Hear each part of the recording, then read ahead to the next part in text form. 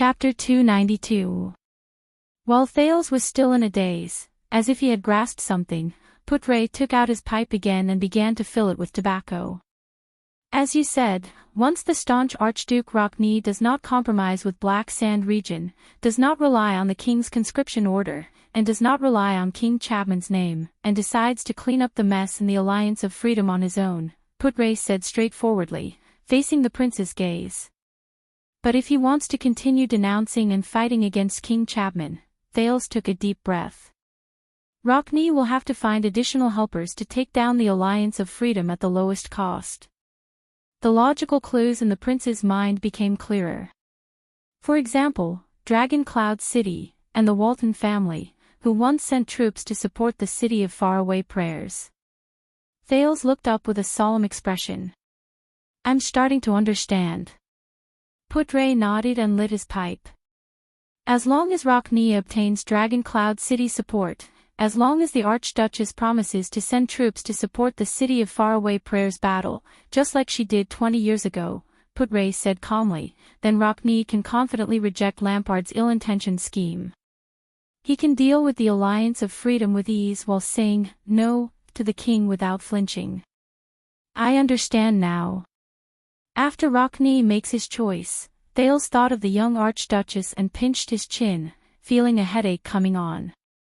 Then it will be Saroma's turn to choose whether to support Rockne and join him in fighting against the king. Putre snorted softly. But this time, it's completely different compared to the simple show of support. Supporting the City of Faraway Prayers means that she has to put up a bargaining chip, pay a price, and make a promise, if necessary, recruit troops, march westward on a large scale, and fight against the Alliance of Freedom and its supporters. The current situation is like when Prince Maria was assassinated, and King Kessel was faced with the choice of whether to fight or to make peace. As he puffed out smoke, Putre let go of the pipe in his mouth.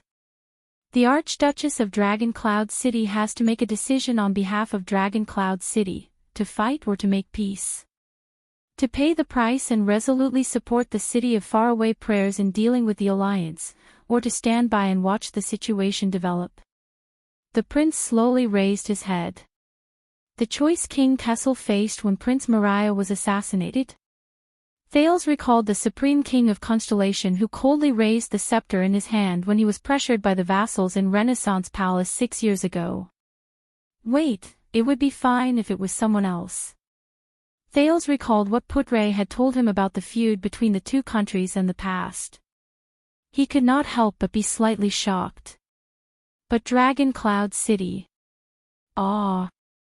Putre was a little surprised by the prince's reaction, but he still nodded expressionlessly.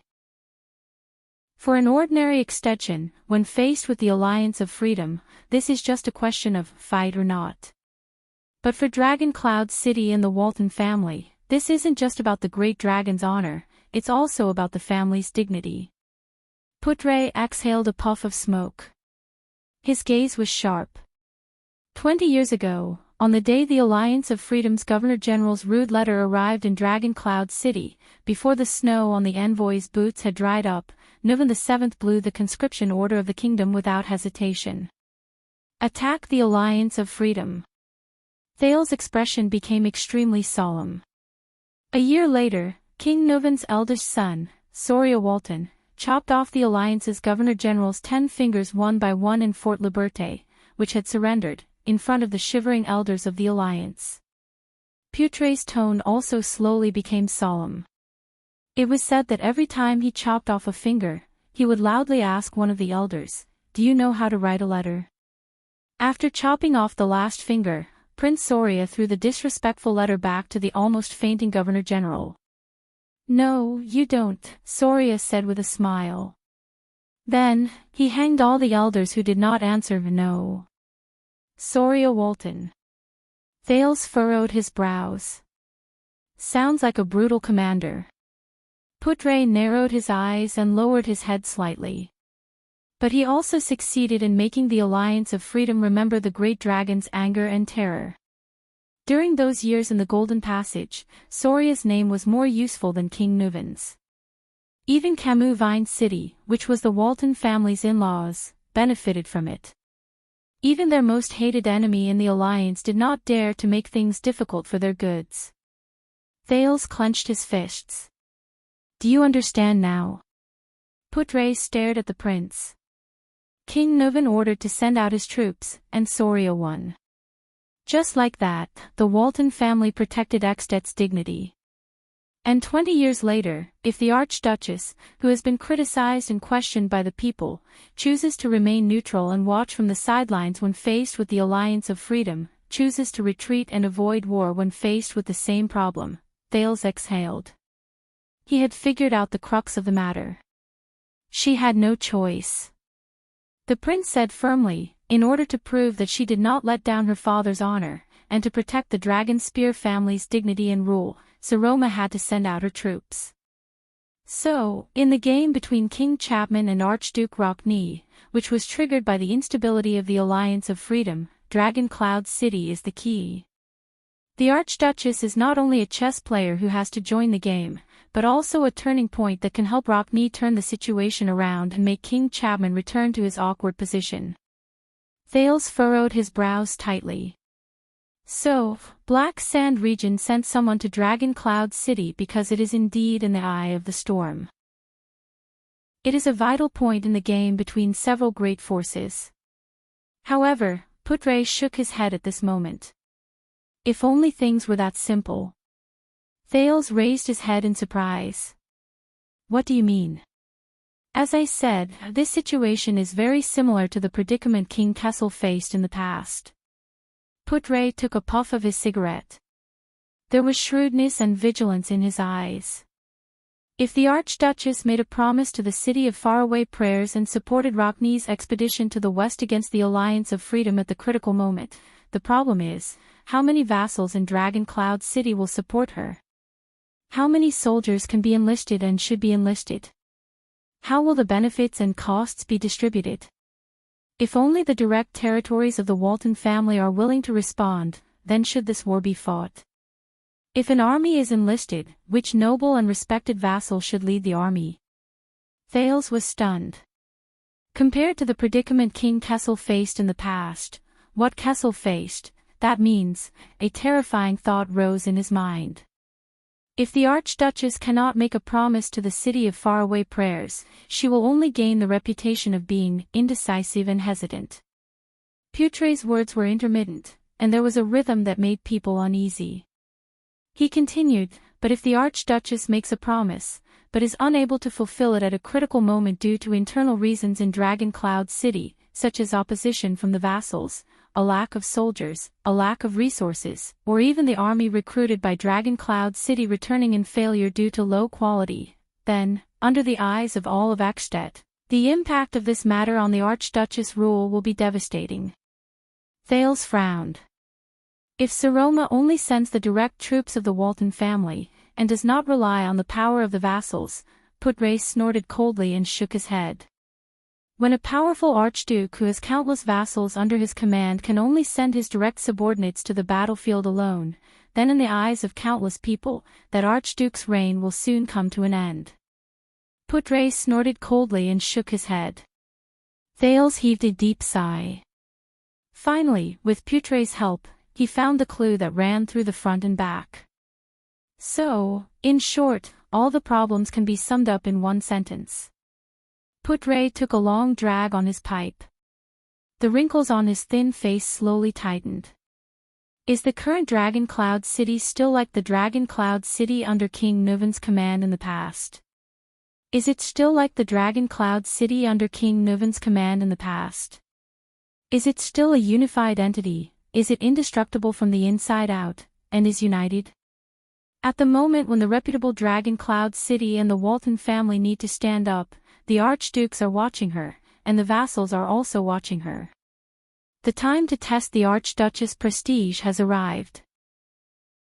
Putre snorted coldly and said, to protect the family's reputation, to protect the country's dignity, and to fight against King Chapman, the Archduchess must represent Dragon Cloud City to make a promise, and ensure that this promise can be fulfilled. Thales stared at Putre, dumbfounded. Putre's gaze was focused on Thales' gray eyes. His tone was frightening. And to ensure that the vassals will support this promise, the Archduchess who has been in power for 6 years, and how much is she willing to pay? Thales took a deep breath and clenched his fists. Thales exhaled and said with great difficulty, pay a price. For example, Putre nodded. He silently observed the prince's expression. While sighing, he said softly, for example, is she willing to show her sincerity and trust to the vassals? For example, if the Archduchess marries one of the vassals, to maintain the cohesiveness of Dragon Cloud City in exchange for the vassals' trust and cooperation. With the support of her husband and the inheritance of her bloodline, she will break away from the Archduchess and become the Archduchess to restore the glory of the Walton family. Putre's voice was very soft, but in the prince's ears, it was so heavy that it sounded like thunder. Thales closed his eyes helplessly. He furrowed his eyebrows and clenched his teeth. The little rascal from 6 years ago appeared before the prince's eyes. He remembered that day 6 years ago, when the dirty little girl was engrossed in reading books in the library. He remembered that in the Hall of Heroes, when the tear-stained girl shivered and looked helplessly at the ring of triumph on her finger. He remembered that in the streets of Shield District, when the little girl screamed and desperately tried to pull him away from the tentacles. He remembered, tell me, Putre. Thales opened his eyes and said helplessly, when the fight between the king and the archdukes becomes more and more intense, when the alliance of freedom is in chaos, when the city of faraway prayers may ask Dragon Cloud City to send troops, when Saroma needs the vassal support the most. During the day of Dragon Cloud City's State Affairs hearing, someone took the opportunity to cause trouble.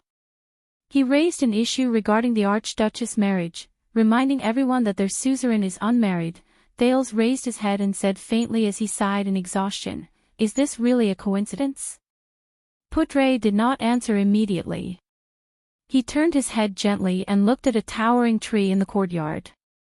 He looked at its roots, which had already begun to rot. Finally, Putre sighed. There is a saying that may be arbitrary, but most of the time, it is correct. Please remember it. That is. The Lord clenched his pipe tightly. His gaze was cold. There are no coincidences in politics. Thales lowered his head dejectedly. A breeze blew through the blood court. In the distance, Wyatt seemed to be complaining to Ralph about something. The phantom wind follower crossed his arms again with a look of disdain. So that's how it is, the prince said softly. Everything is connected now. He raised his head and looked at the sun above his head. From the city of faraway prayers denouncing the king, to the troublesome King Chapman, to the disturbance during the State Affairs hearing, to Canvita's envoy, to the Alliance of Freedom, Putre stared at the prince quietly and listened to his words. Outside, this is the conflict of interest between the Alliance of Freedom and Eckstedt, which was triggered by the Kingdom of the Great Dragon's internal strife during the past 6 years. Thales said faintly, in essence, this is the rift left behind by the Special King Selection Congress 6 years ago. It is a game of chess between Chapman and Rockney, between Black Sand Region and the City of Faraway Prayers, between the common elected king and the archdukes. Thales pressed his hand on his saber and took a step forward. His expression was unpleasant. Inside, this is the turmoil in Dragon Cloud City caused by Nuven's death, the disturbance caused by Archduchess Walton's succession to the throne, and the waves that were suppressed by Lisbon's prestige and the Archduke's endorsements are surging back in a frenzy 6 years later. The prince gritted his teeth, and his tone gradually became nervous. Lisbon must be very angry. Someone, no matter who, bypassed him, the Archduchess' highest vassal and the regent who was actually in charge of Dragon Cloud City, and attempted to interfere with the succession of power in Dragon Cloud City. Putre stood behind him, and the corners of his lips curled up in a barely noticeable manner. You can see it very clearly. Even if someone might be making things difficult for us, this is indeed the seed we sowed when we ran amok in Dragon Cloud City and Heroic Spirit Palace 6 years ago, the Thin Lord said with a sigh. It was as if he had returned to the days when he fled for his life in Dragon Cloud City and survived in a desperate situation. The backlash 6 years later. Thale's face was tense. He clenched his teeth so hard that he almost broke his fists. F***ck, this is not the end. The poison like dragon blood, not only has it not dried up. Also, it is still flowing. Silence fell between the two of them again. Just when Pudray thought that the prince's emotions had become agitated because of the sudden information, there is one more thing that I don't understand. Thales turned his head and looked at Pudray. He asked abruptly but calmly, why me? The Lord stared at Thales' expression in surprise. Contrary to what he had expected, the prince was not panicking, agitated, or even overly emotional. He did not even seem nervous. This young man, compared to 6 years ago, Thales pursed his lips. His eyebrows moved slightly, as if he was thinking about something seriously. This is the battle between King Chapman and Archduke Rockney. It's a storm that Dragon Cloud City is embroiled in. Thales' gaze became sharp, making Pudray uncomfortable. He even had the urge to turn his head away. But why? Thales asked succinctly, why did Kanvita request to meet me? To meet a prince of constellation. Looking at the prince's gaze, Pudray inhaled, raised his stiff hand, and held his pipe in his mouth. I don't know. Pudray blinked and tilted his head. Maybe it's a coincidence. Coincidence? At that moment, Thales narrowed his eyes. It was as if he wanted to see something from the man's eyes. Pudray smiled and took a deep puff. The old pipe smoker, who treated tobacco like his life, suddenly realized that his pipe had been extinguished. He sighed. I suggest that you pay less attention to these matters in Dragon Cloud City. To be honest, because of the storm the other day, you are now in an awkward position. After all, this matter has nothing to do with you for now. Pudray shrugged. Unless you can't bear to watch your little lovers, Thales was slightly stunned. Pudray smiled faintly. The prince's expression was unpleasant. He frowned and looked at the lord. His face was full of suspicion. Little lover. Pudray blinked again. It's just a joke, Your Highness. Thales crossed his arms and snorted in dissatisfaction. But he was immediately stunned. Wait, Pudray. The words you used just now. The prince stared at the thin lord with an unpleasant expression. His tone was full of doubt. What do you mean by, for now has nothing to do with me? Under Thales' questioning gaze, the thin lord coughed. His expression was solemn. It's time for you to meet the Archduchess. You should go to the library, Pudray said with a serious expression. I can't let the Archduchess wait for too long. Thales was instantly stunned. Chapter 293. When Thales braced himself and walked past the layers of guards, enduring gazes that were fiercer than usual, especially Nicholas' warning gaze, he passed through the old and heavy arched door and entered Rikuru's library, which he was very familiar with. The Prince of Constellation was fretting over what should have been a casual and relaxed meeting. Is Saroma aware of the political vortex she's in? Unknowingly, the girl was already in an inescapable chess game. She was facing Lampard, Rockney, and the vassals of Dragon Cloud City, who were experienced and ruthless chess players. Thales did not know how much Lisban had told her, nor did he know what the Archduchess' current state was. He also did not know what kind of attitude and stance he should use to face Saroma. He had to face the former girl, who was now a lady. The library was still the same.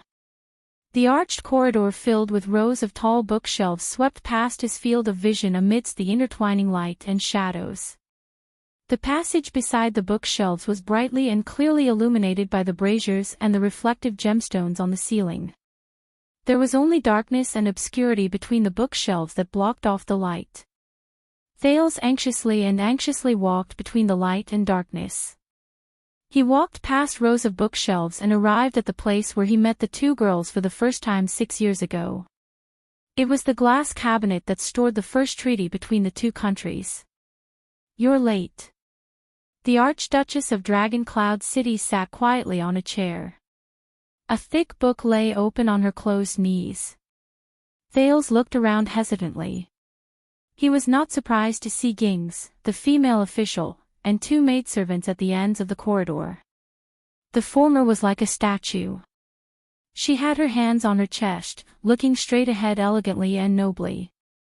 The prince took a deep breath, walked up to Saroma, and lowered his voice. "Saroma, listen, The Archduchess interrupted him without raising her head. Her expression could not be seen clearly, but her voice was very calm.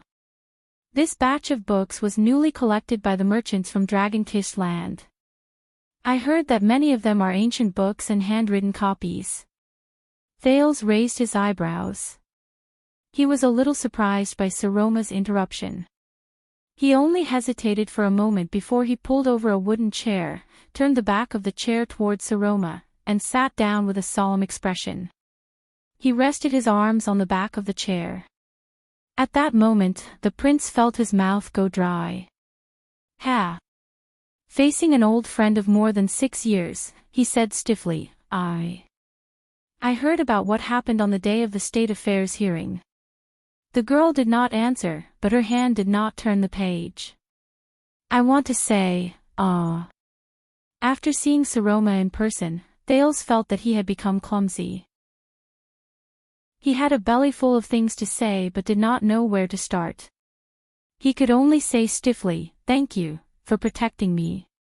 The Archduchess still did not raise her head, but she snorted softly through her nose. If it were not for Thales' extraordinary hearing, he would have thought that she was daydreaming. But Thales sighed. "I've also heard about it. I just flipped through the table of contents for this new batch of books." However, the Archduchess interrupted him again. "There are many contents that you are concerned about, such as the Battle of Eradication. And the dragons." Saroma's face was still lowered, almost parallel to the book. Thales' expression tensed. She was not in the right mood. "Saroma." Regarding the day of the state affairs hearing. Thales recalled the two conversations he had with Putre and gritted his teeth. "You." Yes, marriage." Thales was stunned. "Ha." Saroma slowly raised her head and flashed a faint, bitter smile. "This is what you wanted to talk to me about during today's training." The Archduchess sneered softly. "Isn't it?" Thales could not help but notice that the girl's eyes were a little red. He nodded subconsciously. "Yes." Saroma closed the book on her knees and sighed softly. "So, what do you want to say?" She placed the book on the table beside her and went straight to the point. "Recommend a husband to me." When Saroma said this, she raised her eyebrows, looking rather aggressive. Thales' words were a little sluggish. He opened and closed his mouth, but in the end, he could only say a few words. I want to ask." Saroma tilted her head slightly. Her green eyes behind the pince-nez stared at him without moving. For the first time, Thales realized that this little girl's gaze could be so difficult to resist. A few seconds later, the prince, who still could not form a sentence, could only exhale and pretend to be relaxed. "So, regarding your marriage, what did they say? Is there anyone in mind?" This time, Saroma stared at him firmly. She stared at him for a whole 10 seconds. It made Thales feel uneasy. Finally, Saroma exhaled through her nose, shook her head, and averted her gaze. "It's those people, the counts who are directly under the vassals, such as Count Hurst," she said faintly. "Hurst?" Thales frowned. "The Count of Flatiron County. That golden beard." "Yes." Saroma added expressionlessly, "Among the direct vassals of Dragon Cloud City, his age is the closest to mine. The prince grabbed the back of the chair and straightened his back. Close in age. Thales widened his eyes and exhaled subconsciously. After the initial shock, he said disdainfully, yes, he's only 20 years older than you. Saroma cast him a thought-provoking glance. Or the son of a noble. Count Nazir has a son in his early 20s. He's the heir of the family. Nazir Jr. Thales frowned again. I heard that his dissolute reputation is known from the maids in the city to the sows in the suburbs. The Archduchess narrowed her eyes in puzzlement. How did you know? Thales snorted softly and shook his head. Gossip from the kitchen. During the banquet, the maids all want to. Forget it, it's not important. Saroma pursed her lips, seemingly dissatisfied. If it really doesn't work, there's still Seal. This time, Thales interrupted her. Count Liesban. The regent. The prince looked as if he had seen the most unbelievable thing in the world. My God, that old man even has a grandson. Thales. Saroma seemed to have had enough of Thales' tone. She said coldly, the candidate I'm talking about is Seal's grandson. Thales was speechless. Saroma stared at the ground in dissatisfaction. The embarrassed Thales rested his chin on his arm. For a moment, he had nothing to say. Finally, the silence between the two was broken by the Archduchess. Thales. She whispered in a tired voice, don't you want to see me get married? Thales did not speak immediately. Saroma. A few seconds later, Thales managed to speak. His voice was deep. Tell me the truth. Do you really want to get married? Saroma raised her head abruptly. Her expression was tense. Is this important? The prince heard the girl's words as if she was acting out of spite. You know, I have to get married. Thales furrowed his eyebrows slightly. He straightened his back and moved his chair closer. We've known each other for 6 years, you know. The prince's expression was serious. I don't want to see you unhappy. I don't want to see you forced to do something you don't want to do.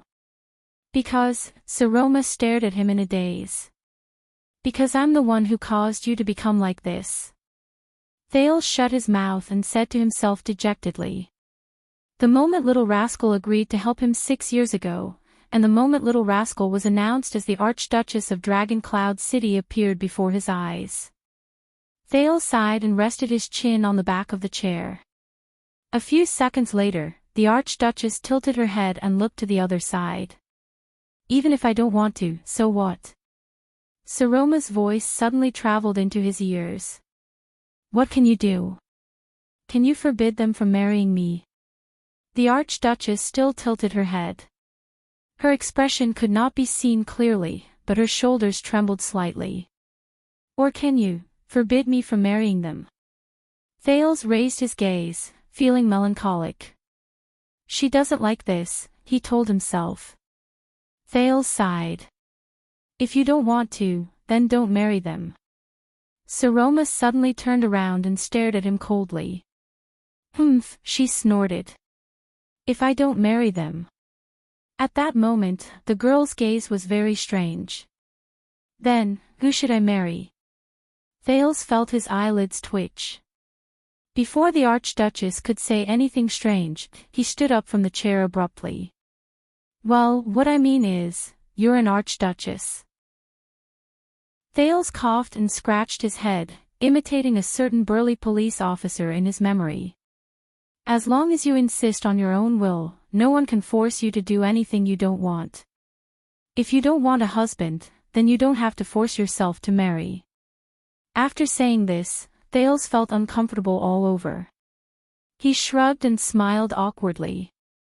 Saroma stared at him deeply, not saying a word. After a long while, the Archduchess said softly, You've also seen the envoy from Black Sand region today. Seal told me that the matter with the Alliance of Freedom isn't that simple. Seal also said that Dragon Cloud City has no choice. If I want to win the vassal support and protect the Archduchess' authority, then all the more you can't simply marry. Thales interrupted her and quickly added, you can't hope to win support with marriage. Think about it. You're alone. The prince took a deep breath and endured Saroma's piercing gaze. And there are 6 counts in Dragon Cloud City alone. No matter who you marry, perhaps you can calm the storm for a short while and get through this crisis. But the price is that you will soon be dragged into a deeper level of Dragon Cloud City's internal strife. Thales sighed. Because your new husband is one of them, you will no longer be able to stay out of the relationship between the vassals. You will no longer be able to act as a supreme and fair arbiter. You will no longer be able to rule this land as their suzerain. Moreover, an archduchess who uses her marriage to compromise with the nobles will not be able to gain loyalty. This time, Saroma stared at him for a long time. She stared at him until Thales felt a little embarrassed. You know. The young lady's voice was a little airy. Seal said the same thing. Lisban. Thales shuddered. He also opposes your marriage. Saroma did not answer him directly. She laughed and said, but the vassals will be very unhappy. She said listlessly, what should I do? What should Dragon Cloud City do? They're already very dissatisfied with me. They say that my bearing is not stable, my charm is not good, and my dressing and speech are immature, if I still refuse to marry them and have no children. The Archduchess sighed slightly. She was a little dejected and tired. I know that in the future, whether we send troops or issue decrees, they will not cooperate obediently. Thales exhaled. For some reason, after knowing that Lisban also opposed the suzerain's marriage, he felt inexplicably more at ease. But when he turned his head, he saw the Archduchess' dejected and bitter expression. Thales clenched his fists lightly. He sat back in his chair. No, Saroma, the prince said seriously, this has nothing to do with your bearing and charm. It has nothing to do with your dressing and speech. It has nothing to do with whether you get married or not, and whether you have children or not. Your vassals, they will have this kind of attitude. Saroma raised her head and stared at him blankly. Thales clenched his fists tighter and tighter. He took a deep breath. It's because, but before he could finish, he was interrupted by the Archduchess again. Because I am an Archduchess. Saroma could not help but laugh. She tilted her head back and leaned against the back of the chair. She looked askance at the row of bookshelves in the distance. I am a woman. A woman who makes them look down on me. Thales was stunned. Yes, I know. Saroma's voice was very low. At first glance, it sounded emotionless. I have always known. They are not used to it, and they dislike being ruled by a woman even more. Whether it is them or the enemy, they all feel that such a Dragon Cloud City is not stable. They feel that I am weak and ignorant, so they urge me to get married. The Archduchess will marry a local noble of Dragon Cloud City, leave a seed in my belly, and bear the name of Walton. One day, I will hand over power to him. Then, Dragon Cloud City will be considered stable. Thales did not speak, but his grip on the back of the chair tightened. During the day of the council hearing, no matter what I say, everyone's eyes will only be on Seal. Saroma's words sounded like she was talking in her sleep. If I am right, they will cast praising gazes at Seal. If I am wrong, they will cast reproachful gazes at him. It's not just this time. It's the same in the past. It will be the same in the future. Saroma gently shook her shoulders and laughed in spite of herself, as if she was numb. None of my so-called vassals care about me. The Archduchess' voice was very weak. She leaned all her weight on the back of the chair, as if she had lost all strength to support herself. They only care about the title of Archduchess and the Walton bloodline. And I am not important at all, except for my belly, because it can give birth to the Walton seed. Thales gritted his teeth slightly. Saroma took a deep breath and stared at Thales with bloodshot eyes. She suddenly burst into laughter. Maybe they are right, Thales. Saroma bit her lower lip and expressionlessly said, maybe I can't be an archduchess at all. Maybe I was born weak and should rely on others. The archduchess' voice became fainter and fainter. In the thick and simple library, she leaned against the chair and said faintly, when I was young, I relied on Alex and was an unknown little maid. When I grew up, I relied on you and King Nuvan to become an archduchess with your strength. Now, I rely on Seal to rule Dragon Cloud City on my behalf and deal with those things that I can't think of. In the future, I also have to rely on my husband and the bloodline in my belly to stabilize Dragon Cloud City and live the rest of my life. Moreover, I don't even have the Walton bloodline, bang. The prince slammed his palm on the back of the chair. Saroma. Thales said sternly, reprimanding the stunned girl. Saroma, little rascal. The prince took a deep breath and put on the most serious expression he could think of. Do you know why I dragged you to skip classes? Especially Madame Ging's etiquette class. Without waiting for her to answer, Thales spoke. Because you are an archduchess. The teenager clenched his fists. But they teach you weaving, sewing, embroidery, playing music, singing, dancing, and housekeeping. They think of you as an archduchess.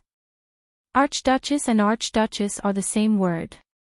Thales gritted his teeth. But they are worlds apart. They are absolutely not the same. Chapter 294. Saroma stared at him with a slightly misty gaze. But they didn't do anything wrong, did they? She snorted and shook her head. She raised her right hand and looked at the triumph ring on her thumb. I didn't, little rascal. Thales once again used that name from a long time ago and fiercely interrupted her. The girl raised her head in a daze. Don't, Saroma. Even if you can't choose who you want to be, but at least, don't become who they want you to be. Thales stared at her. Please, don't become that. But Saroma was only slightly startled. She shook her head mockingly. It's useless. As the Archduchess of Northland, my future has already been decided, even if it's not this time. She said disappointedly, I've thought about it.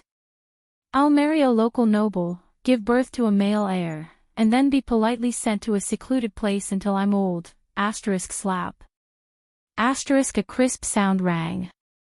Saroma stared at the second prince in a daze. She watched as he grabbed her right hand. Little rascal. Thales stared at her seriously and moved triumph to the center of their line of sight. Even if you're a woman, you can still live a very exciting life. I know of a woman like that. Ah, the female official Jines Bajkovic who taught you swordsmanship and etiquette. Saroma shook her head and laughed. I've heard you say it 1,000 times, the legendary woman who broke away from the shackles of her family and stood alone in the capital. She's good with table knives and long swords. But she's special, and she's not a suzerain, no, not her. Thales spoke decisively and stopped Saroma from speaking. I'm talking about another young girl. Saroma was slightly startled. Her wrist, which Thales was holding, trembled slightly. You mean, a young girl? Yes. Thales nodded firmly. She's also the last orphan of a great family. She survived the chaos of war and riots, inherited the title at the age of 3, and led a region. Saroma did not refute him. Instead, she looked at the prince with a puzzled and inquiring gaze. Thales took a deep breath and recalled the autumn and winter 6 years ago. When I first met her, she was about the same age as you are now. She was 15 or 16 years old. She was inexperienced, young, and even a little immature. But at that time, she was already an important person who could take charge. I still remember the scene when she crossed the entire Hall of Stars and faced the country's emperor, ministers, and people with sonorous and forceful words. Thales said absent-mindedly, and when she walked into the hall valiantly in that casual purplish-black hunting suit, the crowd and the entire hall automatically retreated to make way for her. At that time, there were also people who mocked her, looked down on her, despised her, and looked down on her. How can Constellation be ruled by ignorant women and children? As for that girl, she just walked over slowly with a cold face and small steps, elegant and aloof. She didn't care about what she wanted to say, whether it was ridicule or condemnation, whether it was support or opposition. Even the two powerful counts could only walk behind her. One of them looked murderous, and the other looked noble. But they could not outshine her brilliance. Instead, they were suppressed by her aura to the point that they could barely be seen. When she waved her long sleeves and spoke in a cold voice, it was as if everyone present had become her foil, be it the king or the duke, the nobles or the commoners. Saroma listened to his narration and was slightly surprised. "You're talking about Constellation, the guardian of Blade Edge Hill. The Duchess, Lyanna Tabark. The Duchess, Lyanna Tabark." The prince narrowed his eyes. "As far as I know, she is still an unmarried woman. Under the emblem of the Blood Moon, she single-handedly supports the Tabark family of the 6 great clans, protects and rules Blade Edge Hill." Thales turned his head abruptly and looked at the stunned Saroma. "If she can do it, so can you. One day, you will also be able to stand at the top of Dragon Cloud City with your own strength, without relying on anyone else, and win everyone's respect." Thales inhaled and fixed his gaze on the girl's face. "One day, you will be able to tell the vassals of Dragon Cloud City in a dignified manner that the person who rules them is an archduchess." Saroma stared at Thales. After being stunned for a while, she smiled helplessly. "It's too difficult," the girl said with a sigh. "I can't do it," Thales shook his head and said with determination, "It's not difficult. What's really difficult is that you think you can't do it. That's why your vassals feel that Dragon Cloud City under your rule is not stable." Saroma blinked and stared at the prince with a softer and brighter gaze. "I still remember the little rascal who risked her life to drag me out of the hands of the calamities. I also remember the little rascal who crawled out of the fireplace and anxiously memorized her lines to help me out of trouble. At that time, the girl did not hesitate to say, 'It's too difficult.'" Saroma did not say anything. She only watched Thales hold her hand in silence. "Saroma, remember this, choose who you want to be. If you don't want to be a vase that is manipulated by others and traded casually," the prince squeezed her hand tightly. His tone was unquestionable. "Then don't act like a vase." Saroma stared at the prince in a daze. A few seconds later, her originally misty and unfocused gaze became focused again. "If you don't want to marry a man who is old enough to be your father and live on your belly." Thales' gaze became fierce. Thales' gaze turned fierce. "Then reject them. Let's think of a way together. Of course, I think Leasban will help you. As long as you say that you don't want to. Then you don't have to marry them." The two of them stared at each other and remained silent for a long time. Thales did not turn his gaze away. Saroma's eyes flickered. She seemed to be a little touched and a little panicked. Finally, Saroma looked at the prince with a determined expression and took a deep breath. "Thales." Saroma cleared her throat. She seemed to be a little hesitant. Thales responded with an encouraging gaze. But the hesitation only lasted for 3 seconds. The girl gritted her teeth and tensed up. "Thales." Saroma raised her head.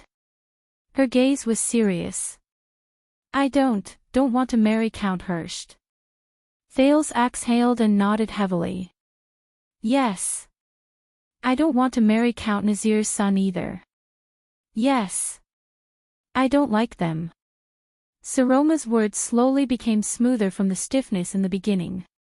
I don't want to marry anyone else either. Thales stared at her. Very well. The prince raised his eyebrows. You won't marry them. Thales shrugged.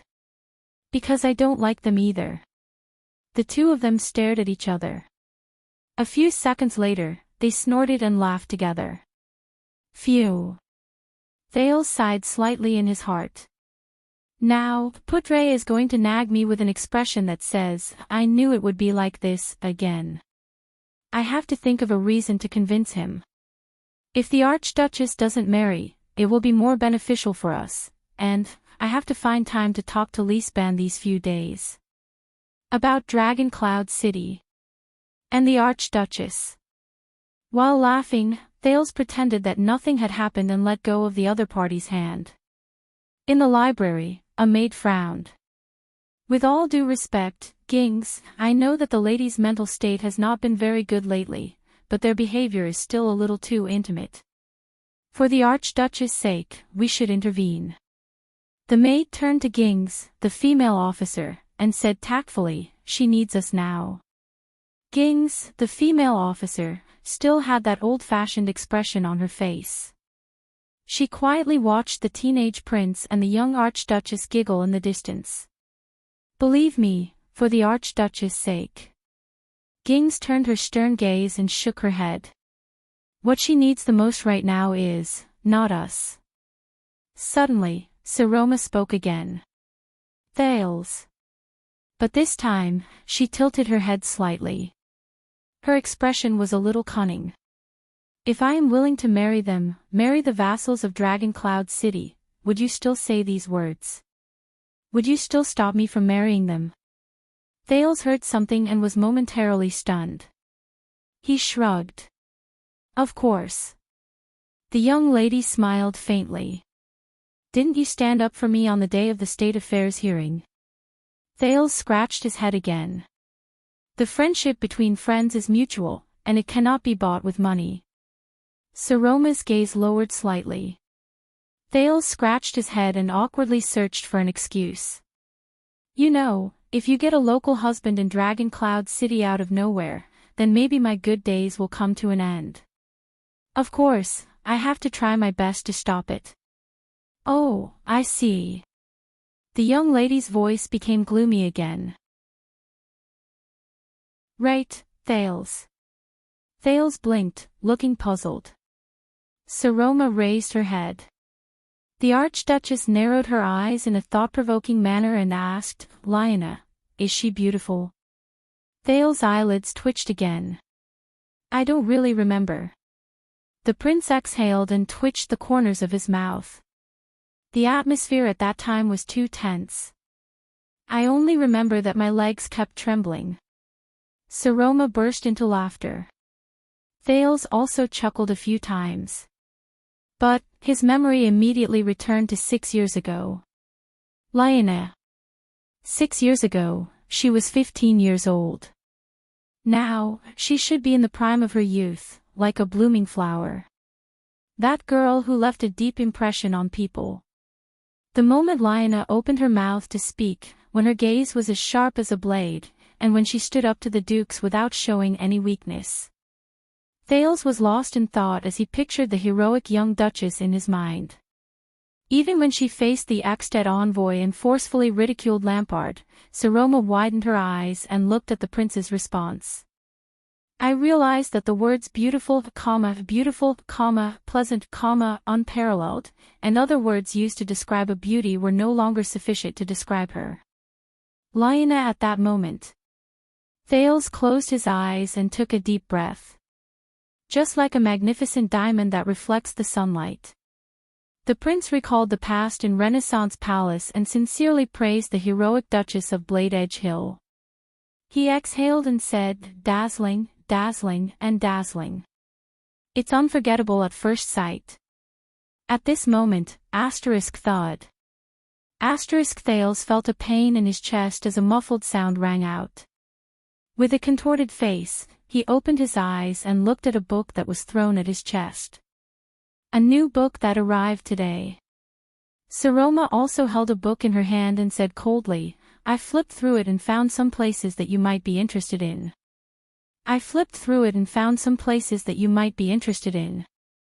Hurry up and read it. You've wasted too much time. Weren't we having a good chat just now?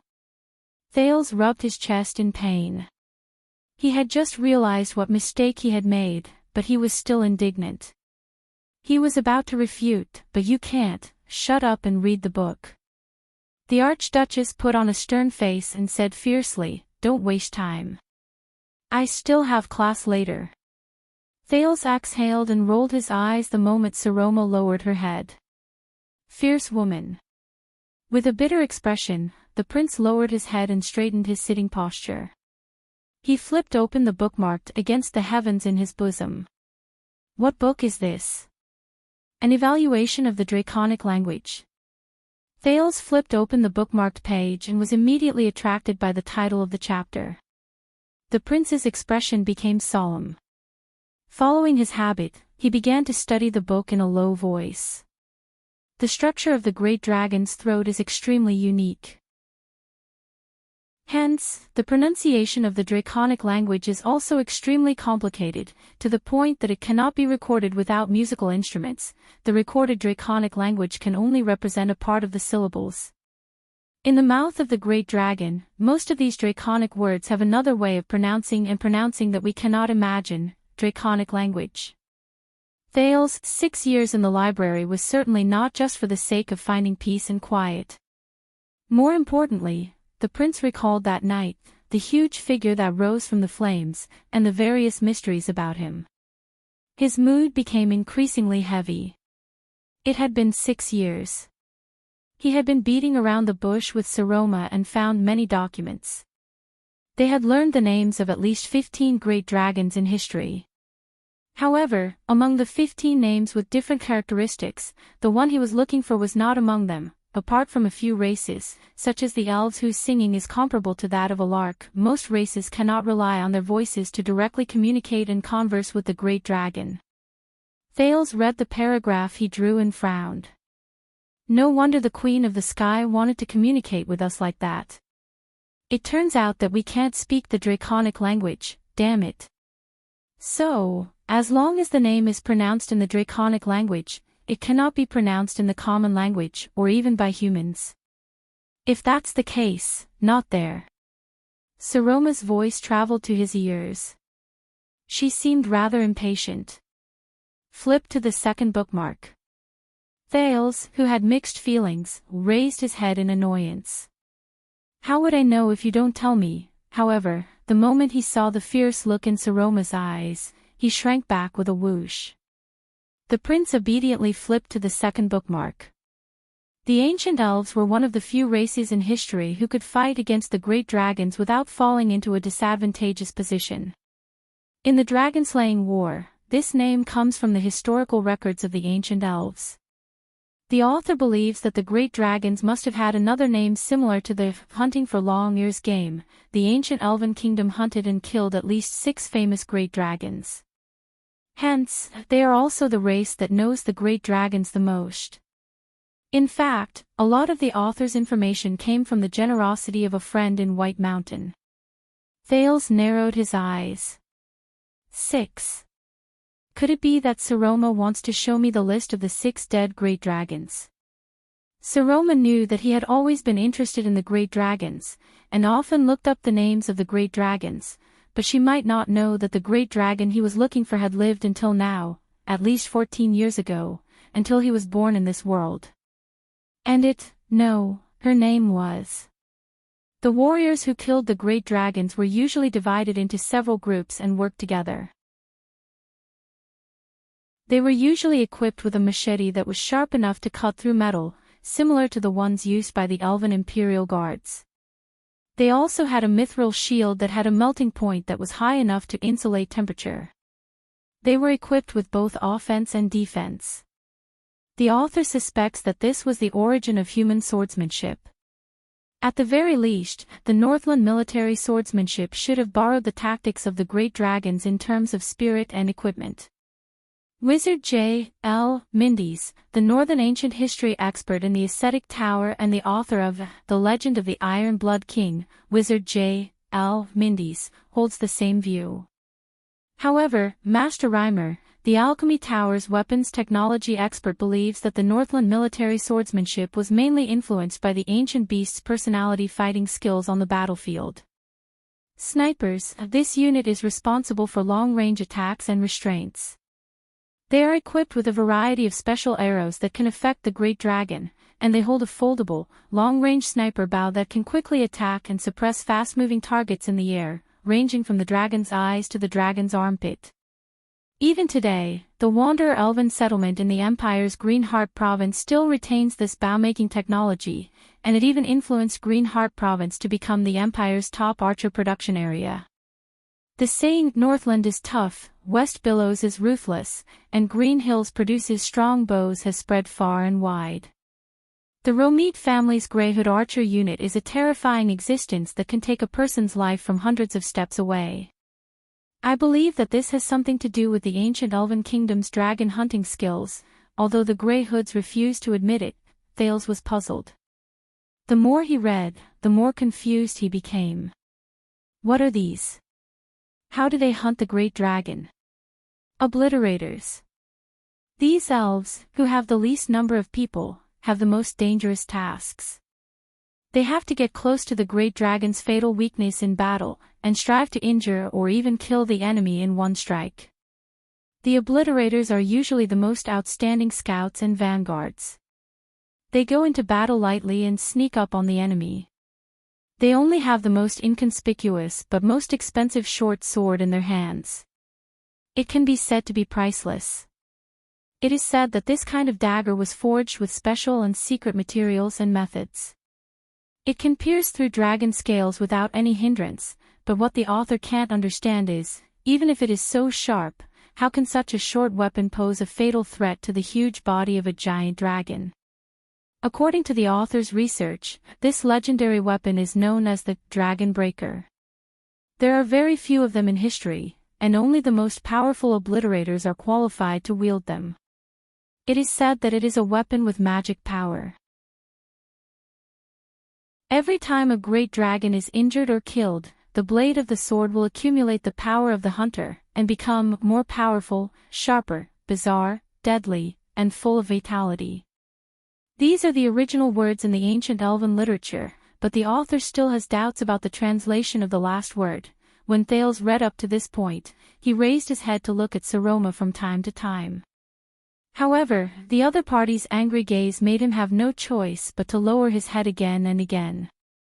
The prince could only sigh deeply. "All right." He flipped a page. In the next second, Thales shuddered. "Did you see that?" Saroma sighed. "I'm also very surprised." Thales raised his head in a daze. The large book opened to one of the pages, and on it was a simple sketch of a weapon. He touched the drawing and instantly knew what Saroma wanted him to see. "This is..." Thales said in a daze. "Yes." Saroma nodded solemnly. "According to the records, this is an elite weapon that only the ancient elves obliterator army possess. Dragon Breaker. More than 300 years ago, the king of the Oath Keepers, Midir IV, built the sturdy fortress at the border between the two countries. It was named after this." Thales lowered his head in a daze and looked at the weapon sketch drawn in the book in disbelief. It was a short sword with a strange weight ball and a gem embedded in the center of the crossguard. The handguard was curved in a reverse arc towards the blade. Even though it was not painted, he could still recognize it. Dragon Breaker. In Thales' nearly 14 years of this life, he had seen a short sword of this style once. No, he had not only seen it before. 6 years ago, Thales had held a short sword of the same specifications with his own hands. It was a short sword that was as red as blood. It woke up like a warrior who had been asleep for a long time and shone in his hands. The short sword seemed to have a mind of its own. It transmitted vague syllables and words and called him, Blood Brother. I'm so tired. Sleep. Chapter 295. 5 days later, Thales sat listlessly in the Archduchess' study room in Heroic Spirit Palace. Saroma sat at the desk opposite him, engrossed in reading a book called Cahilliero's Selected Poems. The Prince of Constellation lowered his head slightly and exhaled. The shock brought about by the library did not last long. The sketch in the book did not give Thales any more information. He could only guess that the blade of purification, as a weapon that might have drunk the great dragon's blood, had formed a connection and resonance with his unique physique. And the bridge in the middle of this connection was becoming clearer. That draconic name. But this was not the thing that bothered Thales the most at the moment. I've gone to Count Leespan. Thales' light words attracted Saroma's attention. The Archduchess raised her head and her eyes lit up. What did Seal say? Thales scratched his head. Leespan said that regarding the Alliance of Freedom, we have to wait for the City of Faraway Prayer's official letter before we can decide how to deal with it. But don't worry. The Prince of Constellation grinned. Leespan is very confident that the Archduchess will continue to maintain her independence and autonomy. He already has a plan. As King Nuvan's Prime Minister, he is not an ordinary person. The corners of Saroma's mouth curled up slightly, showing that the Archduchess was in a good mood at the moment. Thales, thank you. Thales shrugged. He recalled the scene of him privately talking to Leespan the day before yesterday and could not help but sigh. Thank you for your concern, Prince Thales. We will naturally deal with the Archduchess' affairs. Please do not forget that we are the vassals of Dragoncloud City. You are, after all, just a guest, not the master. Not in the past, not now, and not in the future. Of course, as the Archduchess' most sincere friend, please do not have any unnecessary thoughts, let alone actions. No matter what they are, it is very disadvantageous to you, to the lady, to Dragoncloud City, and to Eternal Star City. Of course, as the Archduchess' most sincere friend, please do not have any unnecessary thoughts. I admire your reputation for being intelligent and mature, and I do not wish to see you degenerate into a mediocre person who is addicted to desires. I hope you take care of yourself. You must know that your situation is not very safe. Really? Thales closed his eyes and hammered his head hard. What do you mean by unnecessary thoughts? And mediocre people addicted to lust? Charles Leespan, an old man in his 60s or 70s, what was going on in his head all day long? After this incident, Thales realized that his unpopularity in Dragoncloud City had reached a new breakthrough. Not only Leespan and Nicholas, even Madame Gings and the two maidservants looked at him strangely for the past few days, causing Thales to be cautious even when he greeted the servants. He was afraid that a masked man with a knife would suddenly jump out from a corner and charge at him while shouting for Extet. Unexpectedly, Putre did not seem to be in a hurry when it came to the prince taking the initiative to get involved in Dragoncloud City's political struggle, as well as his determination to help his friend break away from an unfortunate marriage for the sake of friendship. However, the way he smoked his pipe and smiled with a crooked face that said, "I understand," really made Thales worried. Even Waya and Ralph's gazes gave Thales the illusion that he had a guilty conscience. We're not surprised at all. You know, teenagers always have to experience some special events before they can grow up.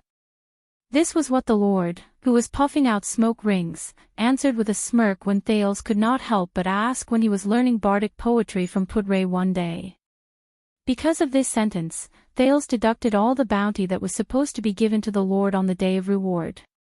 In the study, Thales shook his head and tried to chase the memories out of his mind. By the way, do you know anything about the new teacher who will be coming later? Saroma put down her book and asked doubtfully, I heard that he was introduced by your interesting vice diplomat. Putre. Immersed in his memories, Thales said with a straight face, he's not my vice diplomat. I'm not familiar with him.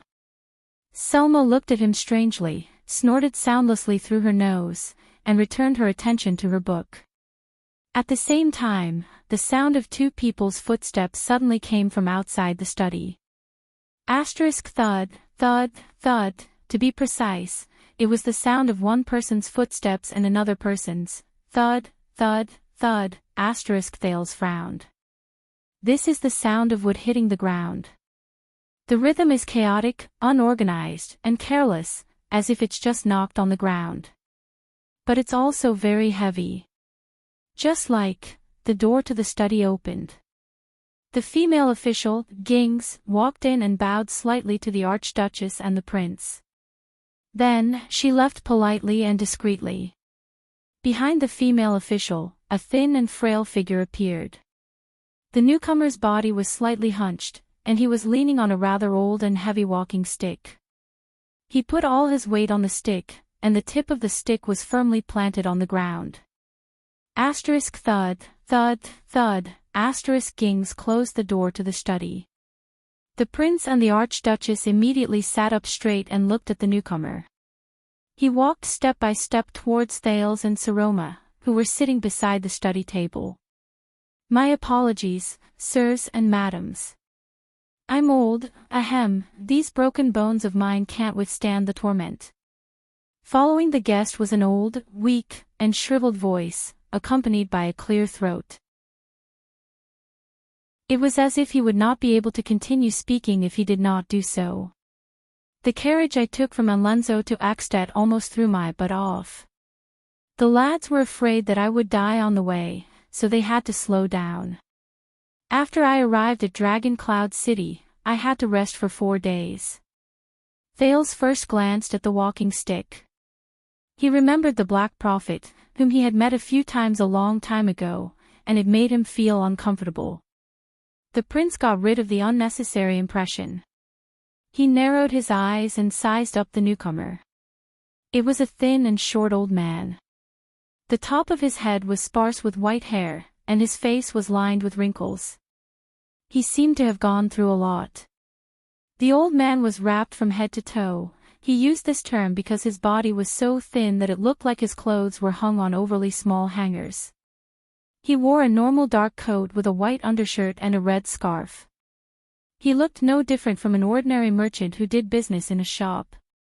He did not seem to be in good spirits.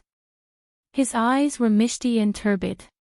Only his left eye was wearing a pince-nez monocle, which made his left eye look especially big from the front. The old man forced a calm and gentle smile. His wrinkles moved up and down his chapped lips, giving others a feeling of desolation in his old age. He looks even older than Lisban and Nuven from 6 years ago. Thales was secretly shocked. He's at least 70 years old. How did Putre and Gilbert manage to invite such an old man, who looks like he's in a bad condition and is about to die, to travel thousands of miles to Dragon Cloud City? Good day, sir, Thales said rather worriedly. I heard Putre mention something about a new teacher, but he refused to say who it was. Saroma stared blankly at the new teacher. She seemed to be stunned by his age and condition as well. Maybe he's right. That way, you won't be too disappointed when you see an old man who's about to die. The old man laughed dryly. He seemed to be straining to take another step forward. His right hand, which was holding onto his walking stick, trembled slightly. You don't mind if I sit down, do you? The thin old man looked at his trembling right arm. He scrunched up his nose in disdain and shook his head. My legs aren't good. Obviously, he did not ask for their opinion, or at least, the Archduchess' opinion. Instead, he picked the most comfortable leather chair and sat down. The thin old man sank into the leather chair. He closed his eyes and heaved a sigh of relief. He rested for a few seconds. Thales and Saroma looked at each other. There was surprise on their faces, and they did not know how to react. This is the teacher whom Gilbert and Putre hold in high regard. The old man seemed to have recovered some of his strength. He then opened his eyes and flashed a weak smile. Don't worry, I've been weak and sickly since I was young. I may look terrible, but in truth, I've lived longer than too many strong and healthy people. Thales curled up the corners of his mouth and forced a smile. I heard that you're Gilbert Casso and Pudray Nemain, and they're indebted to your teachings. The thin old man tilted his head slightly and narrowed his eyes, as though he was reminiscing. Oh, yes, those two interesting boys, the little adult and the troublemaker. The old man paused for a moment, as though he had just remembered. He curled up the corners of his mouth. A long time ago, when I was still a home tutor, the students I taught. They seem to be among them. Thales raised his eyebrows and exchanged glances with Saroma again, puzzled. Oh, yes. The old man's eyelid twitched. His left eye behind the lens widened abruptly, and it looked rather frightening. He drew out the walking stick in his right hand and placed it between his knees. Then, he held it with both hands and smiled faintly. As an opening remark, we should indeed introduce ourselves first. The old man looked at the two embarrassed students with a gentle gaze. The wrinkles on his face curled up like waves. Let's start with me. Merrill Hicks. The thin old man cleared his throat. I'm from Dragon Kiss Basin, and Lunzo Dukedom, Longchant City. But most of the people who know me like to call me Old Crow. Of course, the students usually like to call me that behind my back. Thales' heart stirred a little. Dragon Kiss Basin. You're from Dragon Kiss Academy. You're a scholar. Saroma's eyes brightened. She leaned forward in high spirits and looked at her new teacher, Hicks, curiously. I heard from Seal that you're very famous, and that many outstanding people have been in your... Hicks laughed at first, then shook his head with a slight sigh and interrupted the Archduchess. Although I do hold a post in Dragon Kiss Academy. Hicks' left eye behind the lens blinked once. But I have to say, I'm ashamed to say that I've never obtained a scholar's qualification. When I traveled to other countries, I relied on the proof of a scholar's qualification from my classmate to barely get a job as a home tutor in a noble's castle. His tone was casual and normal. Even though that was how he used his words, it was clear that he was not ashamed at all. It was as if he was talking about a trivial matter like forgetting to bring my wallet when I went out. Thales and Saroma stared at each other in astonishment for the third time. Both of them blinked. What? Old Crow, Hicks nodded at them in a friendly and mischievous manner. Then, it's your turn to introduce yourselves. Ladies first. How about that? Saroma's small mouth opened slightly. She could not quite react. Thales was also a little confused. Over the past 6 years, the boys and girls of Dragon Cloud City had experienced countless Northland home tutors. They were rigid, flexible, serious, stubborn, apathetic, kind, humorous, pretentious, and extremely fierce, but every tutor knew what kind of students they were going to face before they came here. Their reactions when they saw the Archduchess and the Prince were not like the old man who called himself the Old Crow. At least, he did not tell them in such a nonchalant tone that he had once forged a certificate to deceive them. He also did not casually ask the two nobles to introduce themselves the moment he opened his mouth. Also, the way he addressed them, Sir, Madam. This made Thales remember that 6 years ago, in Mindy's Hall, Gilbert had also addressed him as Sir before he was acknowledged as a prince. When he thought of this, nostalgia surged in his heart. Relax, don't be nervous. I'm not here to be your enemy, unlike most of the tutors in this world. Hicks noticed the Archduchess' reaction. He opened his mouth wide, revealing a mouthful of teeth that were well maintained despite his old age. He laughed casually. Dragon Cloud City pays me a salary, but it is not for me to bother you. In fact, I just want to chat with you. If I'm not welcome, then I'll just treat it as a stroll in Northland. The Old Crow exhaled and nodded with a smile. He looked at Saroma with a gentle gaze. He rested his right hand on his walking stick and patted the back of his right hand with his left hand. Although I have heard many things about the two of you before, it is obvious that I would like to hear your own voices. Obviously, the old man's attitude made Saroma feel much more at ease. The young girl glanced at Thales, and the latter gave her an encouraging nod. Good day, Mr. Hicks. I am Saroma Walton from Dragon Cloud City. Ahem, the Archduchess of Dragon Cloud City, Saroma said carefully. In fact, I am very stupid. I don't know anything. I only know how to read, Hicks chuckled. Ah, Archduchess, it's so kind to see you. At least we have something in common that is obvious. Hicks blinked, smiled, and poked the monocle on the bridge of his nose. Saroma adjusted her pince-nez, raised her eyebrows slightly, and curled up the corners of her mouth. Thales knew that this was an expression that she wanted to laugh but was holding back. The old crow shook his head and turned to the other person. His left eye widened slightly behind his monocle. Why don't you sit closer, Thales? The Prince of Constellation, who was observing the interaction between the two, paused for a moment. You don't have to act like a hedgehog. You may always be in trouble, but not today, not here. Hicks tapped his walking stick and looked at Thales with a profound gaze. Thales widened his eyes and stared at the strange new teacher. His Adam's apple bobbed a little. Good day, mister. In the end, he politely moved his chair forward a little, lowered his scrutinizing gaze a little, and nodded. I am Thales Jadestar, and I look forward to your teaching. Thank you for accepting Putre's invitation and coming all the way here to teach us. Yes, Thales. Hicks took a deep breath and stared at Thales with his left eye behind his monocle. His voice was a little weak. Jadestar, very good.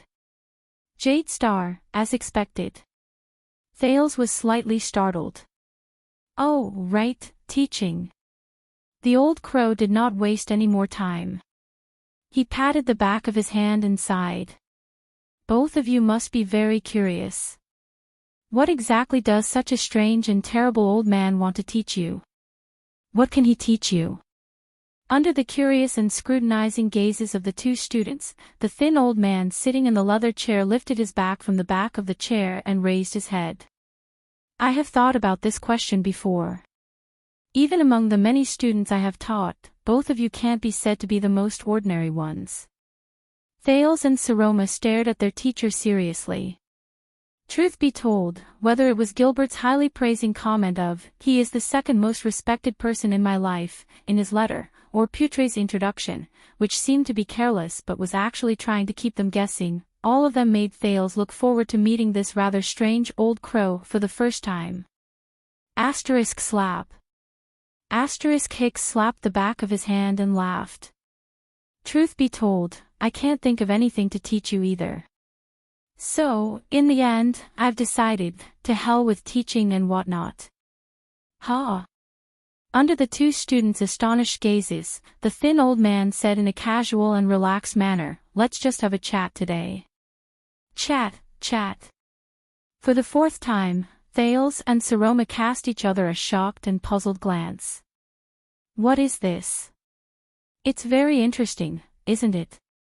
One of you is the supreme ruler of Dragon Cloud City, Hicks said with a sigh. The other is the heir of an ancient kingdom. A man and a woman coincidentally sitting in the same room and facing the same terrible old man. Then, how about we talk about a topic that is related to both of you? The prince raised his eyebrows. He looked at his notebook, closed it silently, and pushed it away from his hand. The old crow furrowed his eyebrows, as though he was deep in thought. His gaze kept moving between the boy and the young lady, who were at a loss.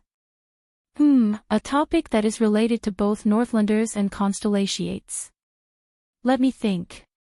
Hicks' eyebrows twitched, and the wrinkles on his face fluctuated again. Oh, I've got it. The old man looked at Saroma amiably. Madam. Saroma immediately nodded politely in response. Mr. Hicks. The old man nicknamed the Old Crow nodded in satisfaction, then extended his hand to Thales, who was beside him. The prince was slightly startled.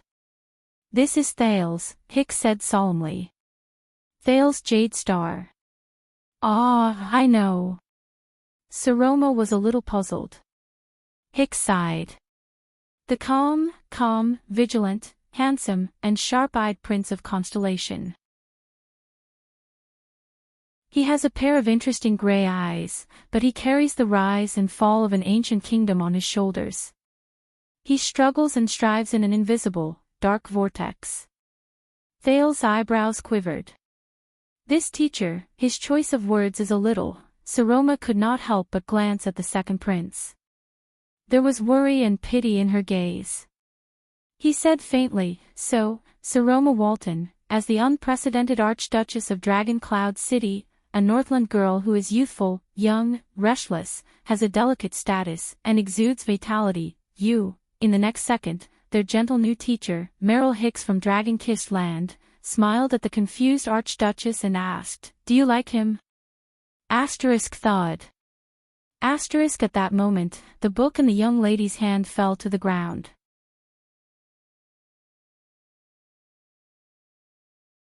Chapter 296. In the Archduchess' study room, Saroma widened her eyes. What? Thales also stared blankly at his new teacher, who had just uttered such shocking words. This, are you really here to be a teacher? I. In the awkward atmosphere, the flustered Archduchess was tongue-tied. She could not utter a single word for a long time. She could only cast a pleading look at Thales out of habit. Mr. Hicks. In the end, Thales could not take it anymore, so he braced himself and said, "This joke is a little." Saroma and we, however, the culprit of this atmosphere, the thin Meryl Hicks, still held his walking stick and looked at Saroma with the ghost of a smile. The next second, the young girl took a deep breath, as if she had made up her mind about something. Then, she resolutely lowered her head, bent down, and picked up the selected poems of Cahill Yarrow that had fallen by her feet. It seemed to be very important. She left the awkwardness to Thales alone. But soon, he was no longer embarrassed. Yes. The bespectacled old crow turned his head and interrupted Thales rudely. The old man's eyes behind the monocle blinked gently. He glanced at Thales, who was about to speak, and stared at Saroma. You must like him very much. Saroma, who had just straightened her back with the book in her arms, became awkward again. She had no choice but to say, we are just good friends. Thales nodded in agreement. Otherwise, without the Archduchess' deliberate protection, a hostage prince from Constellation. Unexpectedly, the old crow Hicks' mocking expression slowly disappeared. He did not pay attention to Saroma and Thales' clarification. He only shook his head and continued speaking. It is impossible for him to stay safe and sound for 6 whole years in the Northlanders' Dragon Cloud City, surrounded by a pack of hostile wolves. The two students were stunned. Hicks' expression was no longer as relaxed and contented as it was at the beginning. Even though he was still smiling, the murkiness in his eyes had slowly disappeared. He pulled the walking stick in his hand closer. What do you think, Thales? The prince snapped out of his daze. He suddenly realized that the old man's words just now were not to tease them about their relationship out of boredom. Looks like, I'm thinking too much. In the face of Hicks' question, Thales let go of the awkwardness in his heart and sighed slowly. I can't deny it. The teenager glanced at the girl, who was blushing slightly. He nodded apprehensively. If it weren't for Saroma's protection, the Northlanders would not be so polite to me. I'm very grateful for that. Saroma said nothing. Hicks sighed softly. Then, may I ask, Saroma? Just like how he addressed the prince, the old crow addressed the Archduchess by her name without any reservations. Why are your people, your vassals, and your subordinates so impolite to Thales? Did the prince do something unforgivable to them? Saroma glared at Thales. No, Thales did not do anything wrong. The Archduchess shook her head forcefully. But he is the Prince of Constellation, so the Northlanders have a reason to hate him. This is the hatred between nations. The new teacher narrowed his eyes. Why? Why should the Northlanders hate the Prince of Constellation? 18 years ago, during Constellation's bloody year. Saroma paused for a few seconds. She looked at Thales worriedly. When she saw that the latter's expression was normal, she took a deep breath and answered, "We, Extet and Constellation fought a terrible war." Thales stared seriously at the old crow, who was still smiling but gave off an inexplicable sense of sternness. He suddenly understood what Hicks wanted to talk about. The bloody year. Of course, this is what Constellation calls it. Hicks' gaze was deep as he sighed with emotion. The bloody year was between the beginning of year 660 and year 661 of the calendar of eradication. The new teacher's gaze became solemn. So, during the war, what did the Constellations do? What made Extet, who took the initiative to invade, hate Constellation so much? Thales furrowed his brows. Saroma hesitated for a second, but under Hicks' smile, she still recalled the contents of the books and lessons she had in the past. She answered truthfully, because of the Fortress Treaty. At the end of the war, the Northlanders were forced to negotiate peace with Constellation under pressure from many parties. They even signed a treaty. Other than a piece of disputed woodland northwest of the fortress before the war, and some monetary compensation, Extet did not get much land or spoils of war. Many people, from the archdukes to the vassals, from the nobles to the soldiers, were dissatisfied with the fact that they had already broken through the northern territory and won victory on the battlefield. In the end, they had to return to the north with their tails between their legs. So, the Archduchess glanced at Thales cautiously again. So they felt that this was a humiliation brought upon them by the Constellation's despicable methods. As he listened to the conversation between the old and the young, Thales remembered everything that Gilbert had told him in the carriage on the eve of the national conference. Rather than saying that this was a treaty, it would be better to say that this was a record of humiliation. Very well, so this is the answer. The Fortress Treaty, which is disproportionate to the results of the war, is the source of the Northlanders' hatred towards Constellation. When he said this, Hicks showed a puzzled expression at the right time. However, this answer inevitably brings more questions. Even though you were not born at that time. Hicks tapped his walking stick and exhaled. But, according to what you just said, why? Extet had already obtained such a huge advantage, to the point that the entire northern territory and half of the land of cliffs were defeated by them. Why was the Fortress Treaty signed like that? Why did Extet only ask for compensation, but give up every piece of Constellation's land that they had painstakingly conquered and occupied for nearly half a year? Thales and Saroma both frowned and began to think about the old man's words. Hicks turned his head and looked at the Prince of Constellation amiably. Thales, what's your answer? Do you want to take a guess? Thales raised his eyebrows slightly. A memory from a long time ago flashed in his mind. It was still in that bright classroom. It was still the same continuous, clacking sounds of keys being pressed and notes being taken. Chiron, what's your answer to this question? Over the past 6 years, there were not many flashes of unfamiliar but familiar memories like this. At least, it was not as frequent as when he was in those thrilling adventures 6 years ago. But they were definitely not silent. For example, right now. How does social relations, or rather, the position of an individual in the circle of social relations, affect an individual's behavior? According to the assumptions of a rational person. Then, in a situation where they clearly know that their actions will bring about corresponding losses, or at least unpredictable risks, Why do many individuals still habitually follow and repeat the actions of the individuals around them based on their closeness to each other? But, in his memory, the owner of the gentle female voice, who always made it difficult for Thales to suppress his emotions but could not name, never appeared again. Thales. Thales only snapped out of his daze when Hicks urged him slightly. He quickly said, I think. Is it because of the joint intervention of many countries? I think that whether it is Hanbol, Main of Night across the sea, or Camus Union and the other small countries in the Western Peninsula, none of them are willing to see an overly powerful kingdom of the Great Dragon. But Thales, who did not stop talking, looked at the eye behind the lens. He saw the inexplicable meaning and smile in that gaze. His heart stirred slightly, and he subconsciously stopped talking. Hicks, who was sitting on the leather chair, laughed. His shoulders trembled, and his hands, which were holding onto the walking stick, trembled slightly. His laughter was weak but cheerful, like a happy old man teasing a child. It did not feel gloomy at all. Just like a happy crow. Saroma stared at the old man, puzzled. Finally, Hicks stopped laughing and nodded. I'm sorry.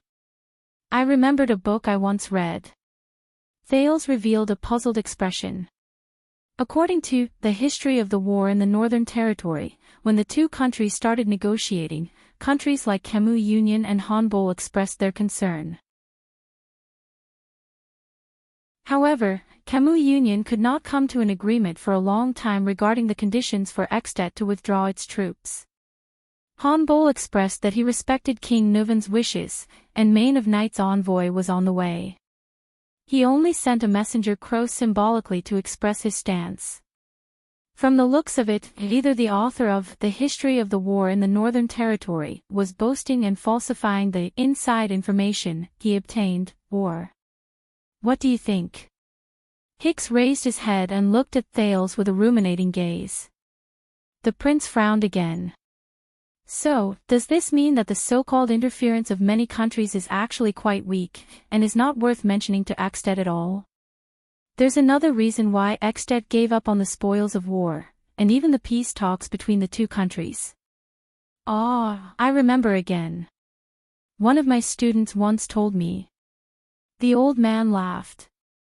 King Nuvan once generously bestowed the 8 counties in the Northern Territory of Constellation to 6 counts as a reward to them. Similarly, the Archduke of Defense City, the Archduke of Prestige Orchid, and the Archduke of Black Sand Region also tried to take the lands they conquered as their own. Hicks rolled his eyes slightly. Extet even succeeded in making many families in the former lands of Constellation pledge their loyalty to the new suzerain of the Northlanders. Thales and Saroma, who were getting more and more confused, looked at the old man with puzzled expressions.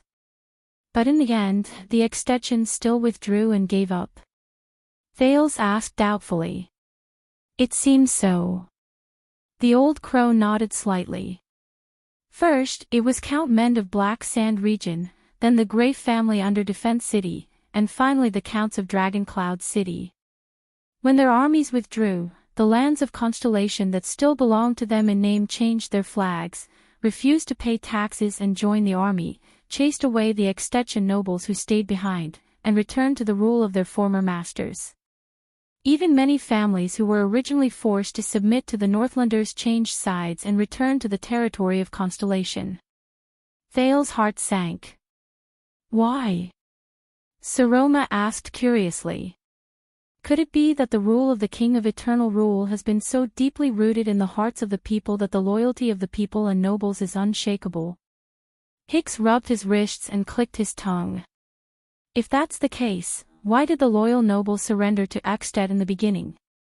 Strictly speaking, the people of the Northern Territory are also Northlanders. They do not lack the courage to fight to the death. Saroma was instantly speechless. But Thales, who was beside her, was lost in thought. Wait, refused to pay taxes and join the army, chased away the Extetian nobles and officials who stayed behind, the prince had a thought.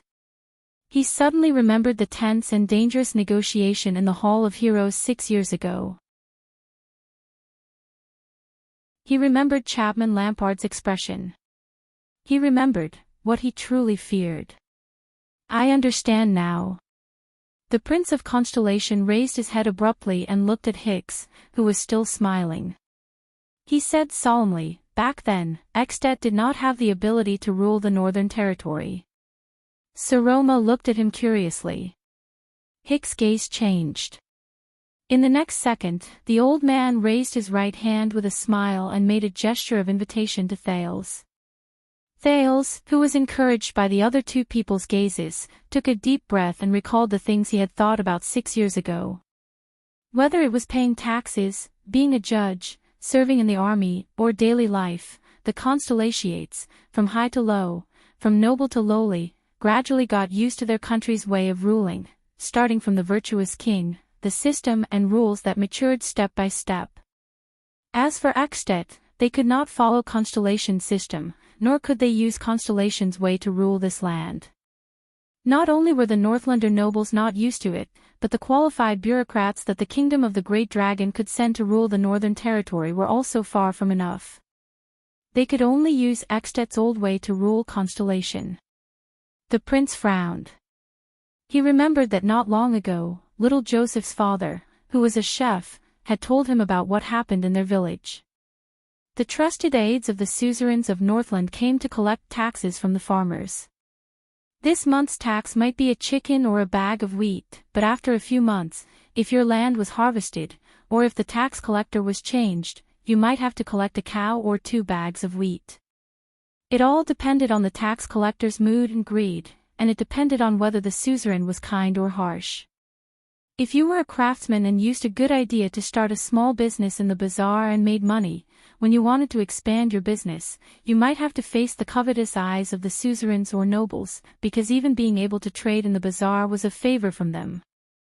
While Thales continued to speculate in his mind, he said to Hicks, who was smiling even more widely, and Saroma, who was dumbfounded, so, if King Nuvan arbitrarily enfeoffed the land in Constellation's northern territory to his subjects and nobles, and let them manage their new territories according to the old tradition in the joint ruling pledge, all sorts of problems will arise. Hicks coughed and chuckled.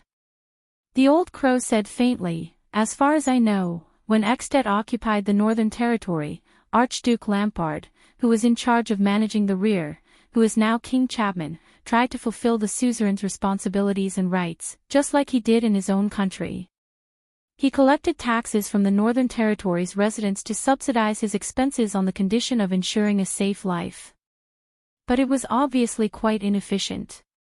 The people were not willing to deal with his tax collectors. Thales' eyes brightened when his conjecture was verified.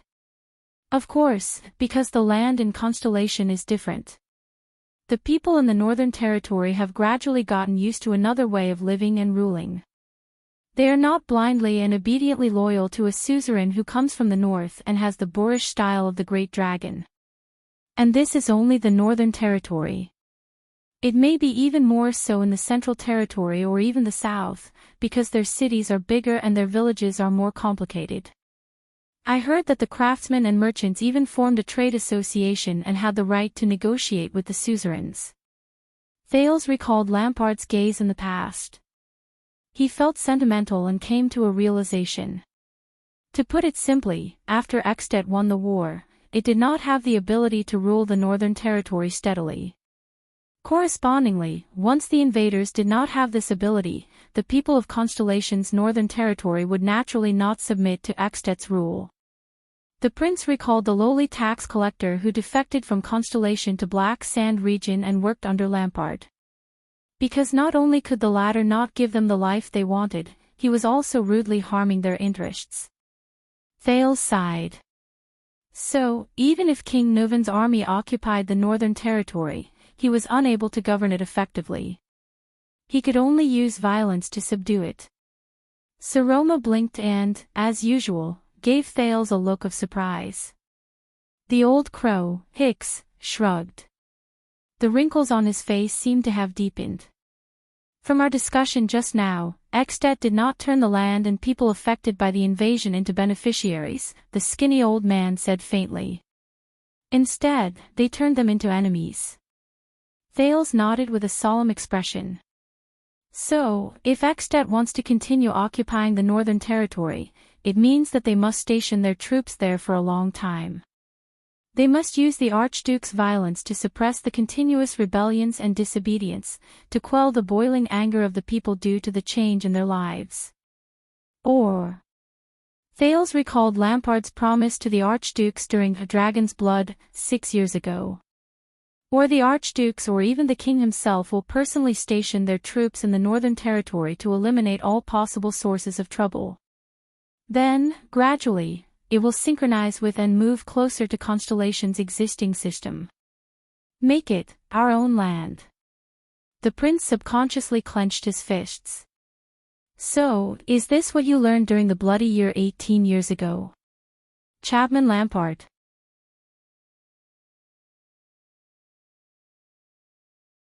Chapter 297. Garrisoning the army. Hicks placed his hand on the crutch between his knees again and pretended to be thinking seriously. It's an interesting choice to use slaughter and fear, blood and death to intimidate the opposers and discontented people, and to break the people's dependence and habits on the old system. Saroma seemed to have caught up to the conversation. She interrupted with great interest, but garrisoning the Northern Territory for a long time means high military expenses, exaggerated supplies, the cost of long-term mobilization, and the vassals' complaints. These are not things any archduke can afford. Seal told me that when a man in his prime leaves home for a month, it's enough to affect the local output and bring about the people's dissatisfaction. Thales' heart was clear. So, although Extet defeated Constellation during the bloody year, they could not rule the Northern Territory normally, nor could they use their garrisons to protect their land. Hicks flashed his ugly but amiable smile again. A very interesting discussion, sir and madam. The new teacher changed the topic again. Since that's the case, we have another question. If they can't rule directly, why don't they support the existing local nobles in the Northern Territory to rule the Northern Territory on their behalf? Thales furrowed his brows. Saroma, on the other hand, rolled her eyes. After King Nuvan breached Cold Castle, he hanged the Duke of the Northern Territory and a number of suzerains who refused to submit to him, in an attempt to extinguish the Northern Territory's resistance. Thales thought of Val Arund, who was in prison, and of his horse accusations in Renaissance Palace. The Archduchess kept talking as if she was reciting a book. But he couldn't destroy them. Old Arund's son was still in the capital, so he couldn't destroy the bloodline that was connected to the land in the Northern Territory. Not only that, Extet didn't conquer the south of Shepherd's River. Eternal Star City still stands, and the devastated royal family quickly regains their king. Saroma finished her sentence. For the Northern Territory, whether it's for the great families or the civilians, their king and dukes are still resisting in the war.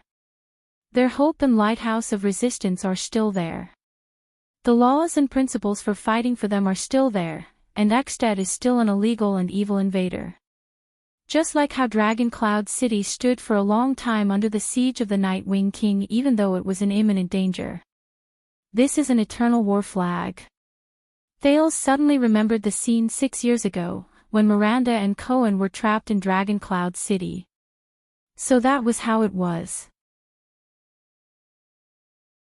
Miranda Arund, as the heir of the Arund family, 6 years ago, she was also a crucial chess piece in Lampard's conquest of the northern region, whether it was to support a puppet, or. That was why she was targeted by Black Sand region during Dragon's Blood's operation. From Nuvan's death to the invasion of the Northern Territory, this was a set of chess moves that complemented each other. On the other hand, if Extet destroyed Eternal Star City and captured or even cut off the bloodline of the Arund family and even the Jade Star royal family. When he thought of this, Thales subconsciously spoke up and took over Saroma's words. Then, whether it is the northern region or the land of cliffs and west wilderness that they have already taken over, they may be able to rule and occupy them more easily by supporting puppets or garrisons. Hicks coughed. The old man reached out his hand and grabbed an upside-down cup beside him with trembling hands. Thales quickly stood up, picked up the kettle on the desk, and poured water for him. This is an interesting argument. Thank you, kind sir. As long as the bloodline of the family, which represents the legal ruling power, is still there and has not surrendered, Hicks drank the water and did not forget to smack his lips behind the cup. The invaders are far from conquering. They can only occupy, use time and violence to eliminate dissatisfaction and maintain the status quo. Or they can support the local puppets and make them their vassals so that they can indirectly control the Northern Territory. When he said this, Hicks suddenly raised his gray eyes. They shone with a strange light, and he said profoundly, just like how the Alliance of Freedom is to Extet. The prince and the archduchess were both stunned. When they heard the familiar name, they looked at each other in surprise and bewilderment. But the old crow did not continue with this topic. Instead, he returned to the main topic. So, my dear Thales and Saroma, let us conclude our discussion just now. For the born king, the people and vassals of the occupied areas, the Northern Territory, did not become his allies, and the vassals who accompanied him to send troops did not receive the corresponding benefits. Do you agree? Saroma's expression froze, and she nodded. Yes.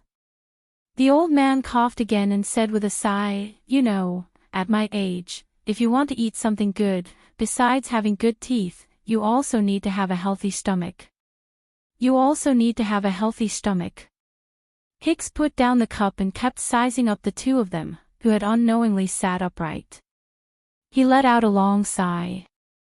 So, after conquering Northland with irresistible force, behind the seemingly dazzling victory, Extet could not rule the Northern Territory for long. Under the premise that the disadvantages outweighed the advantages, they could only abandon the land they could not keep, and were forced to withdraw their troops and return to their country.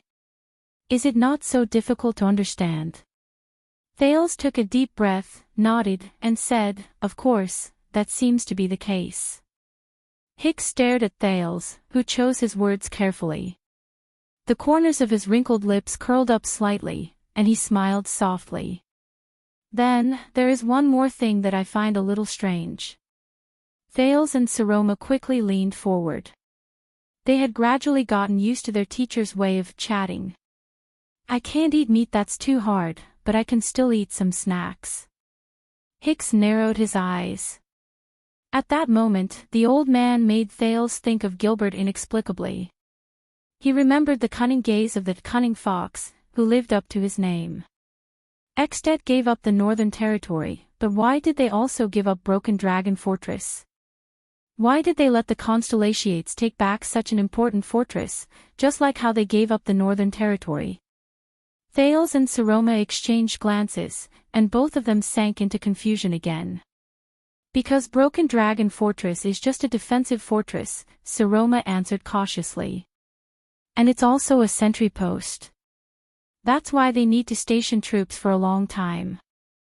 The benefits of occupying it are far less than the costs of maintaining it. Using the fortress to monitor and suppress Constellation is a kind of benefit in itself. Thales shook his head. But on the other hand, giving it up is also very harmful. Constellation can use it as a base to head north at any time. This reason might not necessarily be valid. Hicks looked at the two of them, who were racking their brains, and smiled slightly. It sounds like a dilemma. The old man changed his posture and gently hammered his right leg, as if sitting for a long time was not good for his health. So, what did King Nuvan consider when he made his choice? King Nuvan. Thales' thoughts trembled again. The image of a tough and imposing old man appeared before his eyes. Yes. King Nuvan. Thales' gaze focused again. Because King Nuvan did not allow it. Saroma and Hicks turned their gazes towards him again. If Extet controls the fortress, no matter who garrisoned the troops here, it would mean that Black Sand region's status and role would rise greatly. Against Constellation, Broken Dragon Fortress could only rely on Lampard supplies and support. This would increase his bargaining chips and weight. Secondly, with the fortress as a line of defense, Black Sand region's pressure on Constellation would be greatly reduced. Lampard would be able to free up his hands, and this would greatly increase his threat. Thales held his chin and seemed to be deep in thought. So, if King Nuvan takes over the fortress himself and sends his trusted aides and troops to guard it, not only would he be helping Black Sand region block the threat from the south, he would also have to rely on Lampard's support, which would be equivalent to handing over his bargaining chips to Black Sand region. And if he handed over the fortress to Black Sand region, that would be even more impossible. Taking over Constellation is for Ekstet, Thales said thoughtfully. But before that, he would not allow the Northern Territory or even the fortress to become nourishment for any extension archduke other than Dragoncloud City. Saroma showed an expression that said, "Wow." The old crow's weak but gratified laughter came from the other side. I think our discussion has gone from countries and governance to the level of the suzerains playing games. This is both a good and a bad thing. The good thing is that you will be able to see more, and the bad thing is. Hicks winked playfully at the two of them. His eyes behind the lenses became clear. You will be able to see less. The two students were stunned at first, then they sank into deep thought. The old crow adjusted his lenses slightly and coughed.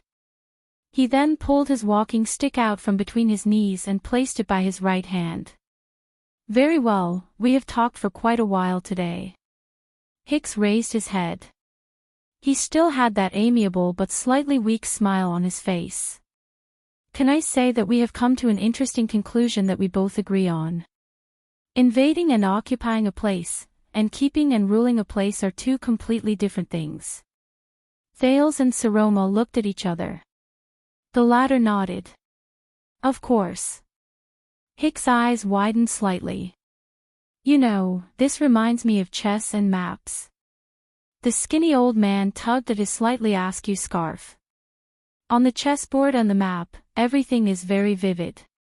You move a chess piece, a military chess piece, and swallow an enemy. Then, your flag will be planted on the square where the enemy stands, and it will be dyed with your color. That place is yours. The prince and the archduchess listened attentively to their new teacher's words with solemn expressions. The old crow lowered his head slightly. His expression was contemplative. But in reality, Ekstet's example tells us that everything is very complicated. Everything requires more consideration. You may have eliminated the enemy and obtained victory, but it does not mean that you can keep that piece of land. You may be able to order an army to invade and win, but it does not mean that you can accept the price that comes with it, even if it looks like a victory. Hicks raised his head and looked at the sky outside the window.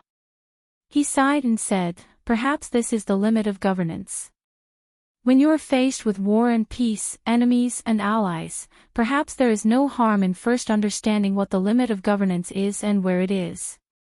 He turned his head. The gaze that flashed behind his lenses made Thales subconsciously straighten his chest. Do you agree?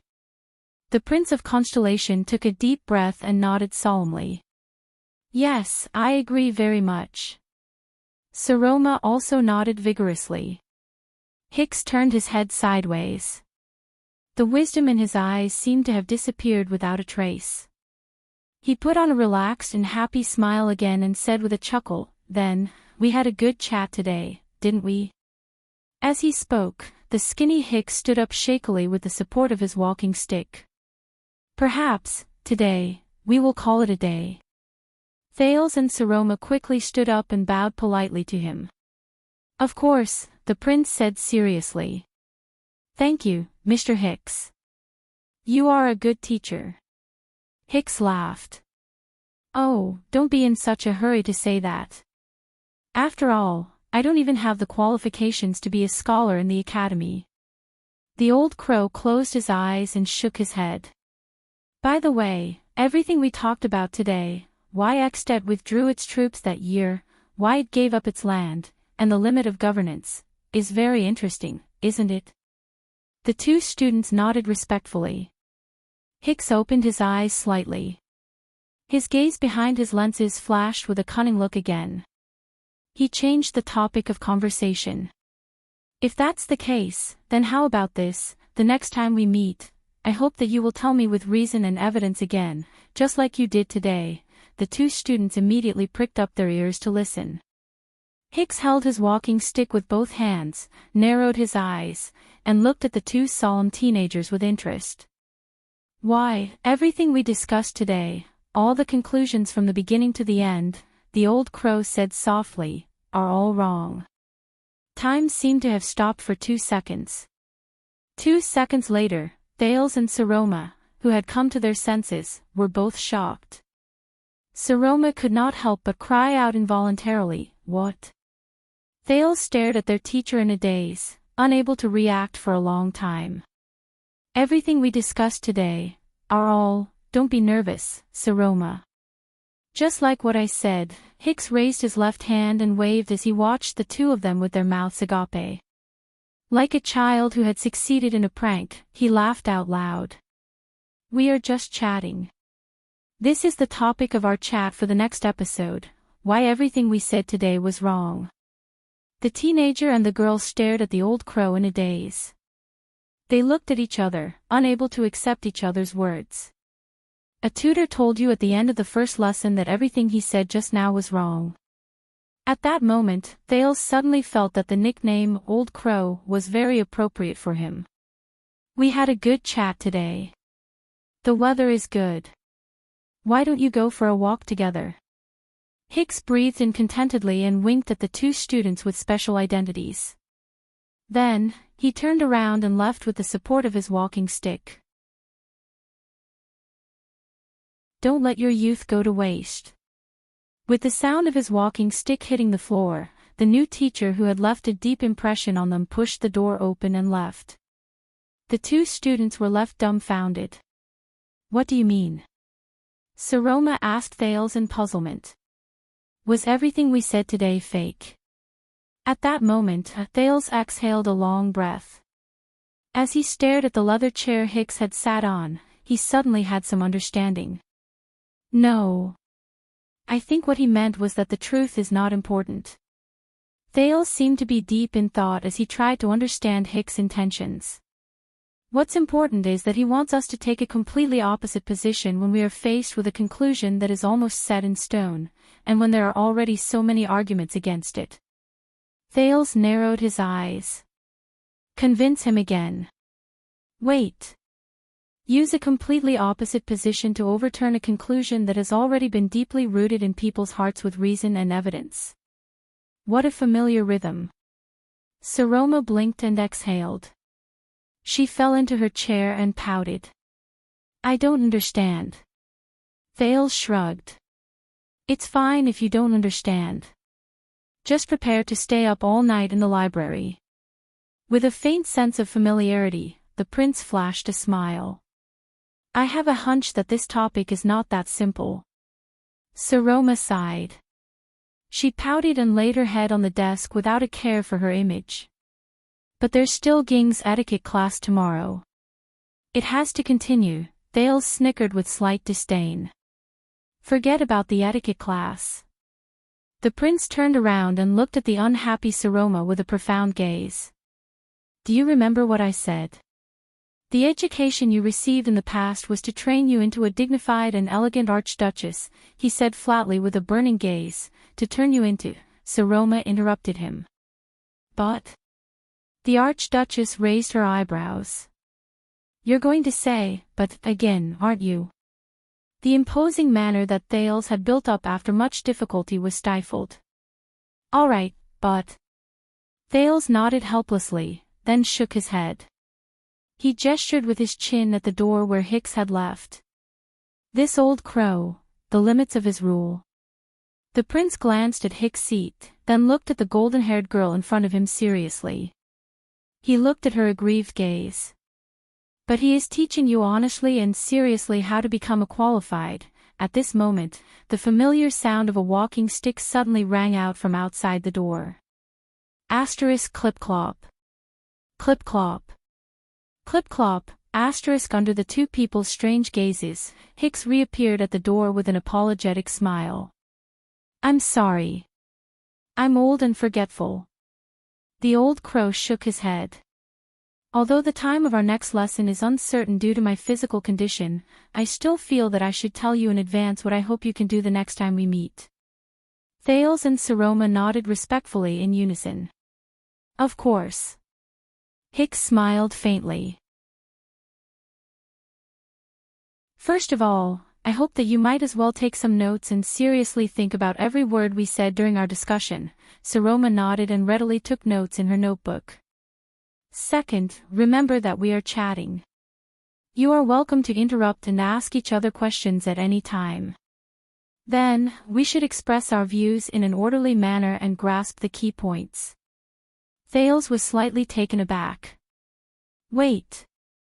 These words, why? Hicks coughed and continued, also, we might as well be cautious and humble during our discussion. Before questioning something, it is best to ask our own standpoint and opinions. At that moment, Thales was completely stunned. These words, impossible. I put the following part of the text in the writer's speech after the chapter. It's free. Lastly, questioning each other is also an advantage and a privilege for schoolmates. Please be prepared to ask each other questions, and be prepared to receive each other's questions. The truth is always born in collision and conflict. The new teacher cast a strange glance at Thales, who had a strange expression on his face, and frowned slightly. Then, I wish you all the best. Under Saroma's respectful and grateful farewell, the old crow walked out of the door and left slowly. Thales was the only one who stood where he was without saying a word. He hesitantly pulled Saroma's notebook over and looked at the notes on it. He then looked at the door where the old man had left. His chest rose and fell, and it was difficult for him to calm down. Hicks. You.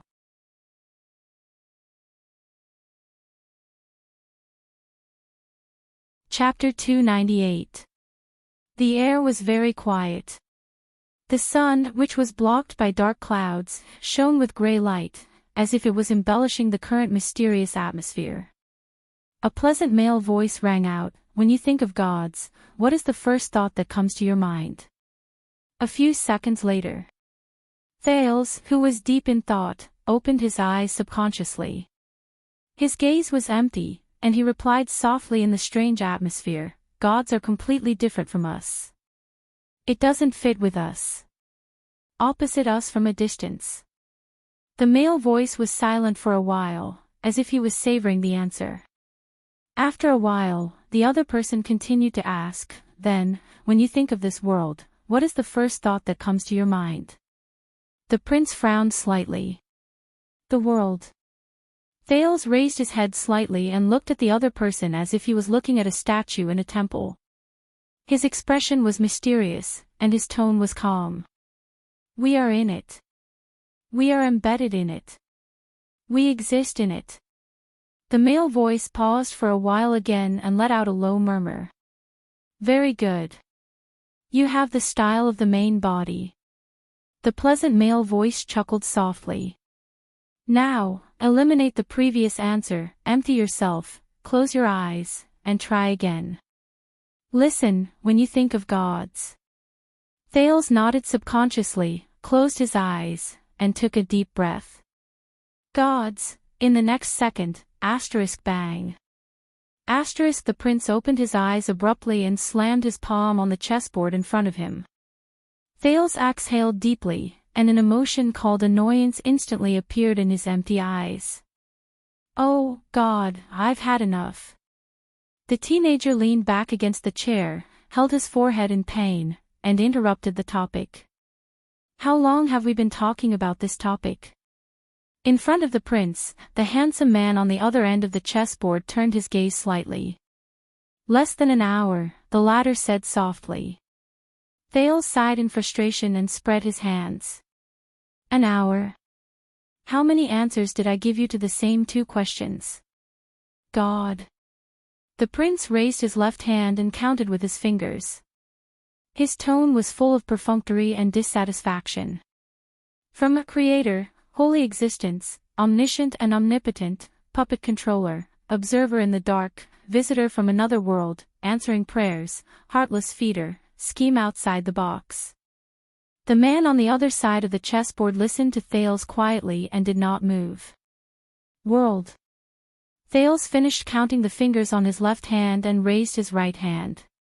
From full of people, full of vitality, animal planet, material world, beautiful future and hope, terrible world, unfair society, to this world is wrong, heartless world, on the verge of destruction, Thales, who had a splitting headache, exhaled and continued to complain, are there 15 types?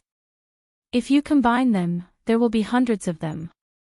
At this moment, the man in front of her raised a finger.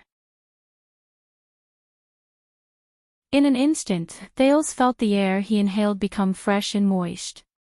The cool feeling that went deep into his lungs made his extremely frustrated brain cool down. The prince stopped talking and blinked. He took a deep breath to calm his emotions. Your mind is not here.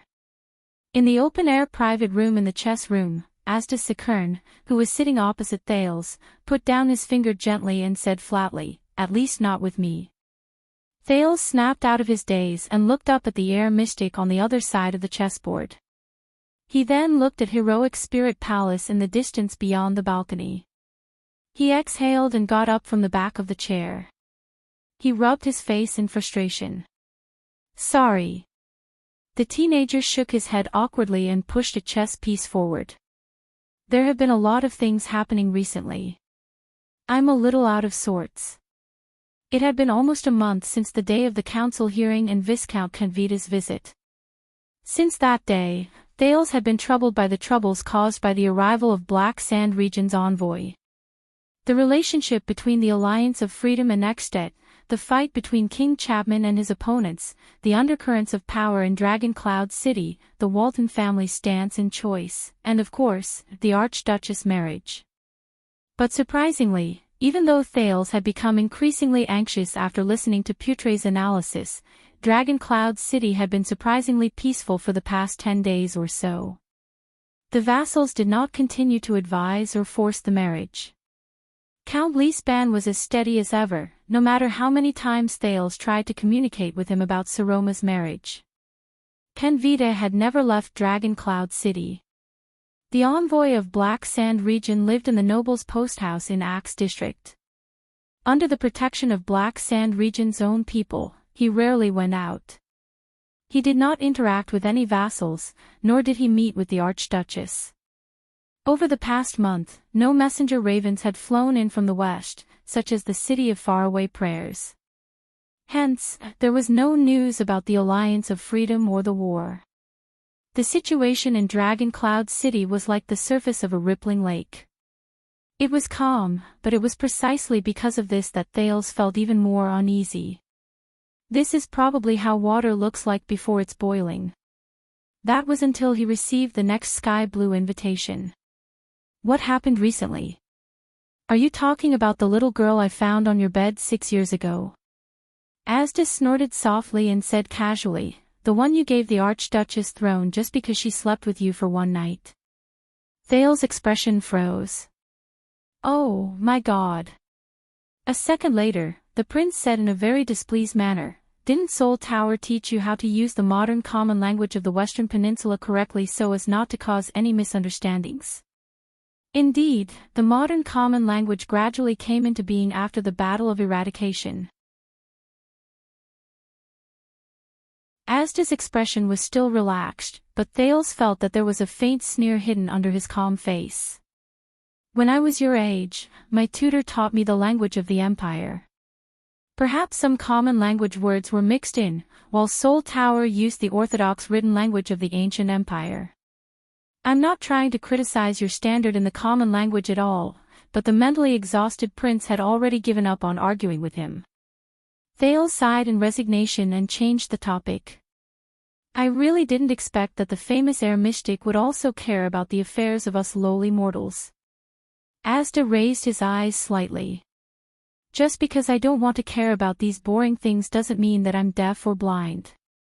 As I said, being too tied down by mundane matters will affect your progress, the air mystic said unhurriedly, as if he was not angry at his student's absent-mindedness. Perhaps you still don't understand, but as a mystic in preparation, if you don't have a solid foundation benefits from teachers who teach me wholeheartedly without reservation, not hypnosis without any reason or explanation. Thales cast him a sideways glance and refuted him without any ambiguity. It seems that I need such a teacher. Perhaps Asda's temper was really good, or perhaps he did not care about the student's sarcasm. The mystic said faintly, "Very well, it seems that you've recovered. Then, let's go again." Thales, who had had enough, exhaled and looked at the ceiling in resignation. "Are you sure you don't want to continue the topic from the previous lesson?" The prince tapped the chess piece listlessly, causing Lord Justin and Waya, who were in the distance, to look at him curiously. "Remember, the two empresses. And how did they betray all of you?" A blue light flashed in Asda's eyes. "They're enemies. That's all you need to know."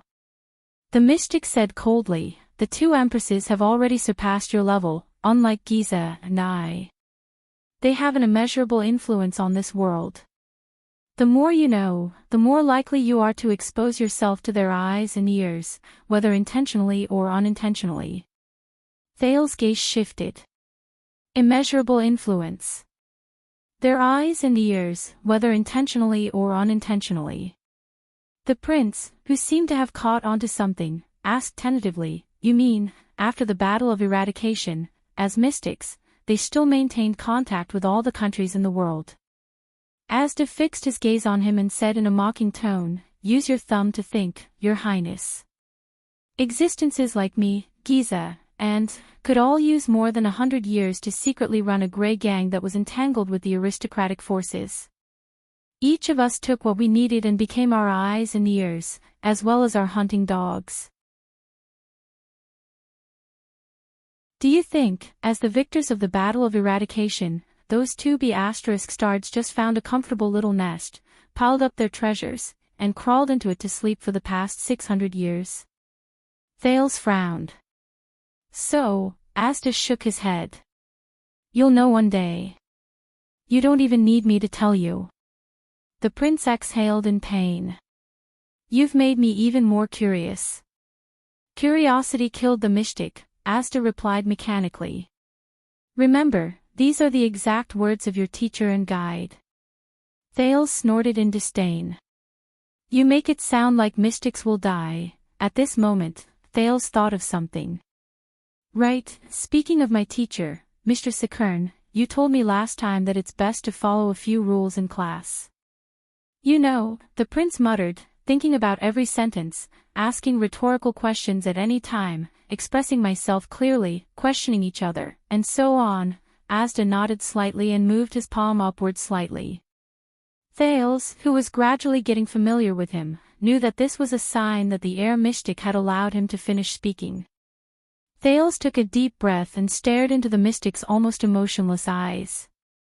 "Then, if there is someone else in the world who told me almost the same rules, what would happen?" At that moment, Thales clearly saw Asda's right eyebrow twitch. "Who?" Asda asked in a seemingly calm manner. "A rather old tutor from Dragon Kiss Academy in Enlenzo Dukedom." Thales imagined the interesting image of the thin old man and could not help but narrow his eyes. "Merrill Hicks." Asda paused for a second. "Dragon Kiss Academy." He seemed to be mulling over the word, then he raised his head slightly. Then it makes sense." Thales widened his eyes. "What do you mean?" Asda picked up a chess piece. Long ago, during the era of kings and the ancient empire, Dragon Kiss Province was a famous refuge. If war came, many scholars, literati, merchants, fallen nobles, and other refugees would choose to seek shelter there. Wizards were no exception. "You mean that Dragon Kiss Academy and Magic Tower have a deep relationship?" "Not just a relationship. The mystic shook his head and placed the chess piece on the next position. The founder of Dragon Kiss Academy 1,000 years ago was originally a wizard from Soul Tower.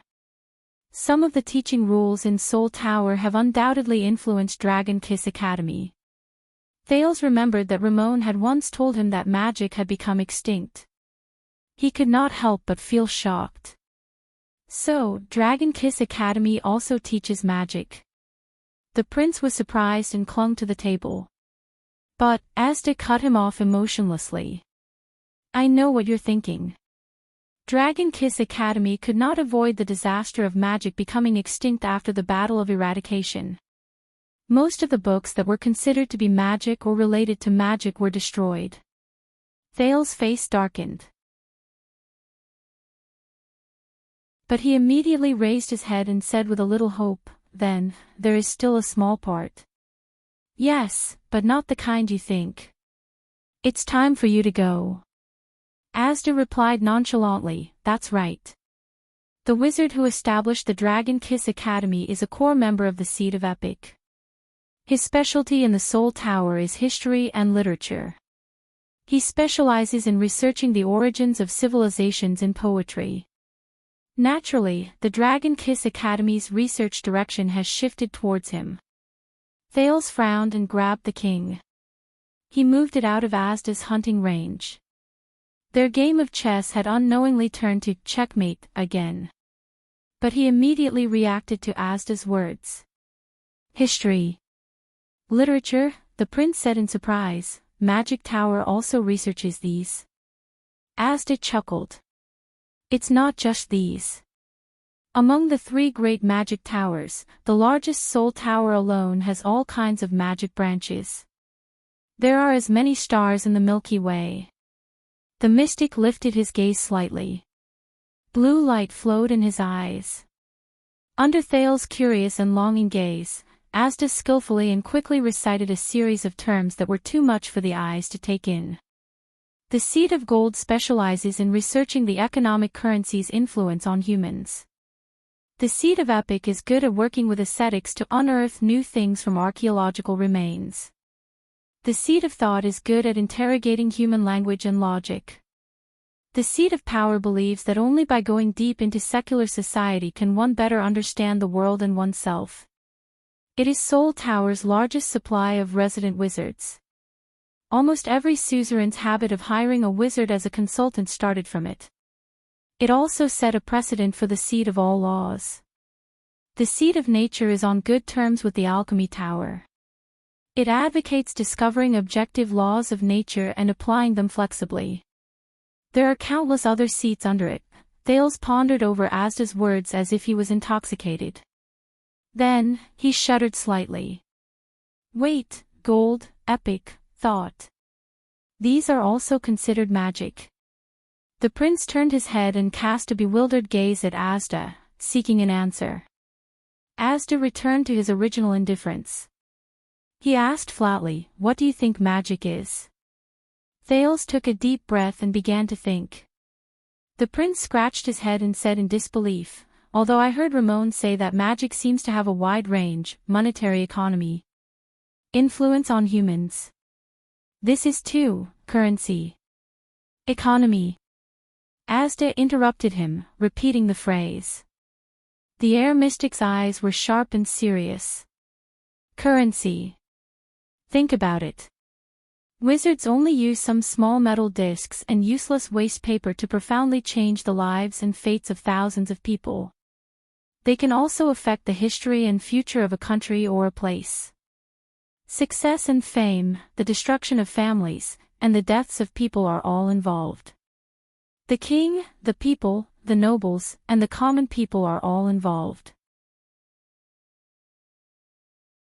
All of these come from the hard thinking in the magic tower and the endless nights of writing.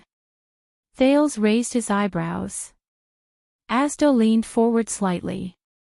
His gaze was so bright that Thales could not help but avert his gaze.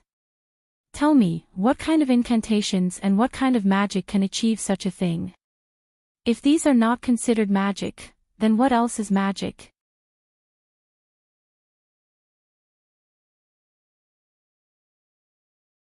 Chapter 299. What's your impression of magic? Using powerful fireballs to bombard the grass into white ground. Using magic to delude people's hearts to deceive the world and pursue power? Using tricks that are similar to street acrobatics to win the cheers and admiration of stupid nobles. Using mysteries that seem extremely powerful to others to decorate your own status and appearance.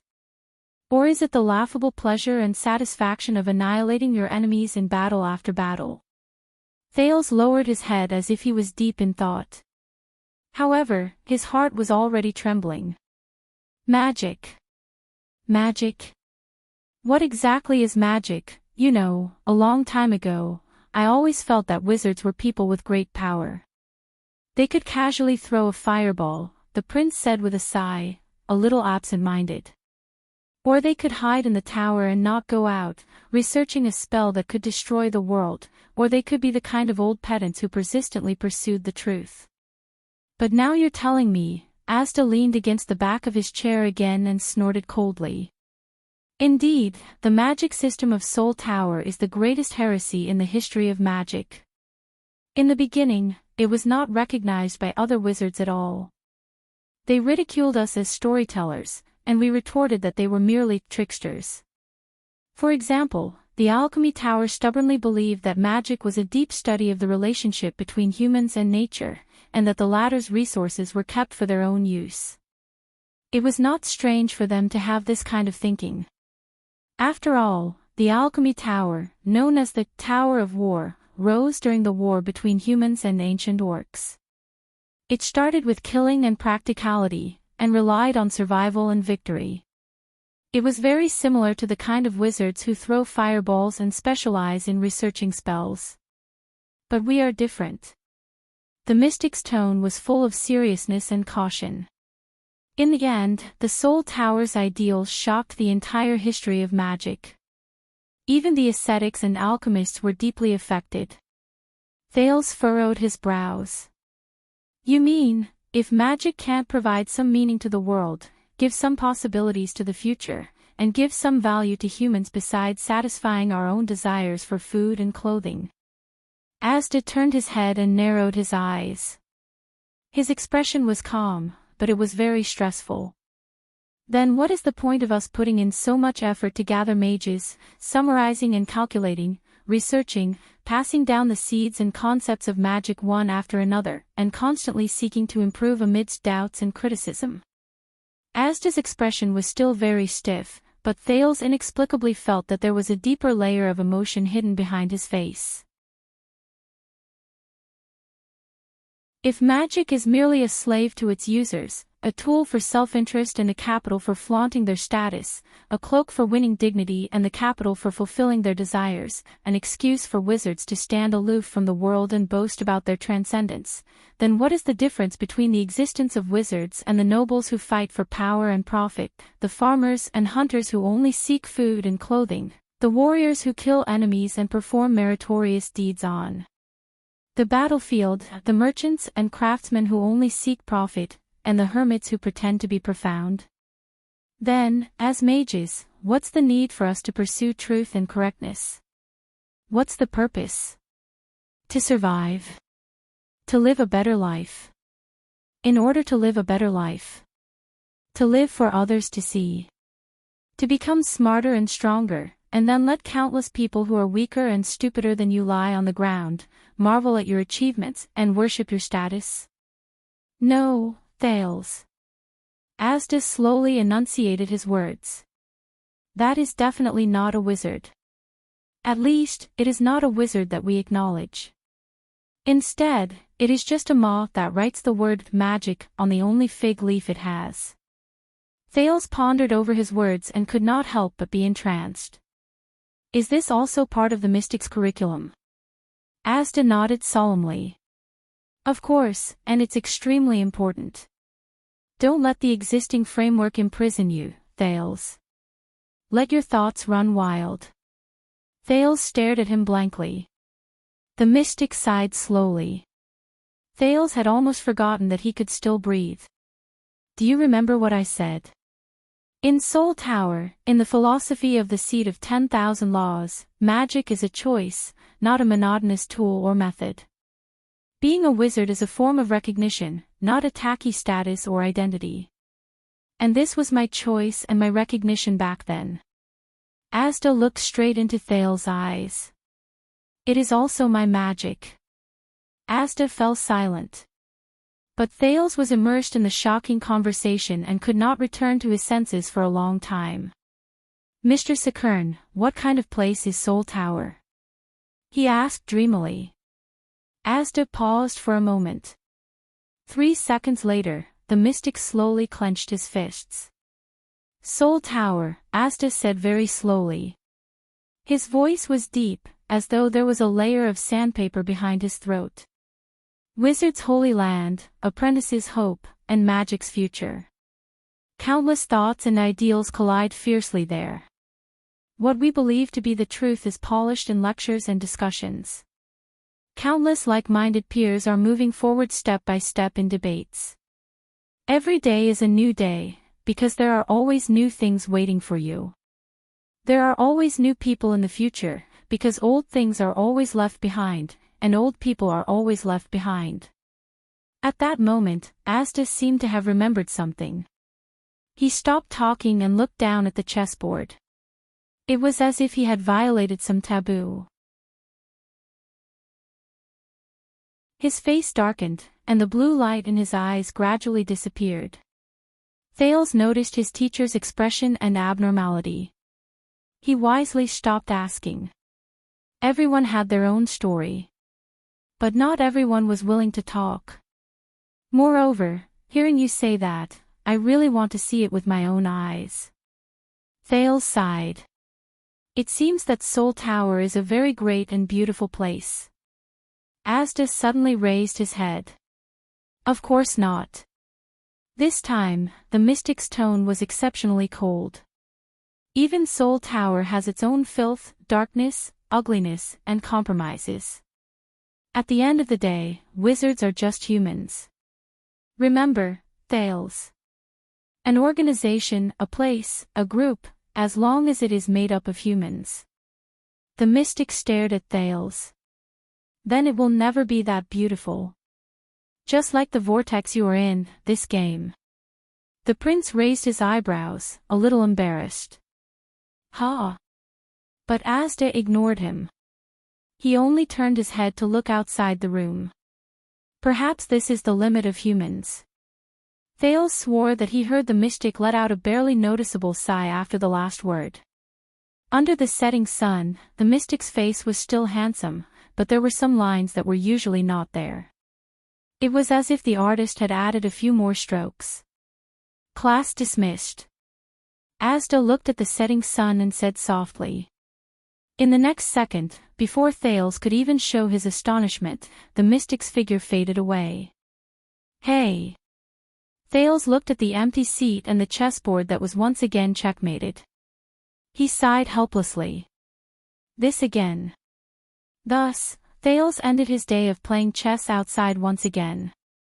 Accompanied by Justin, Wyatt, and the others, he prepared for his return trip in low spirits. He had gained enough surprises today. Perhaps he should not add any more burdens on himself. In view of the treachery in Dragon Cloud City, Thales raised his head curiously and looked at the commotion in front of him. What's going on? The former deputy commander of the White Blade Guards, Lord Justin, walked past the prince and looked at the situation in front of him with uncontrollable anger. At the entrance of the chess room, dozens of warriors from the Archduchess Guards coldly pressed down on their weapons. They were in a tense confrontation with dozens of unfamiliar soldiers who came from the alley next door. Those soldiers were obviously not from Dragon Cloud City. They were murderous and did not show any signs of weakness. Behind them was a brownish-black enclosed carriage. Wyatt and Ralph looked at each other, not understanding what was going on.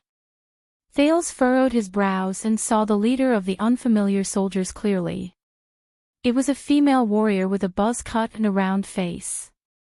Prince Thales, I represent Black Sand region and send you an invitation for a meeting.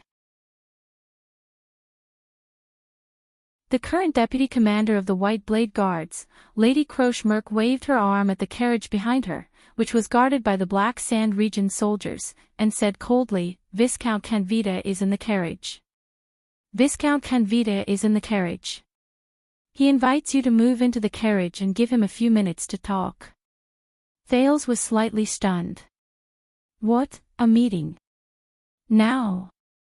Doubt and vigilance rose in Thales' heart. What does Canvita want to say to me? I don't know, Croche said softly, a cold glint shone in her eyes. That is your judgment. At this moment, Viscount Canvita's voice came from the direction of the carriage from afar.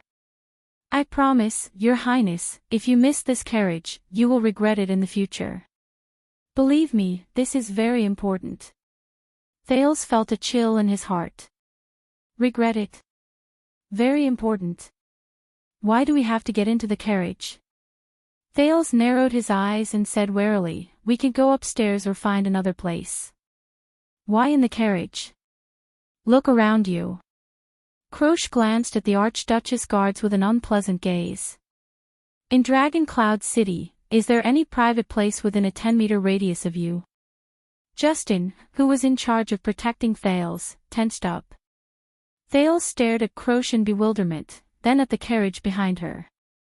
Strange. Black Sand region wants to talk to me. At this time. Hell, why isn't Putre here? Impossible. The vigilant Lord Justin immediately rejected the other party. If you want to see the prince, you can. We have had enough of Dragon Cloud City's blockade. Croche did not back down. She no longer paid attention to her predecessor. Your Highness, this is the closest we have been to you in a month. Believe me, we just want to talk to you. Thales, who had countless thoughts flashing through his mind, was about to speak, but Justin beat him to it.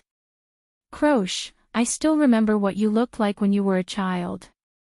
Lord Justin took a step forward, his expression becoming more and more unpleasant. I have a good relationship with your father, and I'm also very happy that you became a White Blade Guard, so, don't force me to do it. Behind him, Thales sucked in a deep breath. If that's the case, then you'd better do it now, Uncle Justin, Croche shouted coldly. Or let the prince decide for himself, he's a guest, not a prisoner. Justin's expression turned cold. He was about to draw his weapon, and the Archduchess guards around him also prepared to attack with hostile expressions. At this moment, Lord Justin. Under everyone's watchful eyes, the prince took a light step forward. Thales raised his hand and pressed down on Justin's shoulder. At this time, the prince stared at Black Sand Region's carriage, his thoughts whirling. At a time when Extet and the Alliance of Freedom had a delicate relationship. At a time when the news from the city of faraway prayers was unknown. At a time when Dragon Cloud City was in a dilemma. The people from Black Sand region want to talk to me, a powerless, awkward prince of an enemy kingdom. It's too suspicious. Thales shook his head and said to Justin, This is Dragon Cloud City, and they are the king's special envoys.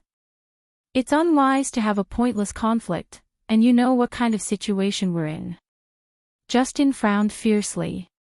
But you know, they are, after all, Black Sand region. Wyatt could not help but say, with all due respect, Your Highness, your safety, listen to me. Thales turned his head and looked at his own people. The Archduchess needs new information to face the king. There's no doubt that this is a chance to see what they have in mind for Dragon Cloud City, he said to the frowning Justin, for Dragon Cloud City. Justin's words were stuck in his throat. And she's right, I'm a guest. Why, the carriage is here, and I won't disappear into thin air. Thales smiled at his attendant. Justin and Wyatt glanced at each other. They both felt uneasy. The prince calmly turned to Croche and looked at the soldiers behind her. Besides, the people of Black Sand region will guarantee my safety, right? Croche nodded and pressed her hand against her right chest. She said respectfully, "I swear on my life and the king's honor. You will get off the carriage safely in a few minutes." Thales glanced at Justin and Wyatt, who were still doubtful, and shrugged. Ralph, on the other hand, nodded at him. "Inform the leader and the count." In the end, Lord Justin nodded hesitantly, but at the same time, he cautiously ordered his subordinates, "Make sure they know about this as soon as possible." "Do you know how important you are, Your Highness?" Wyatt stared at the carriage with an unpleasant expression. "It's just like what the Star Killer said, you always create problems for us." The prince smiled. "This is why I need you, Wyatt, and you, Madeira." He gently pushed aside the two personal guards in front of him. Accompanied by Wyatt and Ralph, he walked into Black Sand Region's battle formation. The displeased attendant and the Phantom Wind follower were stopped in front of the carriage. Thales threw the book in his hand to Wyatt and strode forward alone. "No matter what Black Sand Region wants to tell you, Thales, you must be calm and cautious. You've experienced Lampard's prowess and witnessed Canvita's cunning. You must be careful when you face your greatest enemy." In the next second, Thales, whose heart was as calm as the surface of a lake, opened the carriage door and boarded the unlit carriage. In the carriage, Canvita's silhouette sat quietly in the darkness. The clothes on his body could be vaguely seen. "I keep feeling that this is your revenge for me refusing to talk to you alone on the road back then." Thales closed the carriage door and exhaled. He sat opposite Canvita. Viscount Canvita, but the prince immediately shuddered. "That's not Canvita. That's, long time no see, Thales." The man gently lifted his gaze from the saber between his knees. "Are you old enough to drink?" "That's, how dare they?" At that moment, Thales' mind was almost completely blank. In the carriage, the master of Black Sand Region, Extet's 36th common-elected king, Chapman Lampard, opened his cold eyes in the deep darkness.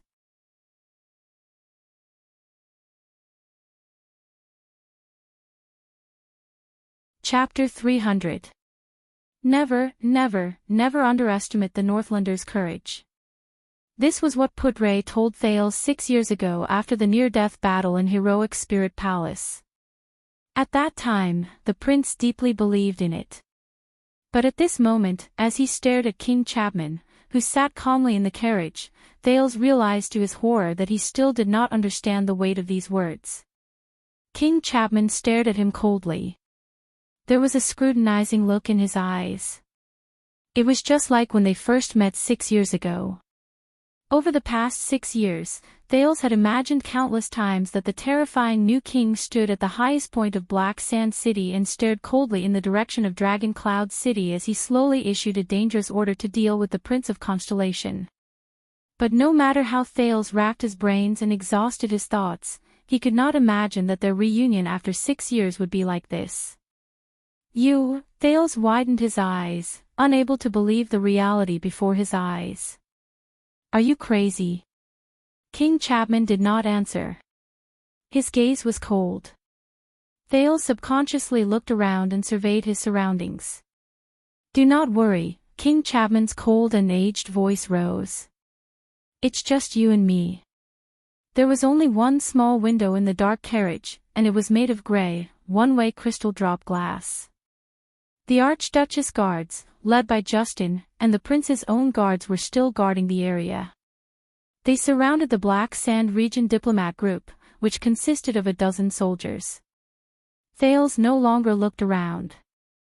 He took a deep breath, forced himself to calm down, and started to think. What's going on now? Lampard came to Dragon Cloud City personally. And most importantly, Thales stared at King Chapman in front of him and broke out in a cold sweat. No one in Extet knew that the ruler of the entire kingdom had concealed his identity and was hiding in this small diplomat group led by Viscount Kanda. That means, the prince gulped, gritted his teeth, and said, "Do you know what happens to the common-elected king of Extet who is overly confident and arrogant, leaves his heavy protection, and personally enters a dangerous place?" Thales got over his initial shock. He frowned and adjusted his tone to the most natural. I'll give you a hint. His name starts with an N. King Chapman snorted softly, his emotions indecipherable. Of course, I know him. I know him too well. I grew up listening to his stories and looking up to his image. Unlike you, you've only known him for a day. Thales furrowed his eyebrows slightly and remembered the unforgettable old king. That's why I know that if he hadn't done what he did back then, his fate would have been even worse, the new king said calmly. Thales took a deep breath. He knew very well how threatening the other party was, so he decided not to waste his breath and went straight to the point. Thales leaned back in the carriage and said calmly, "What I need to do now is to shout out loud. The illustrious Chapman I will vanish from the face of the earth, like snow melting in early spring. Not a single trace will be left. Neither Kanda nor Croche will be able to save you." He narrowed his eyes and tried to observe the king's expression in the dim light. And Regent Leesban will probably happily wipe away his tears and tell the whole country that the diplomat group from Black Sand region was unfortunately attacked by bandits on their way back. Dragon Cloud City deeply regrets this. Paw. The king's hand slapped the scabbard tightly. Following the advice given by Nicholas, Wyatt, and the others for the past 6 years, Thales fixed his gaze on Lampard's shoulder. At the same time, he moved his hand, intentionally or unintentionally, to his thigh and moved closer to J.S. dagger at his waist. In the narrow carriage, the long sword would only be a burden that would restrict his movements. Besides, Thales glanced at the carriage door with the corner of his eye. I won by jumping out of the carriage at the first possible moment. However, the scene he imagined did not happen. King Chapman took a step forward. His sharp and cold eyes stared straight at Thales, making the latter feel even more pressured. Indeed. The king nodded slowly. If I die here for no reason, no one will know, no one will be able to hold me accountable, and no one will be able to say anything about it. There will be no irreparable consequences. There is nothing more that the archdukes in the country can only dream of. King Chapman tapped the old scabbard between his knees gently. Asterisk thud, thud, thud. Asterisk Dragon Cloud City will probably be able to breathe a sigh of relief. The hatred that cannot be declared will be washed away, and the imminent threat will be removed. All the archdukes who participated in the King's Selection Congress, Rockney, Letko, will also be freed from the heavy shackles and burdens. The battle between a rebellious king and the archdukes will come to an end. Ekstedt, which has been in turmoil for the past 6 years, will be restored to its former state. Asterisk thud, thud, thud. Asterisk the king's eyes narrowed slightly, as though he wanted to see Thales more clearly. He spoke slowly and paused between his words, and that special Prince of Constellation will no longer have to worry about his most dangerous enemy. Thales' Adam's apple moved slightly. The teenage prince stared back at his enemy, unwilling to show weakness. King Chapman's tapping on the scabbard suddenly stopped. His face suddenly turned cold. But, damn it. I know there's a but. Thales snorted coldly in his heart. He remembered how he often used this word to tease a certain young lady. He would pour cold water on her when she was in high spirits and make her leave in a huff. He could not help but think of the phrase, retribution is not pleasant. If you do that, the prince who thinks he's smart might win this move, but in the end, he will lose the entire game, the king said coldly. His Majesty said coldly, even you and your Archduchess lost completely. Thales froze for a moment. He clenched his fists lightly, puzzled. What? Myself, the Archduchess. Cleanly. Do you want to see that Archduchess head pierced by a pike and erected on the city walls of Dragon Cloud City? The king said faintly, then open your mouth and call for help. Surround me and kill me here. Do not hesitate. At that moment, the air in the carriage instantly became heavy and stagnant. Thales bit his lower lip and sucked in a deep breath. What do you mean, Lampard? The prince gritted his teeth. What exactly do you want? Thales saw the unsmiling King Chapman curl up the corners of his lips, which was a rare sight. It looks like you've been living well in Dragon Cloud City for the past 6 years. King Chapman leaned back again with an indifferent expression. My men report every year that the Archduchess and the Prince have a very close relationship, almost like lovers. Thales furrowed his eyebrows in pain. He could not refute the king. But me? For the past 6 years, as the common elected king of Ekstedt, I've been acting like a fisherman fishing on the ice. I've been cautious and cautious. King Chapman looked out of the carriage and sighed with emotion. I've been thinking about how to catch those hateful shoals of fish to fill my stomach while trying my best not to become their food in the water. So far, you've been doing pretty well, Thales continued in dissatisfaction. Otherwise, you wouldn't have the leisure to come to Dragon Cloud City to catch up with me when the whole country is condemning you. By the way, the Alliance of Freedom played a pretty good hand. They used an imminent war to make the city of faraway prayers and Dragon Cloud City suffer. King Chapman chuckled, then snorted coldly. That's just what it looks like, Thales. You know it better than anyone else. The king tacitly acknowledged Thales' accusation. He said calmly, it's been 6 years, and that ideal Ekstedt is getting further and further away from me. The Prince of Constellation was slightly startled. Saroma. Thales acutely grasped the main point.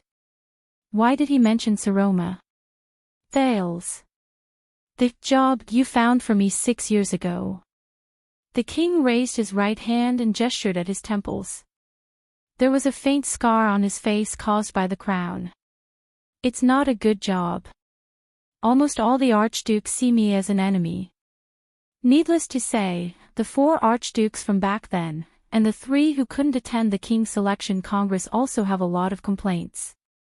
All the decrees I tried to implement were met with many difficulties.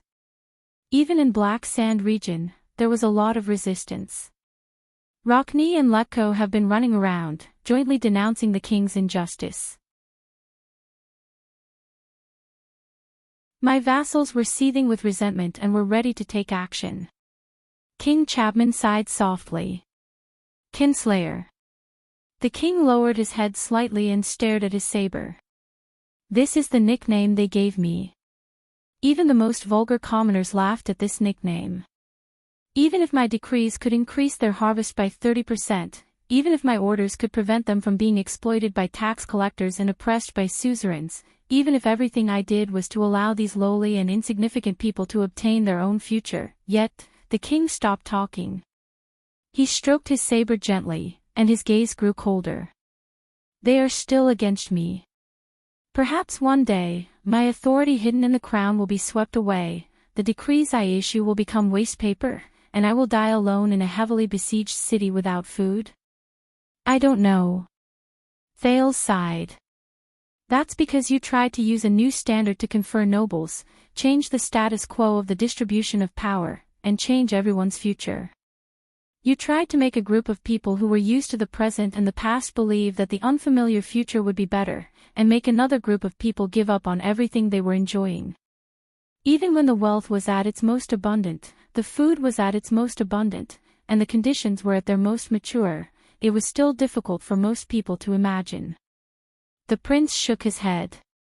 And you want to use 6 years to complete what Mindys III could not do in more than 100 years? Thales raised his head and stared seriously at the former Lampard, who was now King Chapman. This is the price. The carriage fell into silence. King Chapman fixed his gaze on him. Both of them stared at each other for a whole 5 seconds, until the king slowly laughed. See, I knew it was right to come to you. You are one of the few people who can understand me. King Chapman's smile was very cold, and it made people unconsciously nervous. This made Thales realize that because of his new title, the prestige of the Archduke of Black Sand region was also increasing day by day. Not everyone can participate in this kind of conversation, not even a smart person like Lassaw. Thales sneered and shook his head. Lampard. Before I impatiently call out to the people outside, cut the crap. The prince's tone became firm. Why did you come to me? What did you mean by losing the entire game? King Chapman did not answer immediately. His increasingly aged face showed an expression of ridicule and mockery. Take a guess, Thales, the king said flatly. Just like before, aren't you the best at this? King Chapman did not answer immediately. His increasingly aged face showed an expression of ridicule and mockery. Take a guess, Thales, the king said flatly. Just like before, aren't you the best at this? Damn it. What makes him so bold? What gives him such confidence? No. No matter what he wants, it's obvious that the Alliance of Freedom is not enough to drag the City of Faraway Prayers and Dragon Cloud City down. Thales leaned against the leather backrest and seemed to be deep in thought. In order to save yourself from the predicament of being condemned by the masses, you have to add fuel to the fire. So, you want to start with Dragon Cloud City. I'm guessing the Archduchess marriage. You want to use her to plunge Dragon Cloud City, which poses the greatest threat, into internal strife. Thales raised his head coldly. Once you lose external support, the king can easily extinguish the resentment and dissatisfaction of the vassals in Black Sand region, allowing your decrees to be carried out unimpeded. King Chapman's expression did not change. He did not comment. Speaking of Archduchess Walton, I have a question. Unexpectedly, the king pushed the saber on his knees to the side, freeing his hands. Chapman Lampard placed his elbows on his knees. With a relaxed expression, he asked in a defenseless manner, back then, how did Nuven turn you into his ally and make you willingly stand on Dragon Cloud City's side? Thales shook his head rudely. He didn't turn me into his ally. You forced me to stand on Dragon Cloud City's side, remember? Someone wanted to frame the Prince of Constellation and help him build his country, but in the end, he suffered the consequences of his actions. When he said this, Thales was satisfied to see that King Chapman's originally calm and composed expression had become much more unpleasant. I guess he gave you a promise. The king ignored his sarcasm, but Thales could feel that Lampard's tone had become colder. A marriage contract, is it? Thales sucked in a breath. I know that when his bloodline was cut off, Nuven must have promised to marry his granddaughter to you in exchange for the protection of the future king of Constellation. Thales subconsciously clenched his fists again. So, that's why you care so much about the Archduchess marriage. King Chapman's speech became more rapid, and the pressure he gave off gradually increased. You think she's your fiancée, something you have in your pocket, and an important chess piece for Constellation to control Extet from afar. But now, she's facing. Thales clenched his fists so tightly that he chuckled. I admire your imagination, Lampard. The prince sneered and shook his head. Do you really think that an heir to the throne of Constellation can marry the Archduchess of Dragon Cloud City of Extet? The king's lips curled up. If King Nuven was still alive, perhaps. Chapman I said softly, but my uncle still made a good deal. Even after his accidental death, the gift from the late king was exchanged for an unexpected gift in return.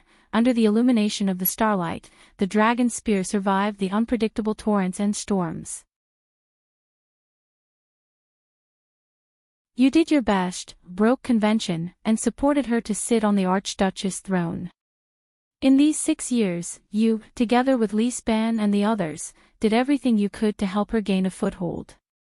You did your best to maintain the stability of Dragon Cloud City during the earth-shattering disaster of Nuven's death. In the carriage, the king slowly leaned forward and stared intently at the heir of Constellation. Even if you know that the girl sitting on the Archduchess throne. He enunciated each word with a shocking emphasis. She is not the true Walton bloodline. At that moment, all the muscles in Thale's body tensed up. He knew. He knew. Thales, who had always been good at thinking and handling matters calmly, had never wanted to immediately turn hostile and solve the problem with violence as much as he did now. The image of the helpless and sobbing little rascal appeared in Thale's mind. He instinctively felt for his dagger. Chapman Lampard. Kill him. Kill him. Now. Keep this secret forever. The prince took a deep breath. The sin of Hell's river surged out of his body, but it did not surge to his limbs. Instead, it surged to his brain. Under the effect of the sin of Hell's river, the last remaining shred of rationality returned to Thale's mind. Like a traveler clinging to a cliff, it told him at the top of his voice, "Calm down." The enemy came prepared. King Chapman sighed. "You know, Madame Calshon told me a lot of things." The king shook his head. "For example, the true direct bloodline of the Walton family is extinct. Once her identity is exposed," he said flatly, "what will happen to her? Think about it." Chapman's words were like a dose of fatal poison that spread in Thale's heart. In front of the bright moon god spokesperson, she impersonated the Archduke of Dragon Cloud City and deceived all of Ekstedt. Thales raised his head slowly. The prince gently swallowed his saliva. But he was far from being as calm as he appeared. "This is Saroma's greatest weakness, also, so, this is Chapman Lampard's goal. Bringing this secret to me. Damn it. Damn it. What should I do? What should I do?" Thale's heart beat faster and faster, almost to the point that he could not suppress it. King Chapman observed the Prince of Constellation's reaction with interest. But he was disappointed. Even though the prince was usually more taciturn, his expression remained the same. It was as if what the king just said was not a major event that could shock all of Ekstedt. In the next second, Thales closed his eyes and took a deep breath. "You have been complaining about your current situation just now, but it reminded me of something very interesting, Your Majesty." The king narrowed his eyes and watched strangely as the second prince opened his eyes. With the calmest and most composed tone, he said as if nothing had happened, "That year, you were chosen as the next king in the 6-person King Selection Congress." Thales shrugged in a relaxed manner and said, "So, if one of the Archduke's votes is proven to be invalid," King Chapman's expression changed. "Then you obtained the throne by relying on the difference of one vote," the prince said flatly and launched his counterattack. "Is it still legal and reasonable?" King Chapman. In the next second, King Chapman clenched his fists, as if he had been struck in his weak spot.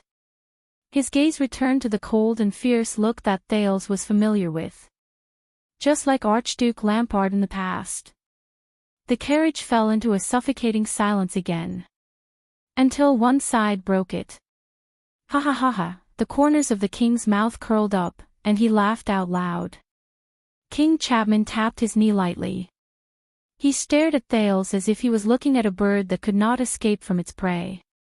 "So, are you sure that this is true?"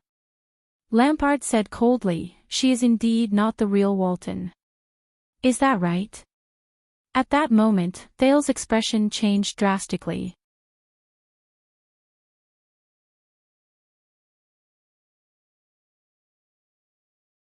Chapter 301. I have slackened, I have slackened, I have slackened. As he stared at King Chapman's steady and aloof expression, Thales, who was drenched in cold sweat, suddenly realized this in sorrow. Even though he thought that he had been very vigilant during the past 6 years, and he had also been on tenterhooks under the gazes and whispers of the Northlanders, compared to the days when he was surrounded by danger and was forced to fight with all his might, the prince's current life was still too comfortable and leisurely.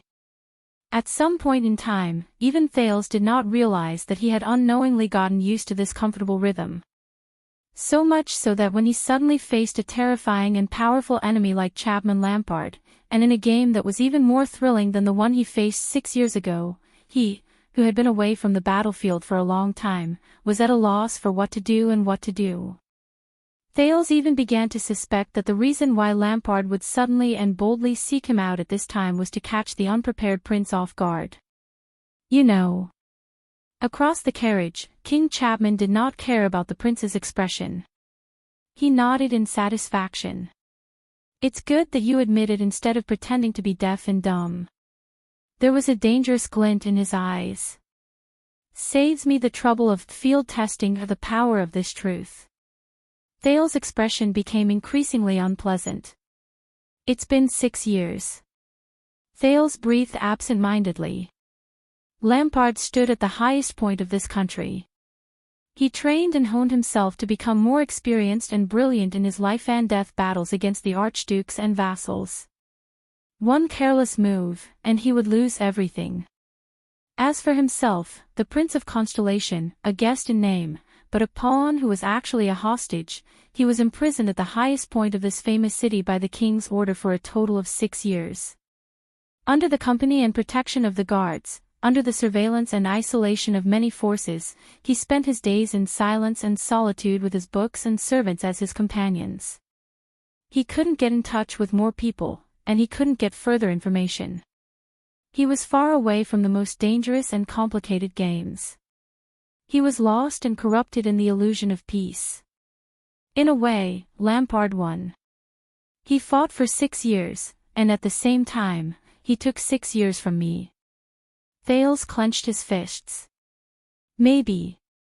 There was a voice in Thales' heart calling out to him. Maybe it's time for me to go. He left Dragon Cloud City and returned to, however, Thales raised his head slightly and looked into King Chapman's eyes expressionlessly. Breathe, Thales, breathe. The chess game was not over yet. It was not the time to give up. In fact, the battle had only just begun. Isn't that right, old friend? The familiar sin of Hell's river spread through his nerves and blood vessels, spreading through his entire body. It was like the flames of hell, but also like the frost of the northernmost region. It made Thales shudder. Think carefully, Thales. Fear, nervousness, frustration, dismay, bewilderment, and countless other superfluous emotions instantly left him. Thales leaned against the back of his seat, crossed his arms, and furrowed his eyebrows. First of all, Thales thought coldly. Lampard said that the Red Witch did not tell him a single word. Is this true? If it was true, it meant that the king had learned of Dragon Cloud City's greatest secret from another source. He needed confirmation. King Chapman did not panic. He waited thoughtfully for the prince's response, as if everything was under his control. You're not sure either, right? When it comes to this bargaining chip that can overturn Dragon Cloud City and yourself at the same time, that field test and whatnot is just empty talk, Thales said expressionlessly. When did you start suspecting it? There was considerable interest in King Chapman's eyes. From the first day. Thales gritted his teeth lightly. The first day, in other words, triumph, is the token that the King of Renaissance gave to Raikru. It has a high status and extraordinary significance. Over the years, it symbolizes the Walton family's legacy and Dragon Cloud City's authority. It has always been worn by the successive archdukes of Dragon Cloud City, passed down from generation to generation, and known by all. The king's voice traveled into his ears coldly, and it gave people the illusion that it was not cold. But that night, when my men carried Nuvan's corpse away, his finger was empty. Until I saw you put the ring on that girl in the Hall of Heroes. Thales moved slightly. He remembered the confrontation in the hall that year. You suspect that I took the ring in private and put it on Saroma, the prince said softly. That seems a little arbitrary. King Chapman shook his head. No, I don't think that group of former White Blade guards had the guts to desecrate the late king's corpse, nor do I think that they would allow you to take the supreme token that represents the Walton family from Nuven's corpse. So, Triumph could only have been taken from King Nuven's finger when he was still alive and given to his granddaughter. The look in King Chapman's eyes became more and more dangerous. That makes it even more suspicious. Thale's expression froze. He had figured out the key. Lampard's information did not come from the secret room or the Red Witch. This terrifying and ambitious man found this secret on his own. If that's the case, the king snorted coldly. Nuven could not have known that he was about to die. Why would he hurriedly take off the ring that represents the Dragon Spear family and secretly hand it to a girl who could not even be trusted by the vassals? Wouldn't it have been better to gather the vassals in public, pass the ring under the watchful eyes of the public, confirm the heir, and use the born king's authority to endorse the Archduke's legacy and pave the way for the Archduchess? Then I thought of you, King Chapman said quietly. You were also in Dragon Cloud City that day when the late king privately passed the Ring of Triumph to his granddaughter. Thale's Jade Star. The prince lowered his head so that the other party could not see his expression clearly. That night, the late king wanted to pass the ring to his granddaughter so that you and the Jade Star family could see it, right? He chose you, Thales. Strangely, there was respect and disdain in King Chapman's voice at the same time.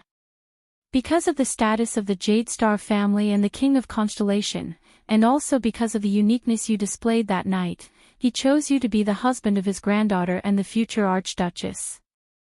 After his death, with the power of Constellation, you will continue the Dragon Spear family's rule over Dragon Cloud City and protect your wife's family. The prince could hear his heart beating at a constant rate. At that moment, the once familiar thinking pattern returned to Thale's mind. In the conversation just now, he first probed whether I have an engagement with Saroma. Then, he asked about my alliance with King Nuven. Both of them, for many years, I have been full of doubts about how this alliance was formed between the two of you, King Chapman said coldly. You were right about one thing. Thales, the heir of Constellation, how could he marry the Archduchess of Dragon Cloud City under the heavy opposition? The king gradually approached Thales' face. The prince could even see his own reflection in the king's eyes. There are two doubtful points. First of all, how could you possibly believe that this fragile alliance would still be effective and profitable in the face of so many obstacles when King Nuven's life was nearing its end? Moreover, with a fragile marriage, could Eternal Star City really interfere with Dragon Cloud City's affairs? Secondly, how could King Nuven be sure that his actions were not like inviting a wolf into his house, that the alliance he formed would not fall apart after his death? How could he be sure that Constellation would not go back on its word and leave while seizing benefits, or even send the Walton family and Dragon Cloud City to hell just to attack Ekstedt? King Chapman returned to his seat. His domineering words came to an end. Only endless silence and deep thought were left in the carriage. Thales narrowed his eyes slightly. Very well. Lampard's words about not being of the true Walton bloodline did not mean that he knew the whole truth. On that cruel night 6 years ago, what happened in the Hall of Heroes was not as simple as the old king giving his surname to a girl who was not of his bloodline. That night, Alex's pale face appeared in front of Thales' eyes. He shifted his attention back to the king. If that's the case, the only thing Lampard can be sure of is, now, it's up to him to make his own move. In the dark carriage, Thales took a deep breath. A pretty good guess. The Prince of Constellation carefully weighed his words. Every second, he reminded himself of the existence of the enemy he was facing. But it's still missing a link. King Chapman raised his eyebrows. Thales said flatly, Croche, how much did she tell you? The carriage sank into silence. The prince waited patiently. As expected, in the next moment, King Chapman's face twitched. An emotion similar to surprise appeared in his eyes. Interesting. King Chapman did not seem to have expected this. How did you know? No, I don't. Thales said quietly in his heart. Until you confirmed it for me. Canvita's audience, Thales answered straightforwardly. That cold-faced female warrior behaved very strangely. She was agitated when she faced the herald, her attitude towards Canvita, and the baffling words she said to the Archduchess at the end. Of course, there was also her eagerness to invite me into the carriage, even at the cost of a fight. King Chapman stared at him quietly. A few seconds later, the common-elected king could not help but snort softly. Ash is a very interesting girl. I've never seen someone as arrogant as LaSalle be so infatuated with any woman. I guess the Tower of Eradication does have its ways, right? A long time ago, Castellan was also infatuated with a woman from the Tower of Eradication. Thales shook his head. He did not want to listen to the king's nonsense. He went straight to the point. I guess she introduced you to her father, Lord Burnmerk. King Chapman's eyelids twitched. Not exactly. The king snorted softly. When we were discussing the Alliance of Freedom, we happened to talk about the eldest son of King Soria Walton, who broke Fort Liberté. My lovely vice-captain told me how she grew up under the care of the prince's consort, Lady Adele. Of course, her father, the late king's loyal administrator, Burnmerk, King Chapman said in a low voice. And how he tried his best to mediate the unfortunate marriage between Prince Soria and his wife. He protected the pitiful consort and advised the cruel prince. I see. Thales thought quietly. But then, he thought of something. That's not right. If Croce knew about it from the beginning, there's no need to wait until, who noticed the problem? The prince asked without batting an eyelid. You can't be sure of anything just based on a little girl's memories.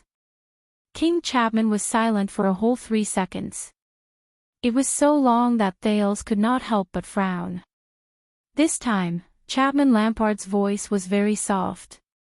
It sounded as if it came from afar, but also as if he was afraid of waking up a sleeping baby.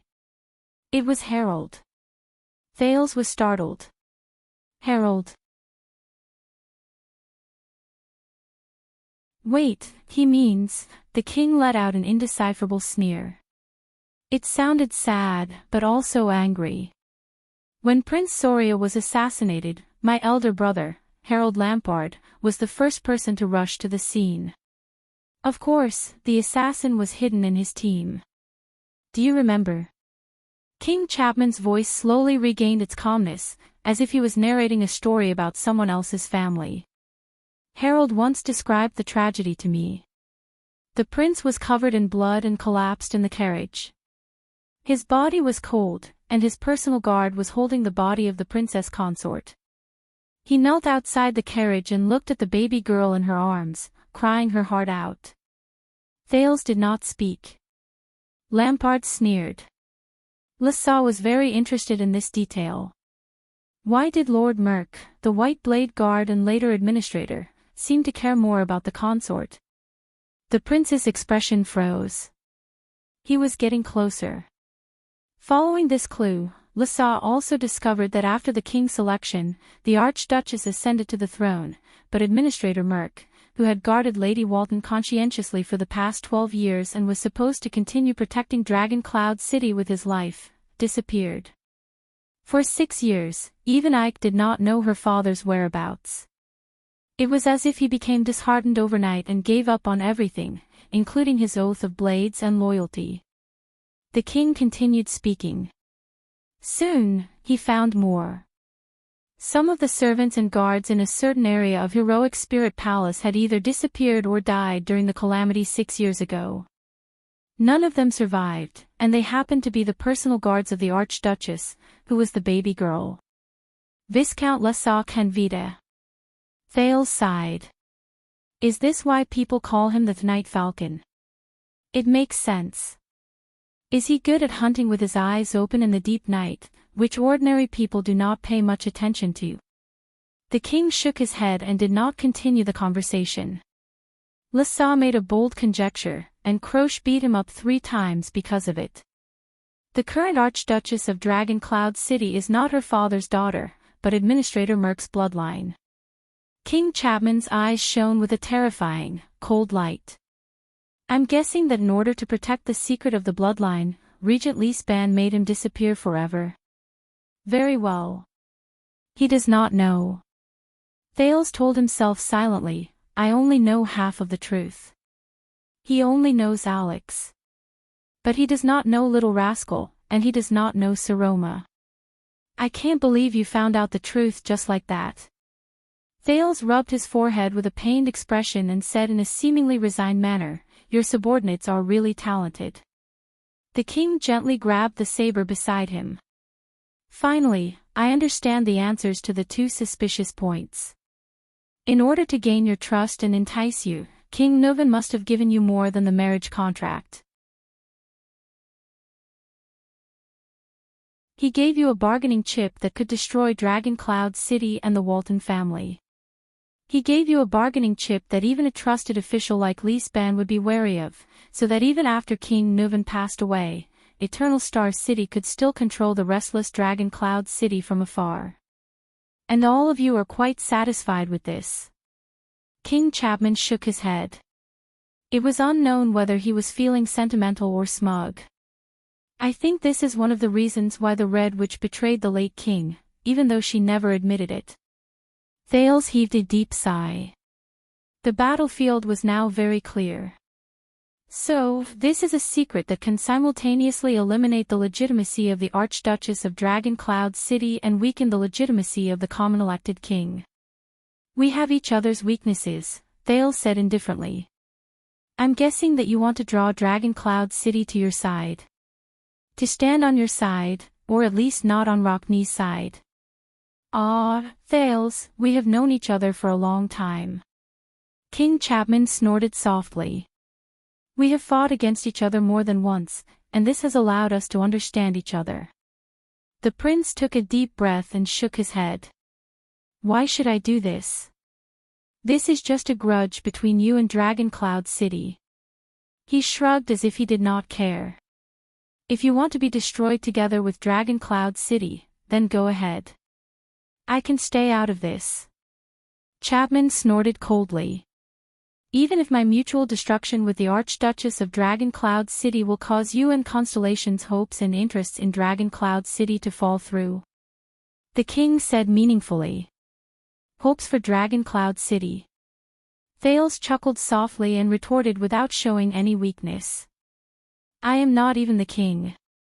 It is still too early to talk about this. King Chapman narrowed his eyes. His gaze became thought-provoking. Yes, you are not the king yet, but you have already done so much for Dragon Cloud City. In the next second, the king's tone changed. There was mystery and strangeness in his words at the same time. But what if I say that everything you have done to help the Archduchess ascend to the throne, and everything you have done to maintain in Dragon Cloud City is actually built on a terrifying lie? And everything you think you are infallible is just a joke to pave the way for someone else? At that moment, as he looked at King Chapman's expression, Thales frowned slightly. He instinctively felt that something was wrong. What do you mean? The prince subconsciously clenched his fists. A joke to pave the way for someone else? No, I remember the first time we met, when you rejected my offer, you told me to be careful with those who want to become your allies. King Chapman's expression was so cold that it looked like water was about to drip from it. No matter how sweet their words are they sincere? Thales' frown deepened. Thales. King Chapman shook his head. In a tone that made Thales' skin crawl, he spoke flatly. Do you really think that our beloved late king, Nuvan Walton, is an ally worthy of your trust? Thales' breathing gradually became softer. Do you think that he will be so magnanimous as to hand you a bargaining chip that can destroy his family, trust you wholeheartedly, and believe that you will protect the Walton family without regard for your own safety? Do you think that you and Niven have made a win-win deal? That you will obtain a wife who represents Dragon Cloud City, and he will obtain the continuation of the Walton family, and that everyone will get what they need? Do you think that Niven will be so tolerant as to tolerate a person who is not of his blood sitting on the Archduke's throne, and that all he cares about is that illusory and empty family name? The king said softly, "You underestimate our late king too much." Thales stared at King Chapman with a face full of doubt. "If you have nothing else to say, Mariah is still alive," the king said quietly. At that moment, Thales, who could not react in time to the slightly unfamiliar name, was slightly stunned. Feeling uneasy, he subconsciously said, "Who?" A strange and terrifying expression appeared on King Chapman's face. The next moment, the king uttered a name softly, "Mariah. Mariah Walton. M.O. Mariah." Thales mulled over the name, and without realizing it, his face turned pale. "What? That's, when I first found out, I was even more shocked than you were." The king added as if nothing had happened, "Yes, 6 years ago, the beginning of everything, the Prince of Exted who was assassinated in Constellation, which led to a series of drastic changes in our kingdoms, laid the foundation for our fates, and made you a hostage." At that moment, King Chapman's eyes seemed to burn with terrifying flames. Still alive. Time seemed to have stopped at that moment. It was as if even the air in the carriage was about to freeze because of this terrifying moment. Thales was completely stunned. What is he talking about? That prince. That Prince Mariah who was jointly assassinated by Lampard, Pofrit, Varund, and Constellation's new star, ? Still alive.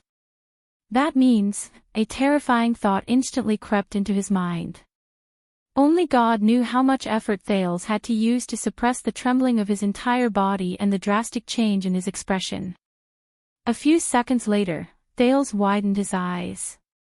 His expression was unpleasant, and he could not believe it. This is impossible. Do you still not understand, Thales?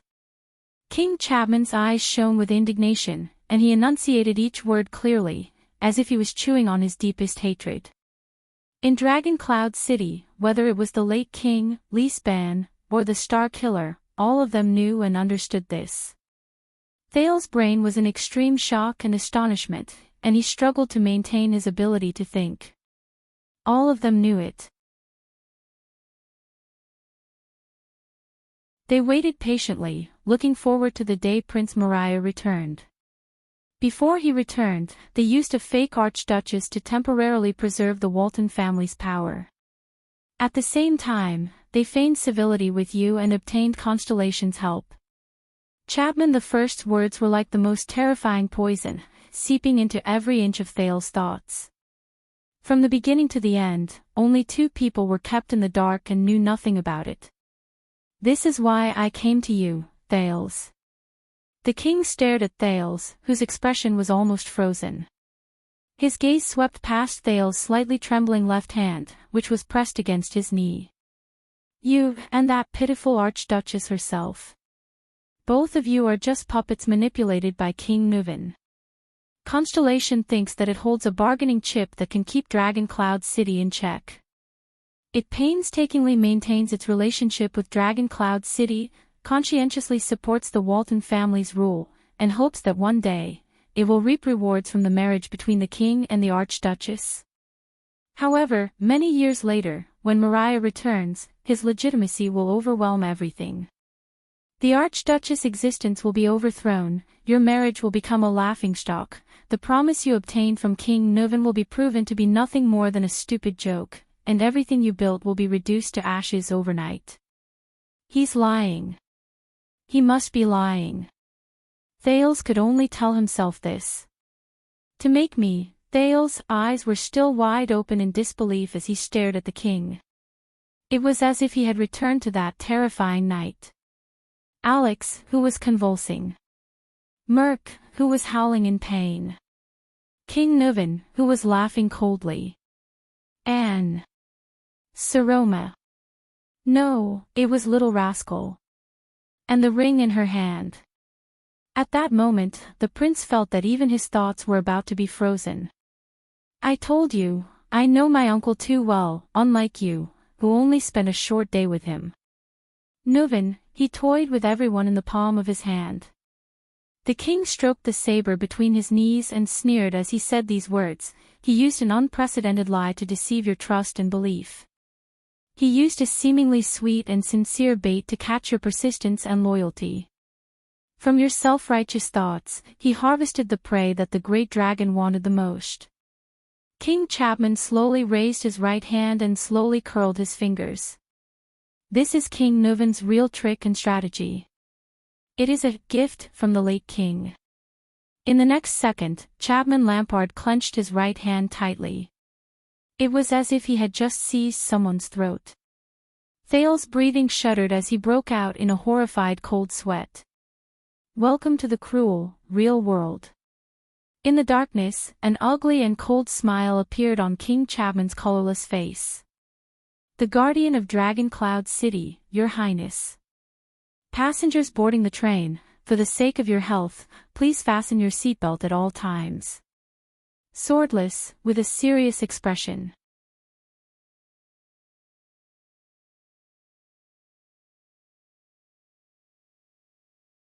Chapter 302.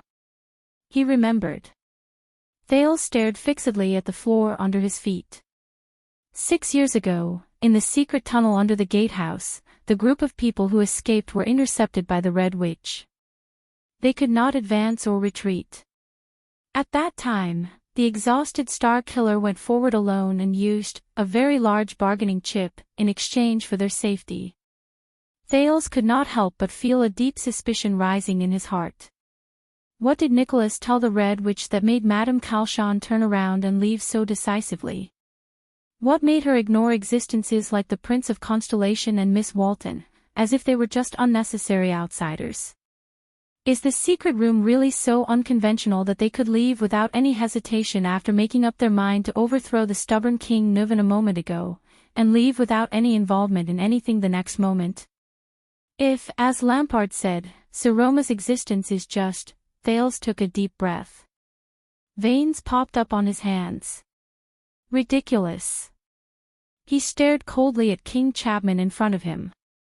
The heir of Dragon Cloud City, who was publicly acknowledged to have been dead for 6 years, is still alive.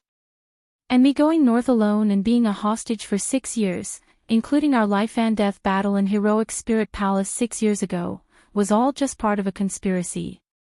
You expect me to believe you? What kind of baseless words are these?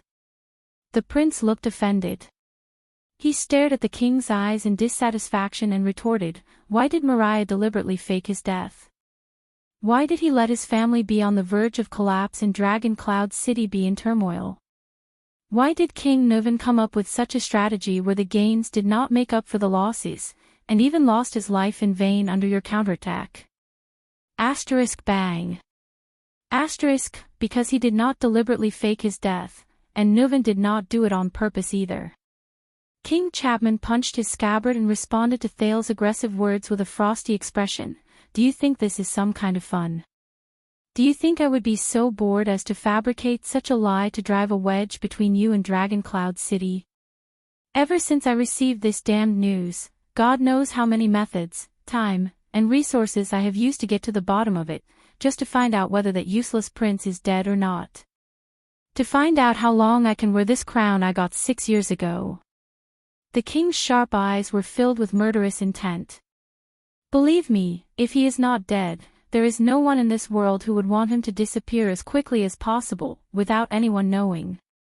Thales looked suspiciously at the anger and coldness hidden on the king's face. He had a vague feeling that the other party's emotions were not fake. The carriage was silent for a few seconds. So, I didn't deliberately fake my death. Thales calmed down and tugged at his sleeves. What do you know? King Chapman snorted coldly and said, this is from the secret room.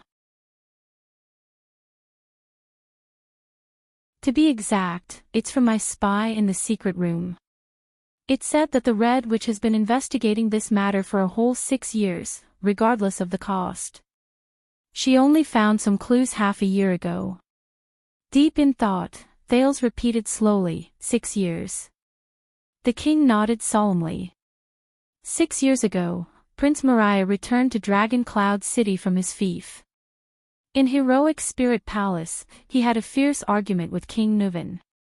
Even though King Nuvan had gotten rid of most of the people in the palace before he died, there are still people who are alive to testify to this. When King Chapman said this, his eyes shone with a strange light. It lingered between disdain and disgust. A few days later, Moriah left without saying goodbye and disappeared without a trace. Thales' gaze froze. Left, what? Yes, Thales. King Chapman snorted in disdain. A prince who shouldered the heavy responsibility of a kingdom left home in a fit of anger because he was scolded by his dear father. The prince took a second to digest this news. He then looked at King Chapman with a burning gaze. Can you imagine Nuvan's expression at that time? His son irresponsibly left behind everything, including his own identity and his original mission to Constellation. In one night, he disappeared from Nuvan, Dragon Cloud City, and even all of Extet's sight. In order to escape safely, he even deliberately leaked his itinerary to Palfred as a cover. That's how everything happened after that. Moriah Walton, Nuvan's useless son, the king said through gritted teeth in contempt and anger. He is practically the greatest disgrace of the Walton family in the past 600 years. Even if you search all over Extet, you probably won't be able to find a piece of trash worse than him. My God, a prince, left everything behind, ran away from home. For some reason, another person's figure suddenly appeared in Thales' mind. Decades ago, Lady Gines was not as mature and charming as she was now. She was penniless and in a sorry state, but she resolutely walked out of her family's manor, followed the prince's fleet, and walked towards an unknown future. The king used a few seconds to regulate his breathing. He snapped out of his anger and resentment. Because of that, the born king, who was badly battered and exhausted, could only use a substitute with a similar face to replace his runaway son on a diplomatic mission to Constellation. Anyway, as a symbol, the prince only needed to smile. We found information about that substitute. He was born in a small noble family in the suburbs of Dragon Cloud City. His ancestors were blood relatives with the Waltons. He was found by the White Blade Guards 18 years ago, and from then on, entered Dragon Cloud City to work. Of course, he was actually being trained to become Prince Moriah's substitute. King Chapman continued coldly, you know what happened after that. You know what happened after that. Moriah's substitute died in Constellation. I guess Nuvan was very surprised, but he took advantage of the situation and made it real. He pretended to be angry and demanded corresponding compensation from Constellation, but internally, he cleaned up the restless archdukes. Thales tried his best to pull himself out of the shock Moriah gave him. He looked at the king with an indescribable feeling. This is why I began to suspect the Archduchess' identity. There is no reason for Nuvan to leave behind an Archduchess and a son who can overthrow the former. He caused Dragon Cloud City to sink into a terrifying whirlpool of a fight for succession. Believe me, from Alcius of Prestige Orchid Region to Rose of Unlenzo Dukedom, this is the most terrifying disaster for a noble family. Of course, his biggest surprise should be you, Thales. You are the Prince of Constellation who can save the Dragon Spear family in the future when Moriah disappears, when Dragon Cloud City is beset with difficulties both internally and externally, when his power is waning, and when he passes away. An excellent tool. The king stared at Thales with a complicated gaze, as though the prince before him was an object. Just like that, Nuvan used a fake Archduchess to trap you in Constellation, stabilized the Walton family's rule in Dragon Cloud City, and allowed the Dragon Spear family to live through the years when the born king was not around. At the same time, he hid the biggest secret from all of you. Perhaps one day, Leespan or the Star Killer will welcome back Mariah, who is tired of playing outside. Dragon Cloud City will return to the Waltons' hands, and all of Constellation's schemes will fail. King Chapman ended his speech and stared at Thales quietly. Thales did not say a word. His eyebrows furrowed as he pondered in silence for nearly 2 minutes. How could this be? King Nuvan's back appeared before his eyes. The heroic and shrewd former king turned around in his mind and flashed a cold smile that made people shudder. Nuvan Walton. He dared to fight in front of the vassals, and used a vicious scheme without hesitation. He could poison a young girl to death without batting an eyelid, and put the family's inheritance in his and little rascal's hands without a care. And now, Nuvan, the born king. What kind of person are you? Is this what you want to say? The second prince said in a weary tone, everything that happened 6 years ago, the grudges between our two kingdoms, the conspiracy in Renaissance Palace, the confrontation in front of the fortress, the disaster in Dragon Cloud City, all originated from Mariah's willful departure. It's hard to believe, isn't it? King Chapman sneered. But the origin of everything is so absurd, ridiculous, comical, and completely unreasonable. You were a hostage in the north, trapped for 6 whole years because of an unjust accusation. I almost gambled everything, and I almost lost everything. With each word, the hatred in King Chapman's eyes intensified. Arund was reduced to a prisoner, Pomfret's neck was twisted, and Extet even had a new king. Since then, all the bloodshed and turmoil. All of this originated from a good-for-nothing who left his home. The king suppressed his hatred. His gaze was ruthless, as if he was about to open his mouth and eat someone in the next second. The carriage was silent for a few seconds, as if they wanted to remember the heaviness of this moment. The prince closed his eyes gently and slowly opened them again. But what Nuvan did not expect was that his nephew in Black Sand region would do something beyond his expectations. When he had just started setting up his plan, Nuvan had already taken the king's life and put on the crown himself. That's why you're sitting here and talking to me. Thale's gaze on the king became calm again, and there was no emotion in it. In the carriage, King Chapman's breathing gradually calmed down. It's not just me, Thales. King Chapman leaned back against the carriage. His eyes were bright and piercing. There's also you. Thales narrowed his eyes. Don't forget, we built my crown together, the king said faintly. Thales sighed softly, then snorted. It's still baseless nonsense. The prince rubbed his forehead sleepily. Mariah's death. Everything is based on the empty words you told me. Yes, so that's all I have to say, King Chapman answered without hesitation. But I believe that you have your own conclusions, and you've been here for 6 years. You're more familiar with the people and things in Dragon Cloud City than I am. You can absolutely find the truth on your own. Thales lowered his head. He only felt tired. Whether it was Mariah's life or death, Saroma's identity, Nuvan's schemes, or Chapman before him, all of them made him feel like his brain was about to explode. This is too much. So tiring. Assuming this is true. Then, I've been deceived and toyed with by a dead man for 6 whole years. The prince chuckled for some reason. This feeling is really strange. Across him, the king's expression changed slightly. Only 6 years. That's not bad. Thales raised his head. What do you mean? But King Chapman only stared at him quietly and snorted softly. Don't forget, whether it's the generations of Extet's boorish and unrestrained archdukes, or the groups of Constellation scheming and astute nobles, all by a seemingly mediocre and cowardly king of Constellation, a dead man who passed away 100 years ago. He sighed with emotion and said, deceived and toyed with for more than a century. In the next moment, Thale's gaze became clear again. He looked at Chapman Lampard seriously. What do you want, Lampard? Finally, King Chapman leaned forward and curled up the corners of his lips slightly. It was as if this conversation had just begun. Leespan and the Star Killer have been keeping a close eye on Heroic Spirit Palace. I can't get close to that girl, but you can.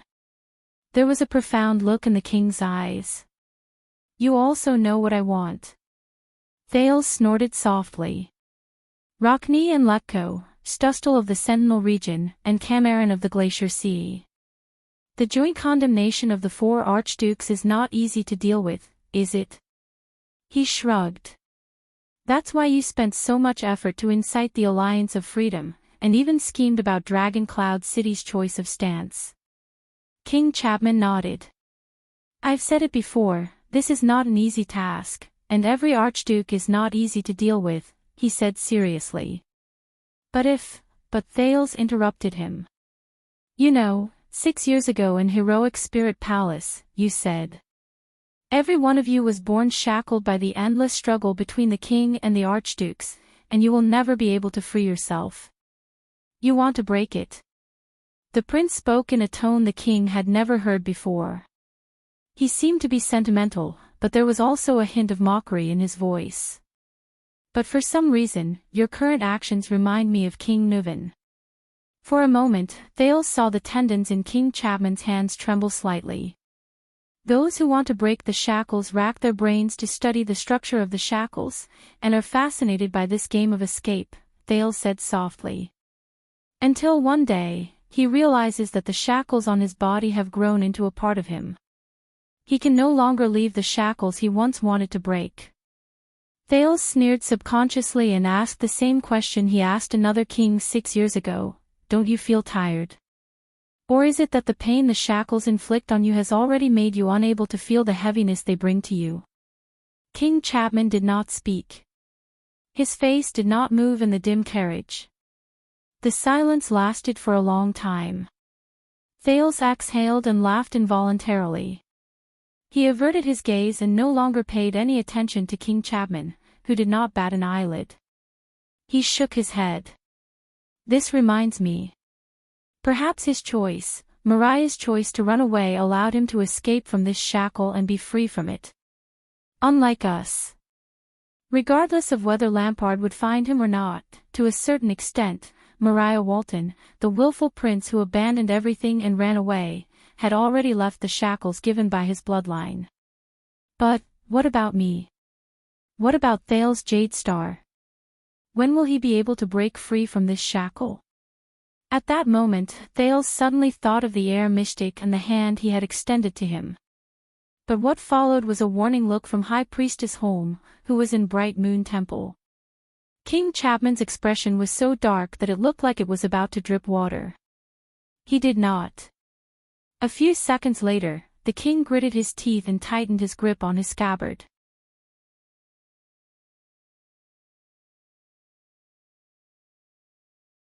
Walking away is not an escape.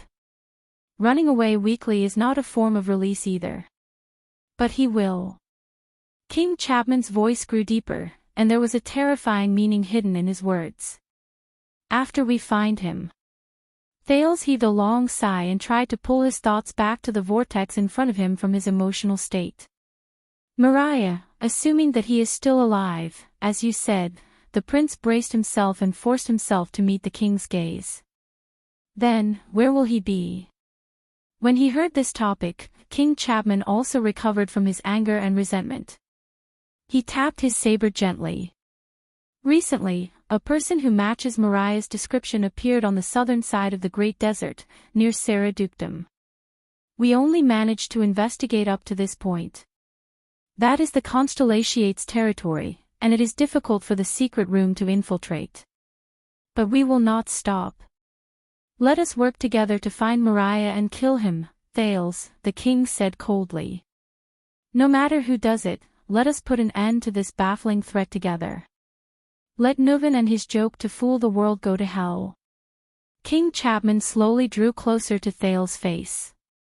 After this incident, I hope that you will understand, Thales. In this seemingly peaceful Dragon Cloud City, who are your friends and who are your enemies? Who treats you as a worthy opponent, and who treats you as a puppet in a farce. The corners of Thales' lips curled up. He imagined the prince roaming the world with his name hidden. He then thought of Lisban and Nicholas. You have a good idea. Killing two birds with one stone. The prince shook his head and spread his arms. He leaned back against the carriage without a care for his image. But you know, I can still shout now, or simply reveal the truth about what happened in the carriage. Then, your words, your secrets, and your ideals. Thales narrowed his eyes. Thales narrowed his eyes. I'll go to hell with you. Chapman stared at him and did not look away for a long time. The temperature in the carriage seemed to have dropped to freezing point again. I have a question, Thales. After an unknown amount of time, the king said slowly, once Mariah returns, what will await your little girlfriend? Thales' mood darkened. You know the answer. Will the kind Lisban and the kind Star Killer give her a certificate of commendation after Mariah is restored to the throne, in recognition of her contributions to the stability of Dragon Cloud City while she sat in heroic Spirit Palace pretending to be an archduchess for the past 6 years? The king sneered. If Mariah's matter is true, then this secret will not be buried with my death. One day, together with your enemies, it will fiercely devour you and that girl. This is the meaning of the choice you face today. Thales stared at Chapman without moving. His eyes were dull and devoid of emotion. Choice. Another choice. He clenched his fists. The prince said coldly, I can leave and watch from the sidelines. You can play your own game of chess. The king smiled. You won't. You're different from a lot of people, Thales. King Chapman shook his head confidently. His gaze was like a sword that pierced straight into Thales' heart. As long as you have the ability, the strength, and the belief, you won't leave without doing anything and leave a hell behind you. You'll cold-bloodedly watch others cry in pain, and you'll hypocritically console yourself that this is the best choice and the most realistic one. He raised his hand in the darkness and pointed outside the carriage at the highest point in Dragon Cloud City. Otherwise, you wouldn't have walked right into the trap and returned to heroic Spirit Palace 6 years ago.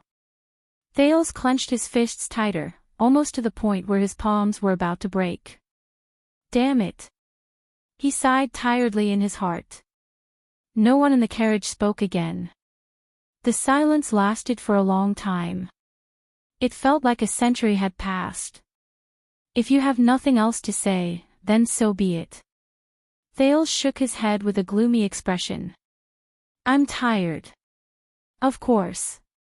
King Chapman, who was watching him quietly, nodded casually, as if they were not enemies at all. If, you know where to find me. When Thales heard this, he sneered. You still can't bear to leave. You know, a storm is coming, and Dragon Cloud City's future will not be peaceful. In that second, the king's gaze became very subtle, and there was an indescribable meaning hidden in it. I'm not the one who can't bear to leave, Thales, Chapman Lampard said in a calm and thought-provoking manner. Just as you said, a storm is coming. Thales frowned. As his Adam's apple bobbed, he stood up and placed his hand on the carriage door. There's one more thing, Thales. With his back facing the king, Thales stopped in his tracks and turned his head slightly. King Chapman turned his head to the side and glanced at him with a strange gaze. 6 years ago, under Broken Dragon Fortress, you dared to charge in the opposite direction, even at the risk of losing your life. You made a bet with me on the battlefield where swords and sabers are blind. But today, 6 years later, in the peaceful Dragon Cloud City, you don't dare to risk the Archduchess' life. You don't dare to be stubborn to the end and make a bet with me on the battlefield where there are hidden undercurrents. Thales was stunned. The king laughed and said, What's wrong, Thales? Is it easier to make a decision in a dangerous and bloody situation than in a strange and indecipherable situation? Or is it because it's harder for you to make a decision when you're facing another person's life than when you're facing your own? Thales gritted his teeth and frowned. That's different. Back then, the people around me and I were all in a dangerous situation. I could risk my life without hesitation, even if it was hopeless. But today, Saroma, or did you become cowardly, hesitant, and merciful during your 6 years in Dragon Cloud City? Chapman said softly. Thales maintained his posture of pressing against the carriage door. His expression was stern. We are different, Lampard. The second prince did not turn his head. His side profile was still facing Chapman. He said coldly, "You are a cold-blooded gambler." King Chapman raised his eyebrows slightly. What about you? What are you? This time, Thales did not hesitate. He opened the carriage door and got off without turning his head. Be careful, Thales. The king's voice traveled faintly from behind him. When your enemies smell your weakness, bang. Thales closed the carriage door without hesitation and shut the words behind him inside the carriage. He had heard enough today. There was no need for his emotions to be shaken. Besides, weakness, the prince remembered the Black Prophet's terrifying appearance and his heart tightened. In the carriage, King Chapman stared at the carriage door that was slammed shut with a complicated gaze. He lowered his head to inspect his scabbard and said the second half of his sentence in a seemingly unconcerned manner. They won't let you off so easily. I've spent the past 4 days without updating the novel on revising the first few chapters. If you're interested, you can go back and download the first few chapters again.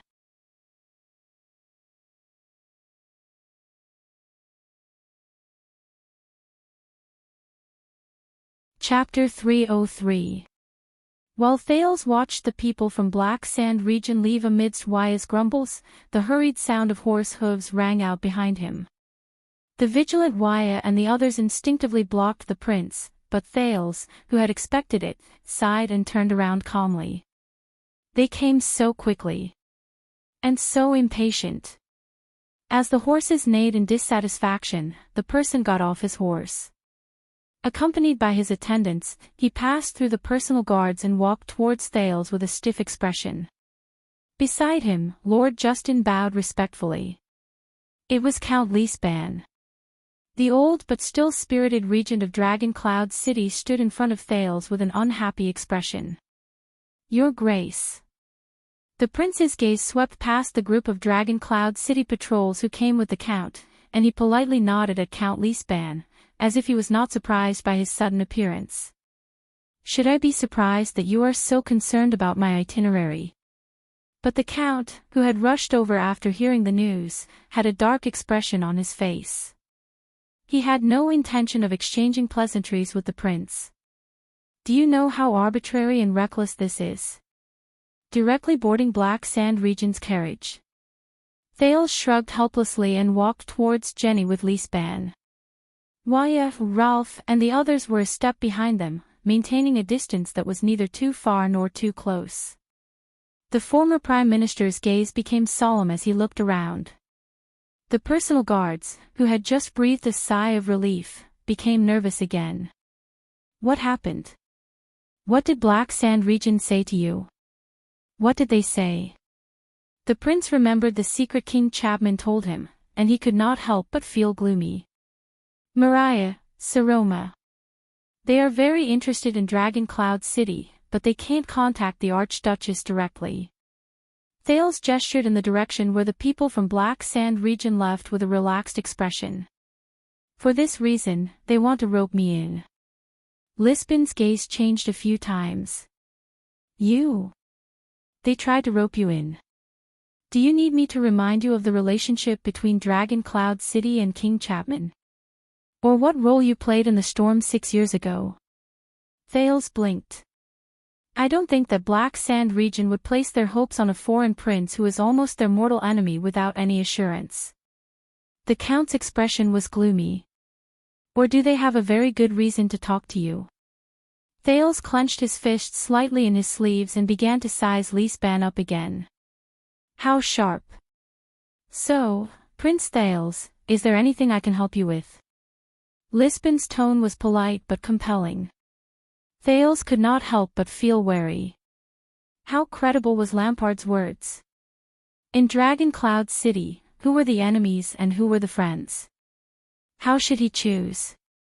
Thales took a deep breath. He could not help but think of the terrifying secret Lampard had mentioned. A gift from the late king. The prince looked at the count in front of him with complicated emotions. His gaze swept past his white temples. During these 6 years, what kind of emotions did the most powerful minister in Dragon Cloud City harbor as he watched Saroma grow up? What did he think of Saroma, his titular ruler? Archduchess. The wife of the future Grand Duke. An inexperienced little girl. Or, yeah. The prince sighed slightly. They gave me a very convincing reason. The count listened attentively. Thales raised his head and said without batting an eyelid, they said that as long as I can help them, King Chapman will personally give the order. The prince paused for a moment before he said softly, let me return to my country.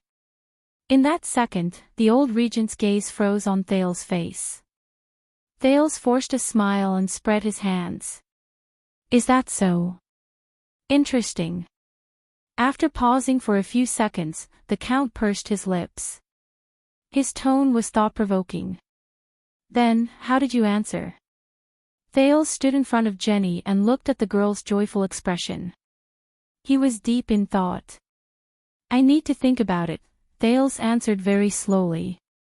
This is my answer. Lisban did not speak.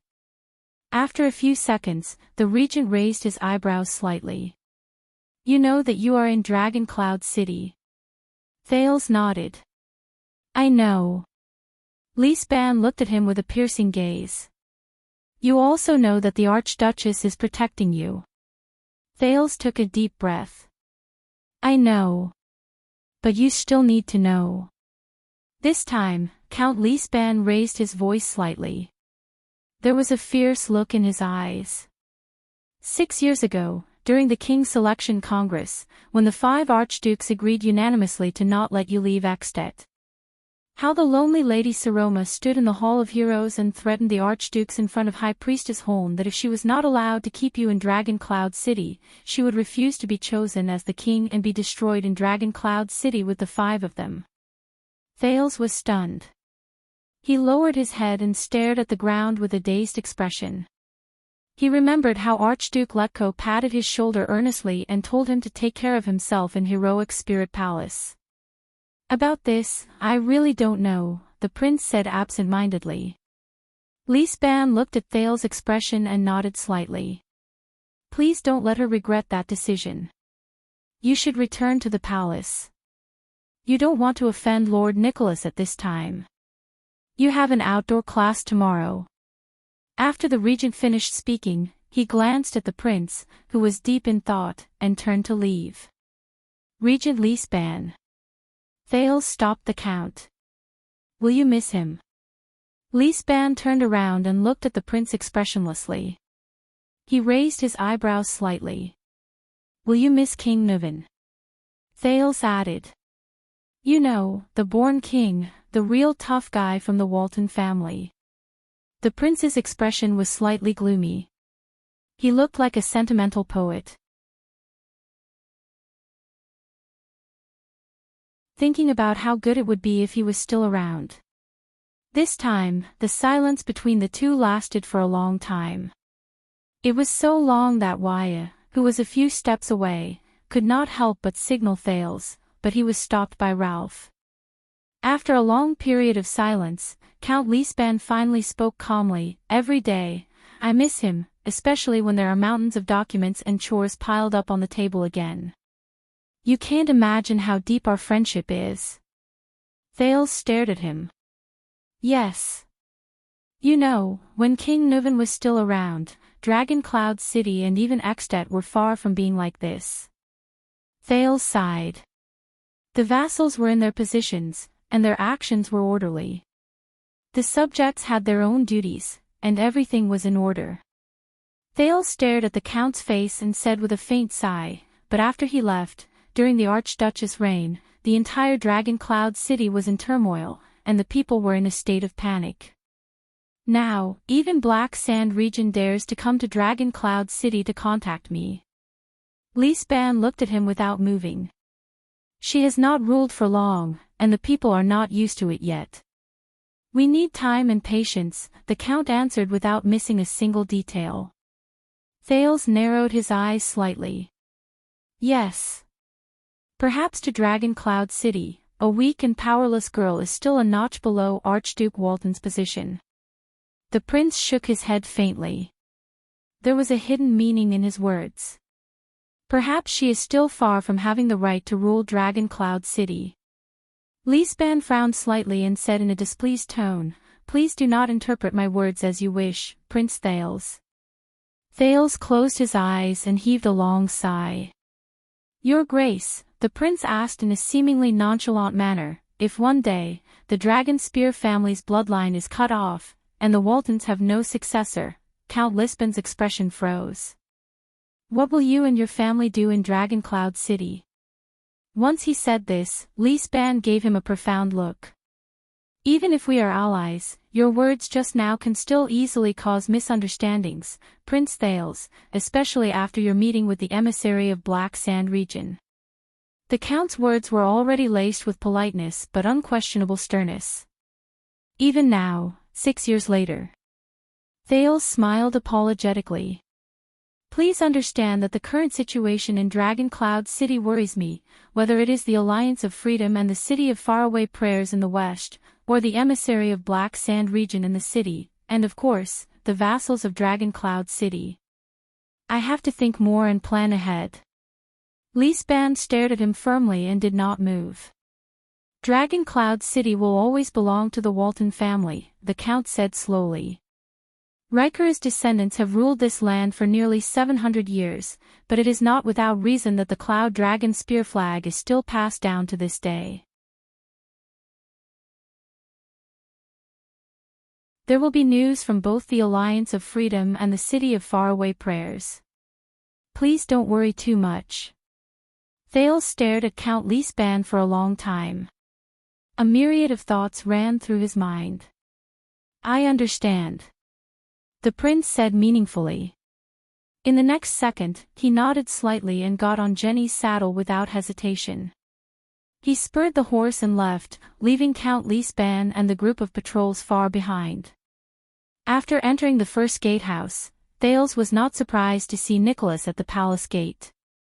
However, the Star Killer only cast him a glance from afar before he turned around and dismissed the Archduchess guards, who had just gathered together, as if they were facing a great enemy. He then turned around and left. The prince frowned. Thales did not fall asleep that night. For the first time, he felt that the walls and floor tiles of Dragon Cloud City were exceptionally hard, and his back hurt when he knocked against them. Let me sum it up. In the Archduchess' study room, Merrill Hicks, the old crow, sat in his favorite seat. Just like before, he neither used a book nor a pen. He only leaned on a walking stick, smiled shakily, and nodded gently at his two students. Thales rested his chin on one hand and looked at Hicks in a seemingly serious manner. "My dear Saroma has given us many interesting and powerful explanations about how the joint ruling pledge was formed. For example, why Nuvan I, who was the most powerful, was willing to compromise. The most powerful, Nuvan, what is that terrifying old king thinking?" Hicks' voice continued to travel. "For example, the prestige of King Rikaru and the Queen of the Sky is still deeply rooted in the hearts of the people. Rikaru's descendants, prestige, in Dragon Cloud City, how much prestige does Saroma need to have in order to stabilize her rule? Even her bloodline, for example, the defense line at Glacier requires power that far surpasses that of an archduke to maintain. An archduke, how will the game between the archdukes affect Saroma's rule? For example, as we mentioned in the first lesson, the boundaries of governance. If we do not maintain the system in which the major vassals open up their own territories and govern themselves, Ekstedt will find it difficult to maintain and protect this vast territory that stretches from West Billow to Northland, across the four great ancient provinces, and is second only to the ancient empire, the boundaries of governance. At this moment, Thales felt a pain in his ribs. He turned his head in a daze and watched Saroma pull her elbow back as if nothing had happened. Thales stared at her in a daze. "What's wrong?" I'm sorry, I have to repeat myself." Hicks stared straight at the Prince of Constellation. The old crow said with a smile, "Do you have anything else to add about the achievement of the joint ruling pledge, Thales?" Thales snapped out of his daze. He had unknowingly become absent-minded. He hurriedly flipped open his notes, shook his head apologetically, and nodded. "I'm sorry, Yes, I have something to add about how Ekstedt's joint ruling pledge was achieved." Hicks raised his head slightly, showing an interested expression. "Constellation." Thales raised his head and answered, "The achievement of the joint ruling pledge is largely thanks to Constellation's contribution."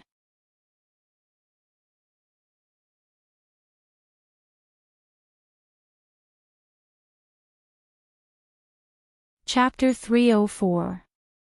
Thales raised his head and took a deep breath.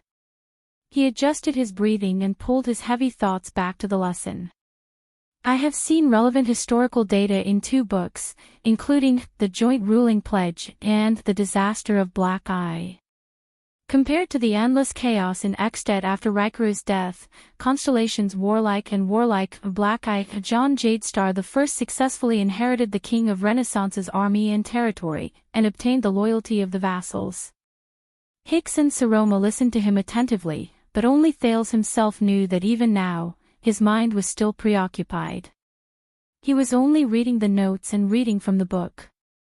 In less than a year, Black Eye almost unified the South and completed what the King of Renaissance did not finish. He took over Blade Edge Hill and part of the coastal area, which is today's South Coast Hill, and Constellation became more and more powerful. Thales thought about the disdain on Putre's face when Nicholas showed off the joint ruling pledge to them when they first arrived in Ekstedt, and his explanation. At this stage, because the peace treaty between Rikaru and Tormund was invalid, and because the suzerains in Ekstedt were in conflict with each other and had endless internal strife, Constellation began to take the opportunity to expand northward. When the Arun family of Constellation and the Tannen family of Northland had a conflict over the ownership of Overwatch City, John Black Eye gathered an unprecedented Constellation army to the north. 2 days after Black Eye marched into Overwatch City, Nuvan Walton, the Smiler of Dragon Cloud City, who was also the first Nuvan, made a proposal. With the help of the Queen of the Sky, he mediated the conflict between Prestige Orchid Region and the City of Faraway Prayers. The 10 suzerains gathered in front of Rikaru's tombstone, and the joint ruling pledge was signed. Nuvan I was crowned king, and the 9 suzerains were promoted to archdukes. Thales exhaled and flipped through the notes he made in the library a few days ago. "So, to a certain extent, I believe that it was the threat from the newly rising constellation that made the 10 suzerains, who were in conflict with each other, compromise, and work together to fight against the enemy. What happened after that is the proof."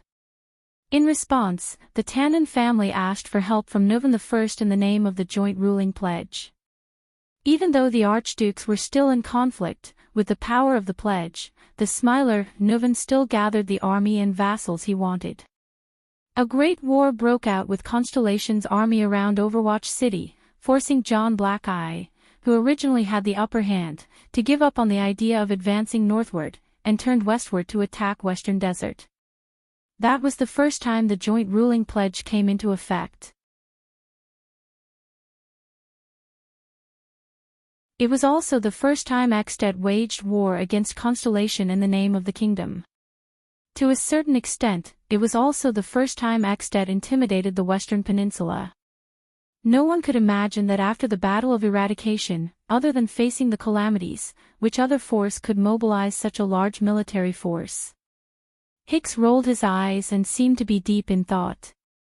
Thales sighed. So, back to the main topic, Constellation strength and rise to power also contributed to the joint ruling pledge and the unification of the strongest country in the Western Peninsula to a large extent. It allowed the 10 archdukes to temporarily set aside their differences and created the system that this country would follow in the future. In other words, Saroma asked curiously, Constellation wanted to seize the opportunity to attack Northland, but in the end, it helped to unify Ekstet? Yes. Thales nodded. In this case, not only did Black-Eyed John's plan to launch a war and invade Ekstet from the north fail, it also strengthened the kingdom of the Great Dragon. When Thales finished speaking, he realized that Saroma was already staring at him with starry eyes. He could not help but cough. Hicks laughed out loud. Starting from the joint ruling pledge, we seem to have found an even more interesting topic. You want to weaken a certain person or a certain country, but you intend to crush the other party's fist, and instead help the other party. The old crow sighed slightly and spoke in another language. There's a phrase in the Far East called overreaching oneself. Are there any more examples? Thales narrowed his eyes. Of course. Unknowingly, his attention was attracted. He lowered his head and flipped through his notes. It's still Constellation and Ekstet, but in reverse. The virtuous king, Mindes III's reform. At that moment, Hicks' gaze froze slightly. During the Fourth Peninsular War, Ekstet's pressure and destruction on Constellation left behind a land of devastation, but it also left behind a blank space and an opportunity. The suzerains in various parts of Constellation became weak and were in urgent need of assistance and recovery. They scrambled to seek help from Eternal Star City, which made the obstacles the king faced unprecedentedly small. Mindes III was able to promote his officials on a blank piece of paper, create his system, borrow money and levy taxes without any qualms, and appease the nobles' dissatisfaction with a very small price. The Great Dragon's threat and invasion, on the contrary, made it convenient for him to start his own game of chess, and formed the system of Constellation today. Thales quickly concluded this example that he was all too familiar with in one sentence. He raised his head, only to find that Hicks was looking at him with a strange gaze. My dear, I really didn't expect you to use the virtuous king as an example. The old crow snorted softly. You must know that even in Dragon Kiss Academy, the evaluation of the virtuous king is mixed. Of course, it's focused on his imitation and innovation of the main Nox official assessment system, as well as his support for the establishment of a private academy. Thales scratched his head. I'm sorry, due to various reasons, I'm still quite familiar with this part of history, so I tried my best to find historical materials in this area in the library. Hicks coughed softly. Then, according to what you just said, war is a very complicated topic, because temporary victories and defeats seem to only be superficial, and the positions of the victors and losers can change at any time. Thales' gaze had already left the notebook. He suddenly thought of King Nuvan and Lampard, King Kessel and Arund. King Nuvan attacked Black Sand region and suppressed the Lampard family for decades, but created a terrifying and ambitious person who would take his life in the future. Arund plotted to usurp the throne and plunged Constellation into a crisis, but after his failure, he gave Kessel a reason to control the northern territory with the royal authority. What about himself? He seemed to have saved the Walton family's fate perfectly and cleverly, sent the Archduchess to the throne, and ensured Constellation's interests. But, all the things that he thought he was infallible in the past became questionable after Lampard's visit. Thales sighed slowly. Suddenly, he had a deeper understanding of the virtuous king's words, a momentary victory or defeat is but a fleeting moment. How interesting. Thales raised his head and said quietly, in fact, I think that simply using victory or defeat to describe the outcome of a war is lacking in consideration. The old crow raised his eyebrows slightly. Do you mind saying a little more? Thales cleared his throat, as though he had returned to the past in his dream. War is not a carpentry game, and the opponent is not a piece of wood. If something protrudes here, you just hit it with a hammer, and it will behave. No. Thales muttered to himself for a while. He continued, war is the gathering of many factors, and it is also the interaction of two parties or even many parties. The wood you hammer may become fragile, or it may become tighter, or it may become harder, or it may become rougher and harder to touch. But it is not determined by whether you hit it with a hammer or not. It depends on the conditions and factors of countless wars, as well as our perspective of observation. Hicks encouraged him to continue speaking with his gaze. Thales sucked in a breath. War is a declaration of war, the ideal of a country's unification, reconciliation of contradictions, sharpening of weapons, and defining one's own moment in blood and fire, but it is also the opportunity for Njangwa to react spontaneously in a crisis, to decisively break away from his old ways, to reconstruct himself, to close his loose fingers, to clench his fists tightly, and to face the enemy in a brand new state. Even after the war ends, this influence will still continue. He could not help but think of the virtuous king. And after the war, both parties will no longer be the same. I think Constellation and the Great Dragon are the best examples. Over a longer period of time in history, the two sides of the war will change and change accordingly. The forces of power will rise and fall, and the balance will shift. That is why the society we live in and the situation we live in will become what it is now, and it will deeply affect our lives until today. Perhaps, compared to what we can see in a short period of time, the glory or pleasure of victory, and the humiliation or pain of defeat, this is what we have always ignored when we face war. After Thales finished speaking, he sank into deep thought. Very good. Hicks clapped softly. I have to say, it has exceeded my expectations, young sir. Saroma furrowed her eyebrows and said thoughtfully, so, in other words, when we face war, we should consider more, and not just stop at the superficial level of whether we can win or what will happen if we lose. Thales' eyes lit up, and he gave her a thumbs up. Hicks smiled faintly. You are right, my dear Saroma. I like this conclusion very much. He blinked his eyes casually, revealing a trace of slyness. So, I can still sum it up. Both students showed expressions of interest. The old crow sighed, and his eyes behind the lenses trembled slightly. First of all, Constellation and Dragon, your fates are intertwined with each other. This is definitely not an empty statement. Be it in the past, present, or future, you have long been entangled together and are inseparable from each other for hundreds of years. Your origins are so deep, you are so close to each other, and you are so closely connected that any change in either of you will have an impact on the other party that is difficult to detect immediately, but cannot be ignored and irreversible in the future. Is that right? The two students nodded vigorously. Their teacher sighed and coughed uncomfortably. I think we can at least reach a consensus. War is not that simple. It is neither simple destruction and reconstruction, nor is it simple plundering and reconstruction. As for victory and defeat, this is the most superficial of all. Hicks looked out of the window. There seemed to be emotions flowing in his eyes. So, both of you have the conditions and the power to wage war in the future, even against each other. I am not advising you to hate war, but before you make up your mind to wage war, I think you should first think clearly about whether doing so will really achieve your goals. How many unexpected things will happen because of this? What additional consequences will there be? What will it symbolize in the long-term future? How will the impact on both of you be calculated? Thales and Saroma fell silent as they pondered about something. War is not an overly idealistic game. It is not a one-way assault by one party against the other to determine who is superior or inferior. I actually hope that it is that simple.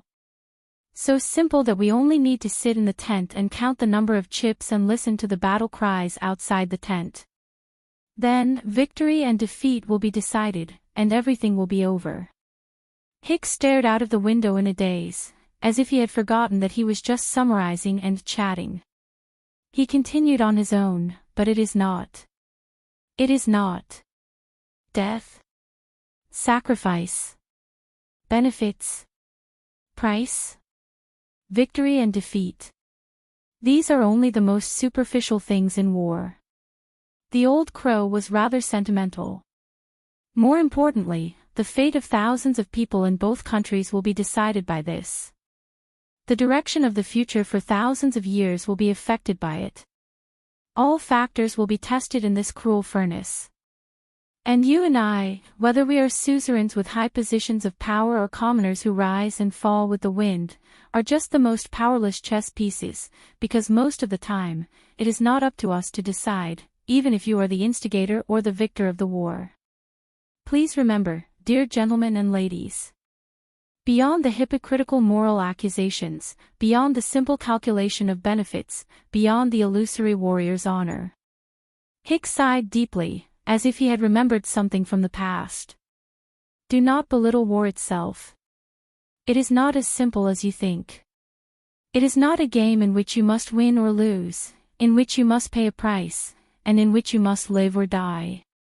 Thales and Saroma stared at their teacher's expression and seemed to feel the heaviness in it.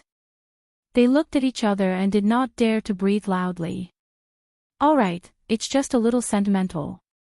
Hicks snapped out of his daze and smiled nonchalantly. So, let's go back to the main topic. Do you have more examples where the outcome of a battle cannot be determined by the outcome of a battle? The old crow did not wait for them to speak. He blinked his eyes behind his spectacles in a seemingly unintentional manner. If not for the time being. Then, I would like you to continue thinking about an example. Thales and Saroma were slightly taken aback. Then, the weak old man uttered a word. The bloody year. Apart from victory and defeat, from what perspective and to what extent should we evaluate the gory year that was full of wars? Thales froze on the spot and stared at his teacher in a daze. He had the illusion that the moment Hicks said that word, he glanced at him lightly. It was a scrutinizing glance, and it was a stark contrast from his usual relaxed demeanor.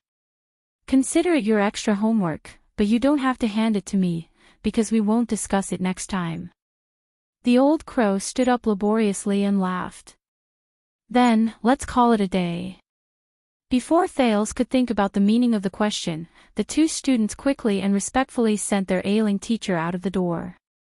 Asterisk thud, thud, thud, asterisk Saroma. As he watched his teacher leave, Thales shook off the shadow in his mind and said to Saroma in the most solemn tone, "Listen." Saroma, who was tidying up her notes, was slightly startled. "What's wrong?" The prince's face was solemn. He took a deep breath and stared into Saroma's eyes with an exceptionally serious expression. The girl felt uneasy as she stared at him. Today, after the outdoor class, it will be around dinner time. Thales clenched his fists. Recalling what he saw and heard yesterday, he became even more nervous. I have something very, very, very important to tell you. His tone was unprecedentedly serious. Saroma stared at him in a daze, as if she was not used to the prince being so serious. Very important. Yes. Thales seemed to feel that she was not paying enough attention, so he quickly added, "You must consider it seriously. It's about our futures. It's something that will affect our entire lives." The Archduchess was stunned. She blinked behind her pince-nez, then, she blushed. Okay. The girl cleared her throat. She was a little flustered, but she immediately displayed her usual dignity as an archduchess. She raised her neck arrogantly and snorted softly. "I hope you'll be on time, Your Highness." Without waiting for Thales to react, in the next second, Saroma made a standard dance step and left the study room with a whoosh. Ha! Why did she run away without even putting away her books? Thales stared at her back, puzzled. He stared at the tips of her red ears. And, why did she? In the next second, Thales suddenly remembered something. The prince was shocked. He stood up abruptly, extended his right hand, and chased after her with a strange expression. Hey, aren't you thinking too much again, little rascal? On the other side of Heroic Spirit Palace. Hicks walked further and further away with his walking stick. He walked out of the corridor. He exhaled a mouthful of air from his weak lungs and coughed painfully. Then, he waved his hand and rejected the servant who wanted to help him. Thank you, but I'm not that old, asterisk clatter, clatter, clatter, asterisk. Hicks looked at the gradually fading Northland scenery outside the window and recalled the conversation just now. His relaxed and playful expression disappeared, and he became serious. Even though he's very smart, even though he has those eyes. But he's not like his father. The old crow sighed with a sentimental expression and muttered in a low voice, and he's not like you either.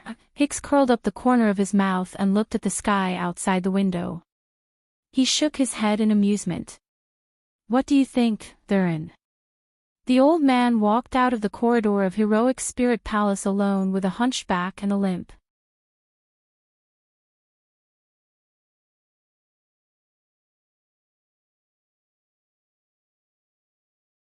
Chapter 305. That afternoon, Thales grabbed his long sword and shield and walked out of the blood court. Accompanied by his guards and attendants, he went to the training field. He stepped on the tiles under his feet, walked over every step, walked past the grass and trees of Heroic Spirit Palace, looked at the palace guards and the Archduchess guards, who were sculpture-like or fierce-looking, and watched as they dutifully and responsibly cleared the way for him and defended him. These things, these people, this place, and me. Thales clenched his teeth lightly. What's wrong, Your Highness? Thales snapped out of his daze and looked at Waya, puzzled. What's wrong? Since yesterday, the prince's attendant looked worried. He looked around and said in a low voice, especially after talking to the people from Black Sand region. Thales' footsteps froze for a moment. He stopped. As the prince suddenly stopped, the Archduchess guards around him seemed to have sensed that something was wrong. They spontaneously got into formation, held their weapons, and guarded any entrance that could break into the prince's side from outside the courtyard. Of course, it would be the same if the direction was reversed. Your Highness. Lord Justin's question came from among the guards. Thales frowned. The omnipresent guards used to make him feel at ease, but now, after the upheaval 6 years ago, he had never felt that the current scene was so glaring and out of place. Thales raised his hand and said loudly, "Just a moment, my lord. Say a few words." In the distance, Lord Justin waved his hand, and the atmosphere around him relaxed a little. The prince turned his head and forced a smile at Waya. Is it that obvious? Looks like I still need to practice more. Beside Waya, Ralph let out an indecipherable snort and made a gesture. It's all right. Thales raised his eyebrows and nodded. Then I'm relieved. Waya watched the exchange between the two and sighed. Others may not be able to see it, but, he frowned and looked at the prince worriedly. He did not continue speaking. Thales smiled helplessly. Waya, Madeira. The prince called out their names and propped his long sword on the ground. He sighed and said, "Have you experienced this before? You wake up one day and suddenly realize that the allies you have been with for a long time might all be your enemies." Waya froze for a moment. He then looked around sharply. On the other hand, Ralph snorted coldly and sighed. "Look at my legs." When Thales saw the hatred in the Phantom Wind follower's eyes, he could not help but frown. "Relax, Madeira. He shook his head. You've made your choice. You don't have to live for the past. Ralph did not say anything. He only stared at him. Your current state worries me very much, Your Highness. Wya's expression became more and more unpleasant. If we could share your burdens, Wya, Thales interrupted him. The prince flashed a bitter but leisurely smile. I remember you saying that we should treat every farewell as our final farewell so that we won't miss out on our lives, right? Wya nodded slightly. From my teacher. She is a person worthy of respect. Yes. Thales mulled over this sentence and snickered. He put on a rather approving expression. Life is wonderful. You really shouldn't miss it. The attendant and the phantom wind follower were stunned. And Putre? The prince asked calmly. Wya frowned. He has his own things to do. He went out early in the morning. Is that so? Thales pondered for a few seconds before he raised his head. Get ready. Wya looked puzzled. Get ready for what? Thales shook his head. Don't ask. No matter what is about to happen, don't panic. He sighed. Trust me. Trust your prince. As the two of them looked at each other in confusion, the second prince took a deep breath and strode towards the training field again. The Archduchess guards, who had formed into groups, followed him. Their movements were agile and their footsteps were firm. On the training field, Nicholas, who was dressed in neat military attire, raised the axe in his hand and cast a sidelong glance at Thales, who had just arrived. I heard that you caused trouble for Lisban again yesterday. You were in Dragon Cloud City, having a heart-to-heart talk with the people of Black Sand region. Thales adjusted his breathing and exercised his joints while he calmly looked at the pale man before him. The Star Killer. The person who took Horus Jadestar's life. What kind of person is he? The prince remembered how arrogant and domineering he was when he intercepted him outside Dragon Cloud City, how fierce he was when he threatened him in Heroic Spirit Palace, how cold and merciless he was when he watched that scene in the Hall of Heroes, and how tenacious and heroic he was when he blocked the enemy single-handedly in front of the gatehouse. What kind of existence am I in his eyes? And now, Dragon Cloud City has enough troubles on its own. There's no need for me to cause trouble for them. Thales finished warming up and walked to the training field expressionlessly. About 10 steps away from them, Saroma had already started practicing self-defense with a dagger. The Star Killer narrowed his eyes. Yes, because you yourself are a big problem. Hey! Thales snorted softly, raised his shield, knocked on the surface of the shield, and got into a fighting stance.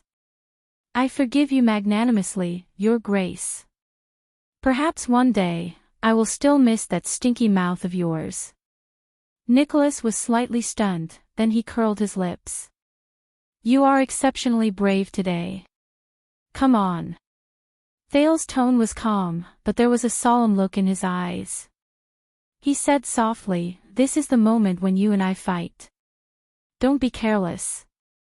The next moment, the Star Killer's axe struck like a bolt of lightning. Thales, who had expected this, calmly observed his opponent's footsteps. He was not fooled by the feint. He took a step back and did not rush forward. Instead, he steadily withstood the second wave of attack hidden under the axe. Thud.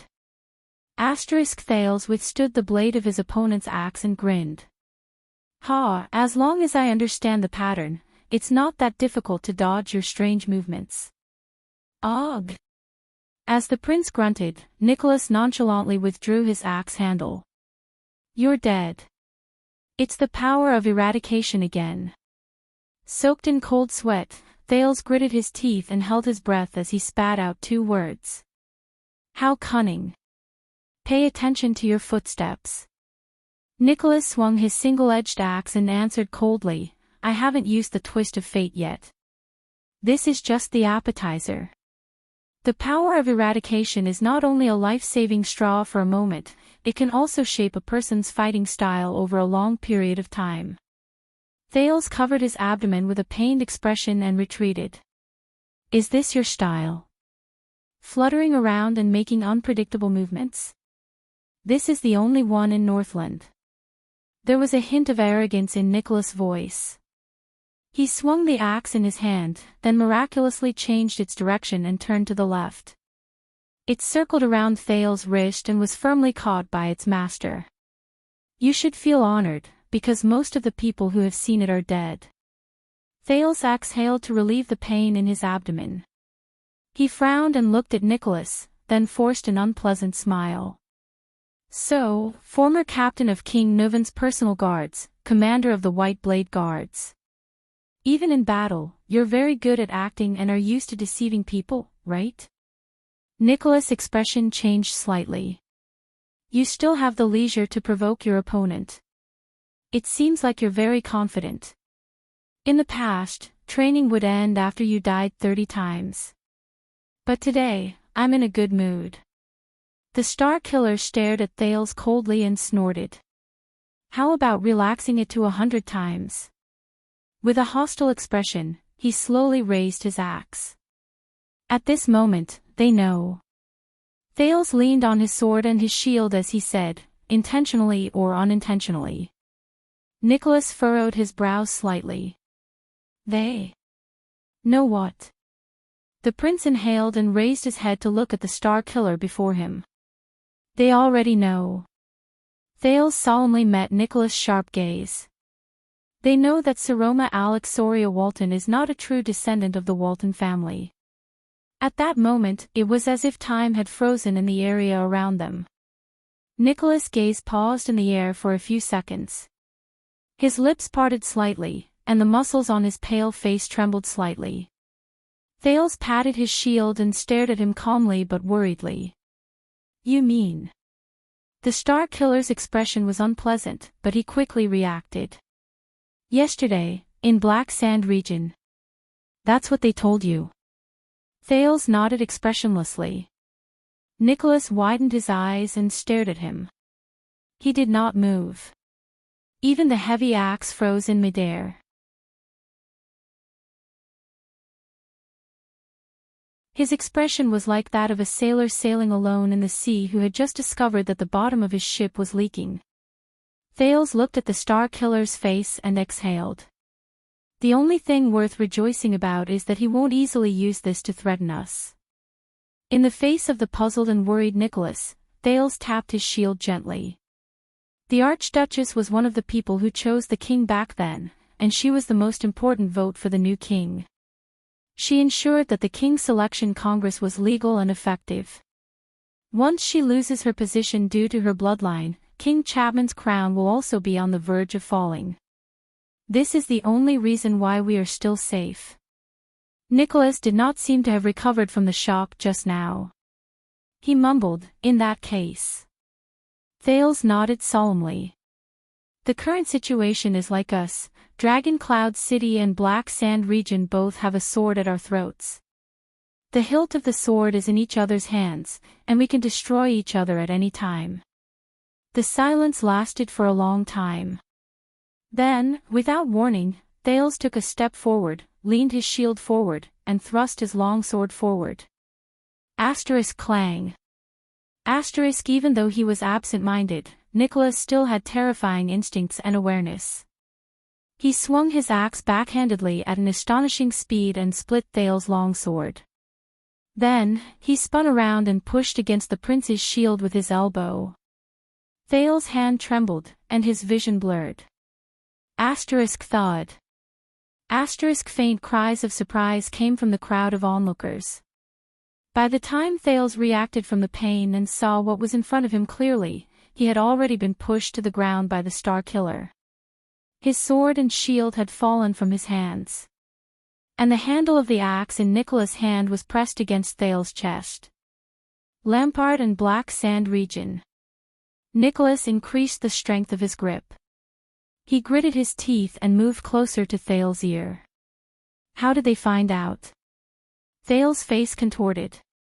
He used all his strength to move his throat out of the range of the axe handle. Can Vita mentioned the secret room, the prince said through his teeth laboriously. I'm guessing that Madame Calchon hasn't been idle these past few years, thought. Nicholas coldly punched the floor beside Thale's ear and used the momentum to climb up from his body. How is this possible? Nicholas frowned and extended his hand towards Thales, who was panting non-stop on the ground. Thales panted a few times, but he still stared at the Star Killer's face. You know. Back then, you knew very well that the Red Witch knew this secret. But your reaction was how is this possible? The suspicion in his heart grew stronger. Thales took a deep breath. I recognize your expression, and I'm very familiar with it. The prince grabbed Nicholas' hand and used it to stand up. It's surprise and puzzlement. Thales patted the dust off his body, turned his head, and said solemnly, but it's not worry and nervousness. You seem to be full of confidence and not worried at all, Lord Nicholas. Nicholas' breathing paused for a moment. What are you talking about? You remind me of 6 years ago, Lord Nicholas. Thales repeatedly addressed the Star Killer by his official title. Without realizing it, the solemn atmosphere became tense again. When we, the old king, and the Archduchess witnessed that scene together in the Hall of Heroes, there shouldn't have been a fifth person. Thales sighed. He picked up his sword and said, intentionally or unintentionally, you remind me of 6 years ago, Lord Nicholas. Theoretically, there shouldn't be anyone else who knows about the secret of Little Rascal. Nicholas transferred the axe to his left hand. His gaze slowly became terrifying. What are you trying to imply? Thales snorted, lowered his head, and said softly, you're right. Do you still remember? It was still 6 years ago, when we met Madame Calchon in the secret passage under the gatehouse. The Star Killer's frown grew deeper.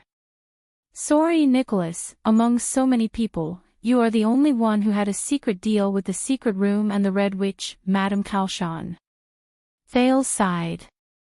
His gaze was still fixed on the man's face, unwilling to let go of even the slightest detail. The contents of your deal are still in doubt. And yesterday, Black Sand Region learned the truth about the Archduchess through the secret room. Asterisk. The blade of Nicholas' axe struck the sand violently. An abnormal shade of red appeared on the Star Killer's pale face. His gaze became focused, and his tone was filled with danger. Are you suspecting me? What welcomed him was Thales' merciless slash with both hands.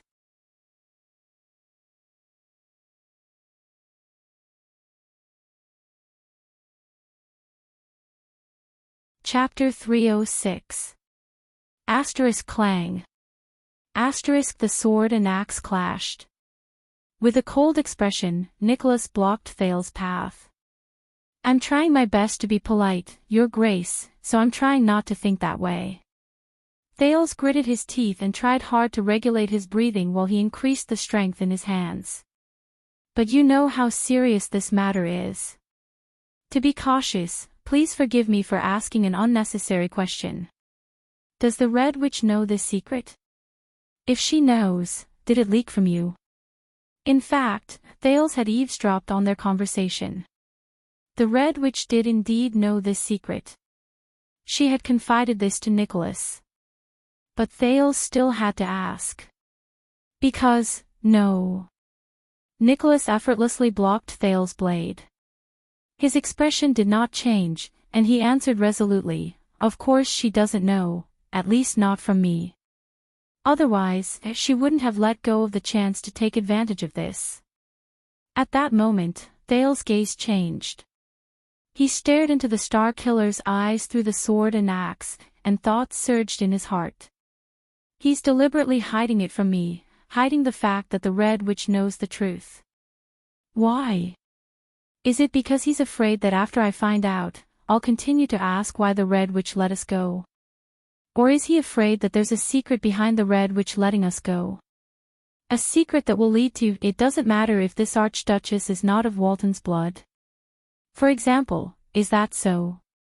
At that moment, Thale's heart only grew heavier. He took a step back and moved the blade away. Very good. Thales was beaming when he raised his head. He looked as if he had breathed a sigh of relief and returned to the relaxed prince. Even though I don't believe it either, I'm much more at ease after hearing you prove it. Nicholas frowned and looked at him without a hint of a smile. Then let's change our direction. Thales took deep breaths and looked as if he was thinking hard. Anyone who knows this secret from you, what about them? Is it possible that they came into contact with the Red Witch? Nicholas swung his axe. Anyone? Thales' heart sank. He tacitly agreed. He tacitly agreed that the Red Witch knew Little Rascal's secret. So, the meaning behind the question, how is it possible, was not, how could the Red Witch know? It was how could the Red Witch reveal the secret? Thales sorted out his emotions and nodded without batting an eyelid. Does Lisbeth know the true identity of the Archduchess? You didn't tell him anything in the past 6 years. This time, he could clearly see that Nicholas' expression did not change at all. It was as if he had been frozen in ice. Thales let out a long sigh. Uncle Nicholas. The prince looked a little anxious, as if he was really worried about something. We are not talking about some pre-dinner joke to liven up the atmosphere. Thales narrowed his eyes slightly. But the survival of Dragon Cloud City. He turned to the girl who was practicing her dagger. And Saroma's rule.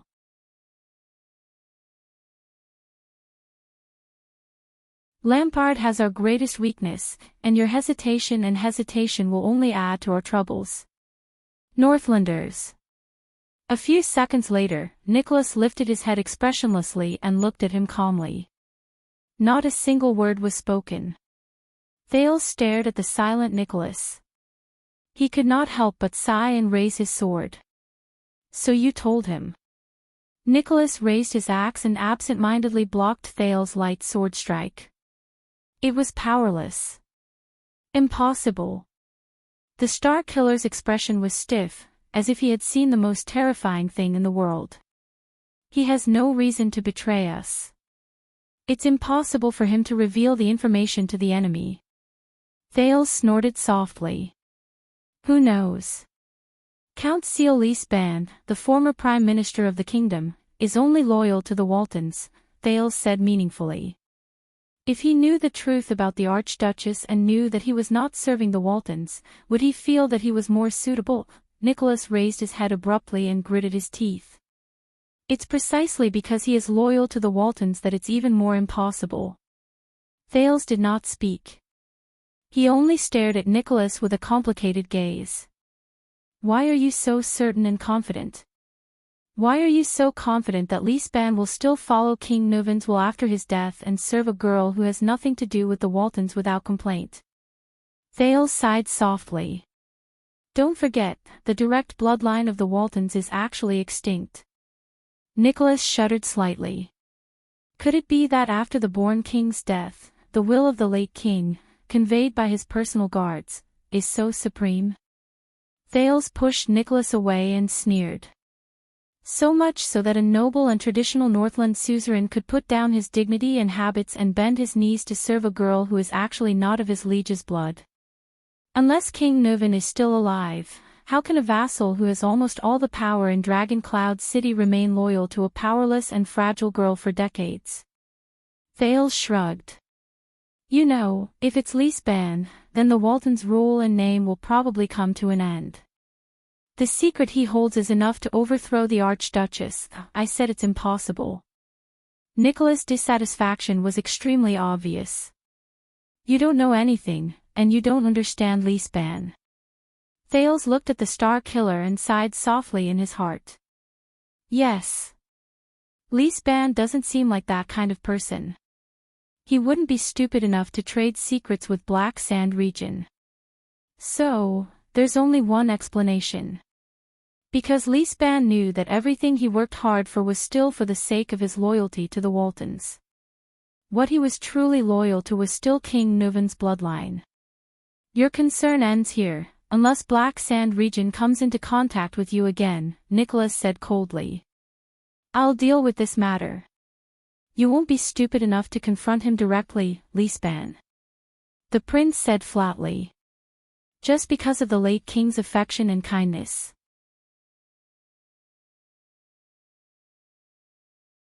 Nicholas turned to the side in disdain. He ignored him and retreated a certain distance. Until Thales' next sentence. Have you forgotten about that traitor?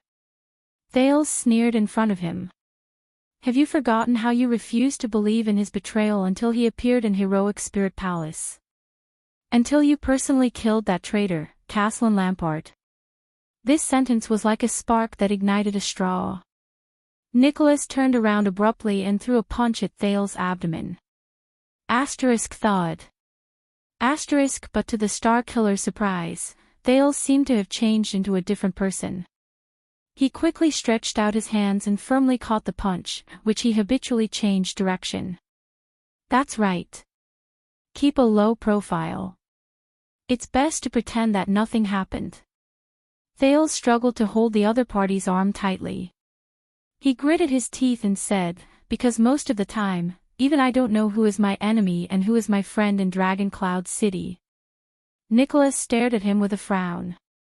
A few seconds later, the Star Killer unceremoniously withdrew his arm, causing the prince to stagger. He looked at Saroma, who was practicing with a dagger with Justin in the distance. He pursed his lips. Have you told the Archduchess about this? Black Sand Region's bargaining chip and threat. No. Thales exhaled and swung his numb hands, experiencing the numbness caused by the sin of Hell's River slowly subsiding. Not yet. Very well, then keep quiet. Nicholas seemed to have calmed down. His gaze was fixed on Saroma. She doesn't need to know about this. As for this matter, the White Blade, the Archduchess guards will investigate it. There was silence. After a while, Thales sighed dejectedly. He stood up and no longer looked at the Star Killer. Is that so? All of you thought that you could use long swords and shields to protect her. Thales watched the Archduchess practice and snorted softly with a profound meaning. That's why you only taught her how to use a dagger. He shook his head. Think about it. When the enemy's sword is in front of her, the weak Archduchess only has a small dagger, and she only knows how to stab and slash. I can't imagine anything crueler than this. Nicholas glanced at the Archduchess, then turned to Thales again. There was disdain on his face. Don't worry. Before the enemy's sword arrives, I will cut off his head. That's really amazing. Thales shook his head. There was a hint of melancholy in his tone. However, Lampart's sword has already stopped at her throat, and Lampart's head is still on his neck. And she's still happily learning how to use a dagger from all of you. Nicholas did not say anything, but his frown deepened. Thales narrowed his eyes. Did you also train Prince Moriah like this? Teach him the secret of using a dagger to defend himself and keep him away from all dangers? The prince lowered his head and patted his hands.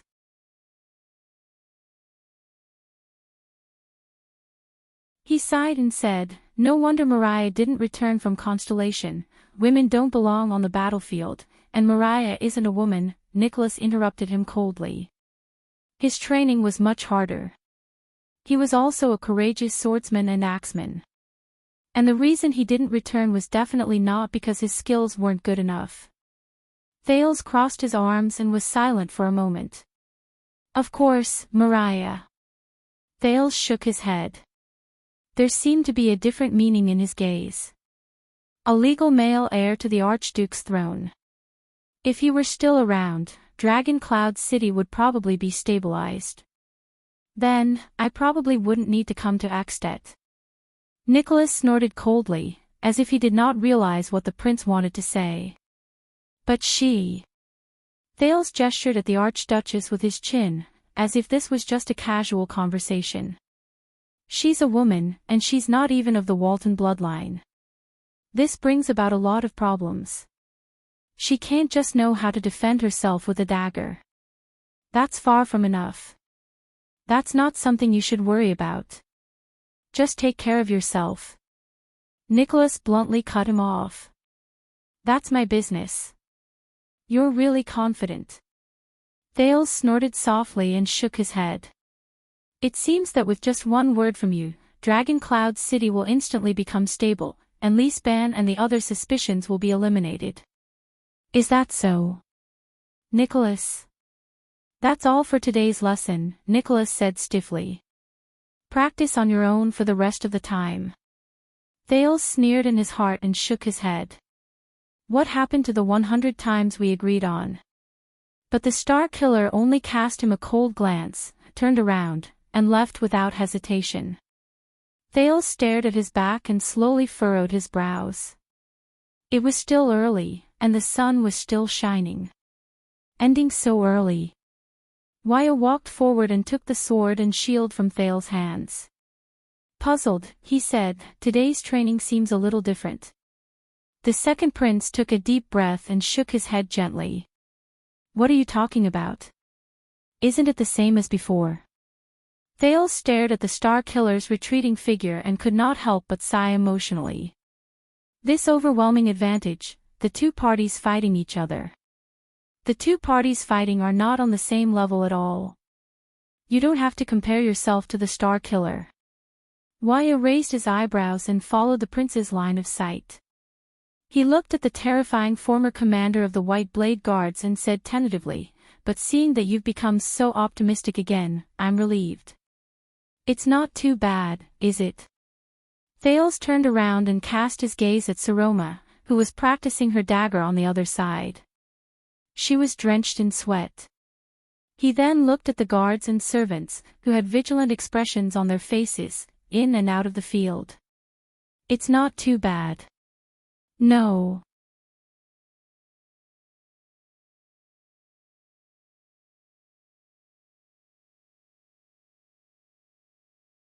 Chapter 307.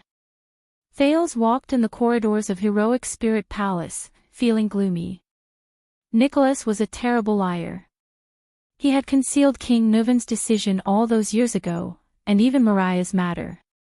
Things were already very clear. The former White Blade Guards, Leespan, and the secret room held secrets that Thales and Saroma absolutely could not know. In other words, this secret would be detrimental to the latter two to a large extent. Thales did not even have to verify whether the horrifying secret Lampard told him was true. This was Thales' conclusion. However, on the way to the dining room, Thales could not help but clench his fists. However, Dragon Cloud City was facing the most complicated and chaotic situation in 6 years. The international situation was about to change, and it was testing the Archduchess' choice. The archdukes in the country were unpredictable, and they wanted to see Dragon Cloud City's stance. The vassals in the territory were restless, and they coveted the Archduchess' marriage and power. King Nuvan's gloominess filled the sky, shrouding the successor of the Dragon Spear family. And the most terrifying opponent, the current common-elected king of the Kingdom of the Great Dragon, Chapman Lampard, held a sharp blade in his hand in the dark, ready to seize all possible benefits in this storm that was about to erupt at any moment. Saroma, a lonely and weak girl, Thales felt a faint pang in his heart when he thought of this, lived among them, and faced countless threats.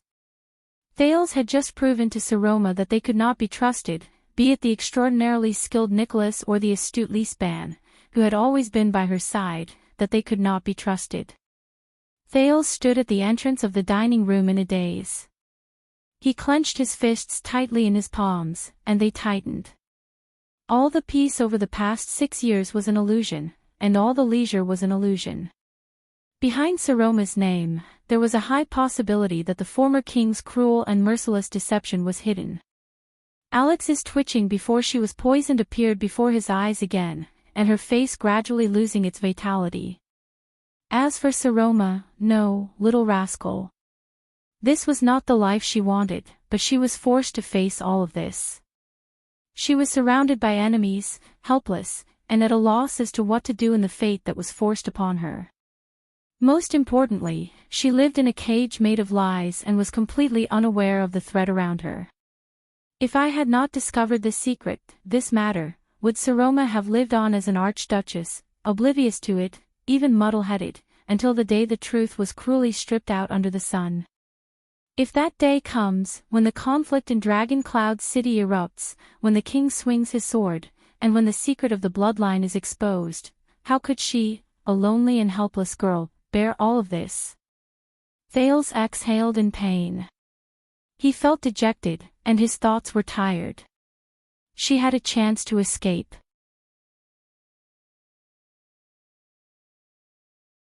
It was you, Thales. You were the one who asked her to become Selma Walton 6 years ago. And now, you, a hostage who has no choice but to be ostracized, what can you do? What can you do for her? What kind of perspective and stance should you use to intervene in this internal struggle that only belongs to Axtet? What to do? What to do?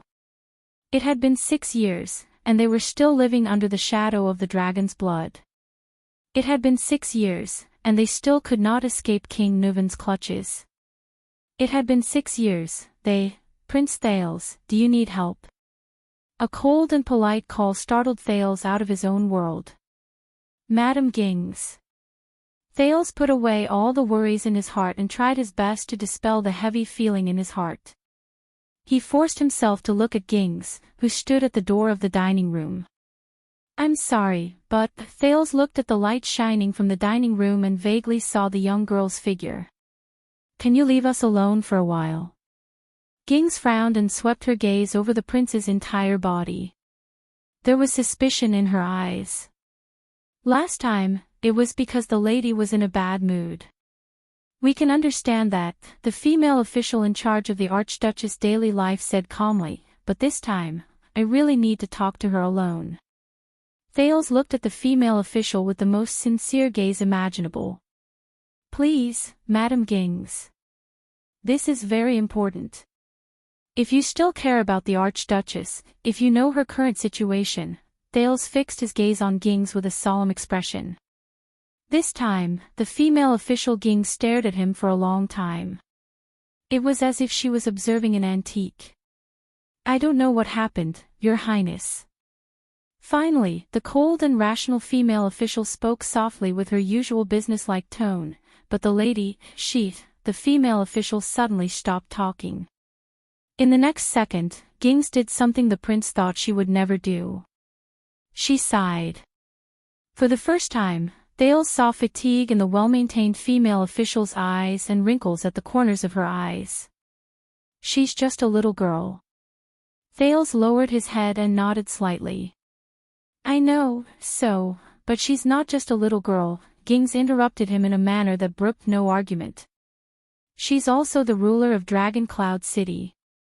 Thales raised his head and looked at her strangely. He felt that the female official was a little different today. Most of the time, it's because of Your Highness' constant concern, consideration, and companionship that the lady feels that she's safe and lets down her worries and wariness. As a friend, you take care of her and worry for her. The female official's tone was no longer as stern as before. Instead, it was filled with resignation and sentimentality. This is her fortune. Ging's next sentence had another meaning. But the problem is, she's not safe. She shouldn't feel that way either. Thales stared at Gings and was momentarily speechless.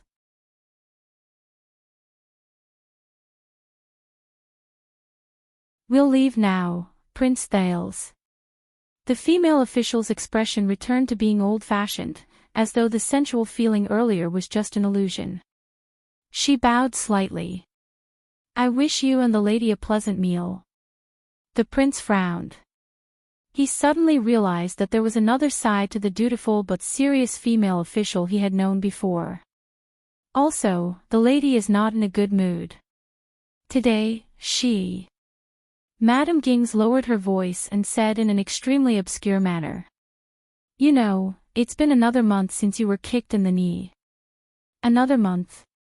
Thales was slightly stunned. By the time he realized what she meant, Gings had already turned and left. It's because of your highness' constant concern, consideration, and companionship that the lady feels that she's safe. The second prince watched her leave with the two female servants with complicated emotions. He lowered his head and hesitated for a moment. He took a deep breath and tried hard to adjust his emotions before he stepped into the Archduchess' dining room. Saroma sat quietly at the dining table. She looked lonely under the lights on both sides. Wow, lettuce. Thales sat opposite the Archduchess. He looked at the food on the dining table and smiled. I haven't eaten for a while. As expected, the table was filled with bland foods like vegetables and fruits. Even the broth was piping hot. This was a rare sight. Under Nicholas' threat, it was nothing new for the chefs in the kitchen to make a dish turn cold after checking it repeatedly for a few times. This is the Archduchess' monthly recipe. Saroma raised her head under the lights. The prince could not help but notice that she was a little tired. So, is it because of her physiology, or, hey? The Archduchess stared at him with a gaze that the prince rarely saw. The latter could not read the meaning behind it. Thales. Her voice did not seem to carry much emotion. You said that you have something important to tell me today. Thales exhaled. The troubles he faced earlier seemed to have instantly returned to his mind. Yes, Thales took a deep breath. The words were at the tip of his tongue, but he was tongue-tied. He stared at Saroma, whose face was slightly gloomy. He maintained the most basic polite smile, but suddenly did not know what to say. Saroma, you are actually facing an extremely terrible situation and are not safe. Even if you survive this storm, the forced marriage of the vassals, and the fight between Rockney and the king, you are still in a difficult situation. Because the people you think you can trust are actually lying to you. You are alone and helpless, you are in danger, and even your biggest secret is in someone's hands. Saroma's gaze fell on his lips. There was a slight puzzlement in her eyes. But Thales furrowed his eyebrows tightly. He slowly clenched his fists under the table. He was still smiling, but he was struggling in his heart. He did not know where to start.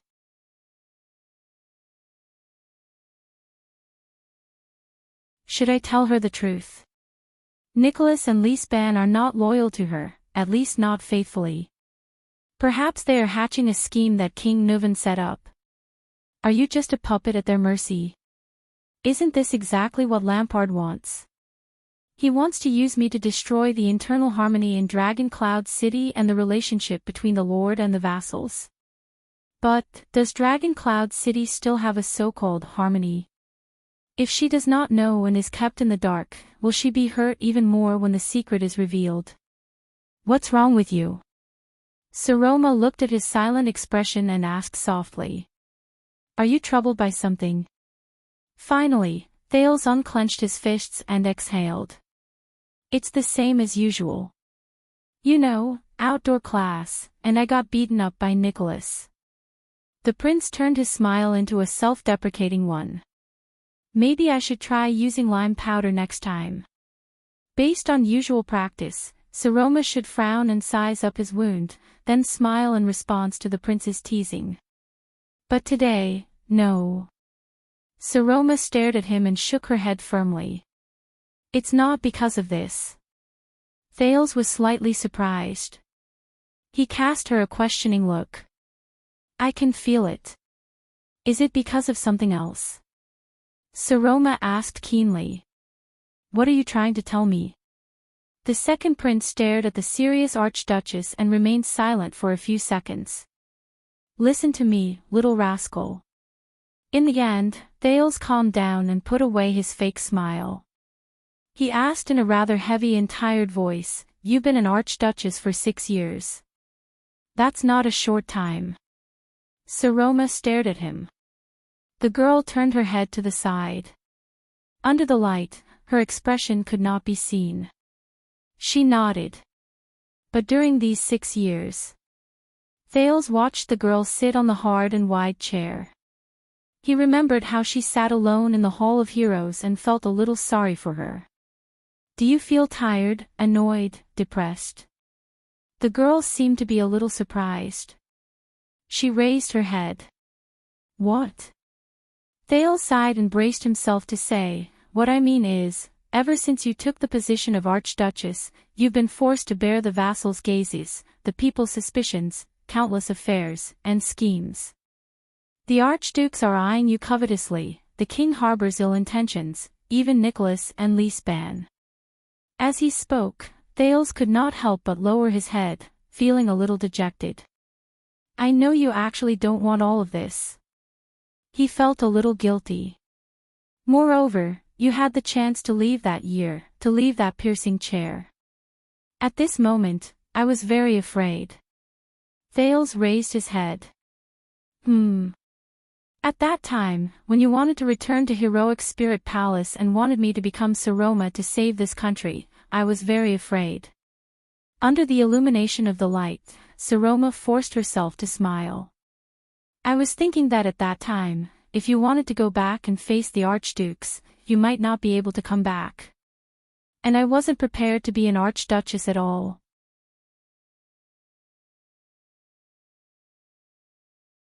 The girl sat at the other end of the dining table. Her slightly red face reflected the light, which did not seem to fit in with the solemn decorations around her. "But at that time, you didn't hesitate. You said that with 2 countries and so many people's fates on your shoulders, you can't just walk away and leave behind a sea of fire." Thales stared at her silently. He pressed his fists against his knees. "Because you weren't afraid. So I thought, I can't be afraid either." The corners of Saroma's lips curled up slightly. She seemed to be a little surprised and delighted. "And you said that you would always be with me and protect me. Just like that time in the Hall of Heroes, when you took me away from His Majesty without hesitation, and for the past 6 years, when you, Seal and the others have been protecting me. I know that no matter what happens." When he heard this, Thales could no longer hold it in. He raised his head abruptly. "But I can't." The Archduchess widened her eyes in shock and stared at the emotional prince in confusion. "I can't protect you. You are the Archduchess of Dragoncloud City in a game of chess that ordinary people cannot imagine, and I am just a powerless prince." Thales remembered Lisbon's meticulous rhetoric, remembered Nicholas' gaze that was trying to hide something, and remembered the omnipresent vigilance and strict supervision in Heroic Spirit Palace. He gritted his teeth and said, "You are the Archduchess of Dragoncloud City." He gritted his teeth and said, "We face too many threats, too many dangers, and too many problems. Lampard, Rockney, the Counts of Dragoncloud City, and..." Thales took a deep breath and struggled to say, "You know, I don't have the ability to protect you at all." Saroma stared at him in a daze. Her lips trembled slightly.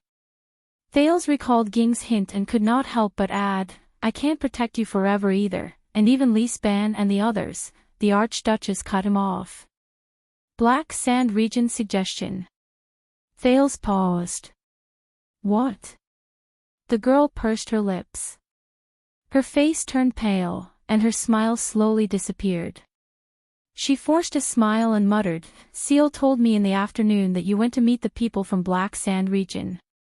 So this is what you came to me to talk about today." Thales immediately felt a headache coming on. The prince sighed.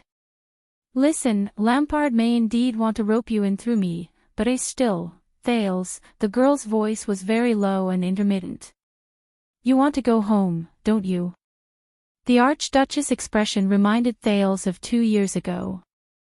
At that time, when she read the tragic bardic poem, Jasmine's Battle Flag, the indomitable Jasmine eventually died in battle in the rain, she probably had the same expression on her face. "This is the condition the king gave you, to let you return to the kingdom."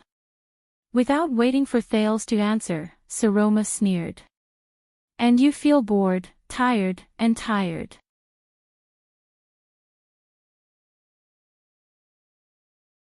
You don't want to play games with an ignorant and boring girl anymore, so you specifically came to tell me that you can no longer protect me. She laughed self-deprecatingly. This is what you meant by important? Thale's breath froze. That's true. A silly, stupid, and eccentric little girl. Saroma lowered her head. It's very annoying, isn't it? Thales pressed his forehead in pain. No, Saroma, no, it's not like that. Listen to me, what I want to tell you is, you miss home, don't you? However, the girl did not seem to be listening to him at all. She spoke as if she was talking to herself. If you have the chance, will you leave this place without hesitation, leave Dragon Cloud City, leave everything behind, and go home? Thales was stunned. Putre had asked him the same question before. At that time, his answer was, I. Thales uttered a word, but he gritted his teeth. He really wanted to say no, that he did not miss home, and use a lie to temporarily comfort her. But Thales took a deep breath and slowly exhaled.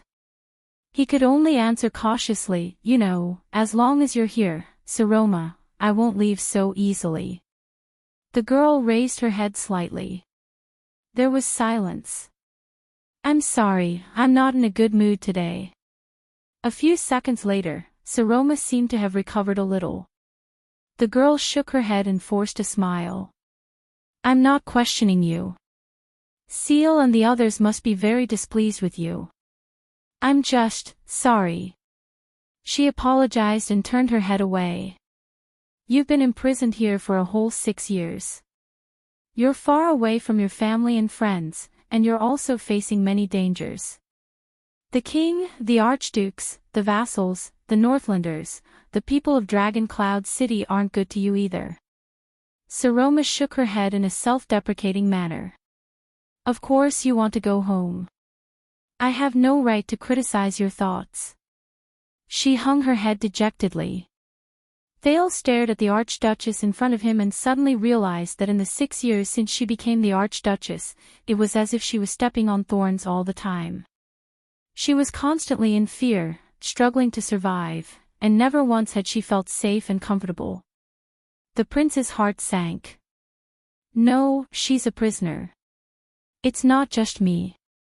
And I want to tell her that the road ahead of her will only be more difficult, more dangerous, more. Suddenly, an impulse and emotion sprouted from the bottom of his heart. At that moment, the muscles on Thales' arms tightened slightly. He slowly puffed out his chest and raised his head. Saroma, let me ask you. The prince stared at the gloomy girl and spoke in the most solemn tone. If you have a chance, if you have a chance, are you willing to leave? 1 second. 2 seconds. What? Me? The girl's eyes were slightly red. She raised her head like a startled rabbit. Leave. Yes, that's right. Thales nodded vigorously and looked straight into Saroma's eyes.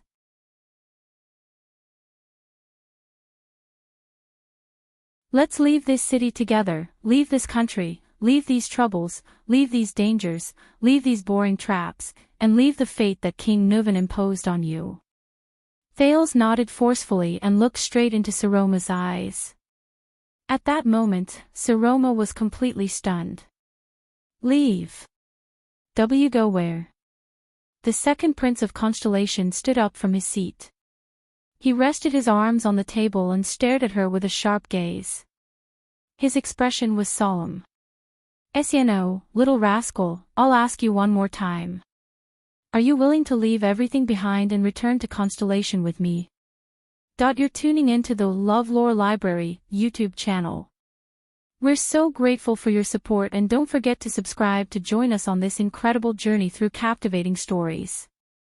Your generosity through donations truly makes a world of difference, as it's the primary source of revenue that allows me to expand and enhance this channel for you. Thank you from the bottom of my heart for being a part of this adventure.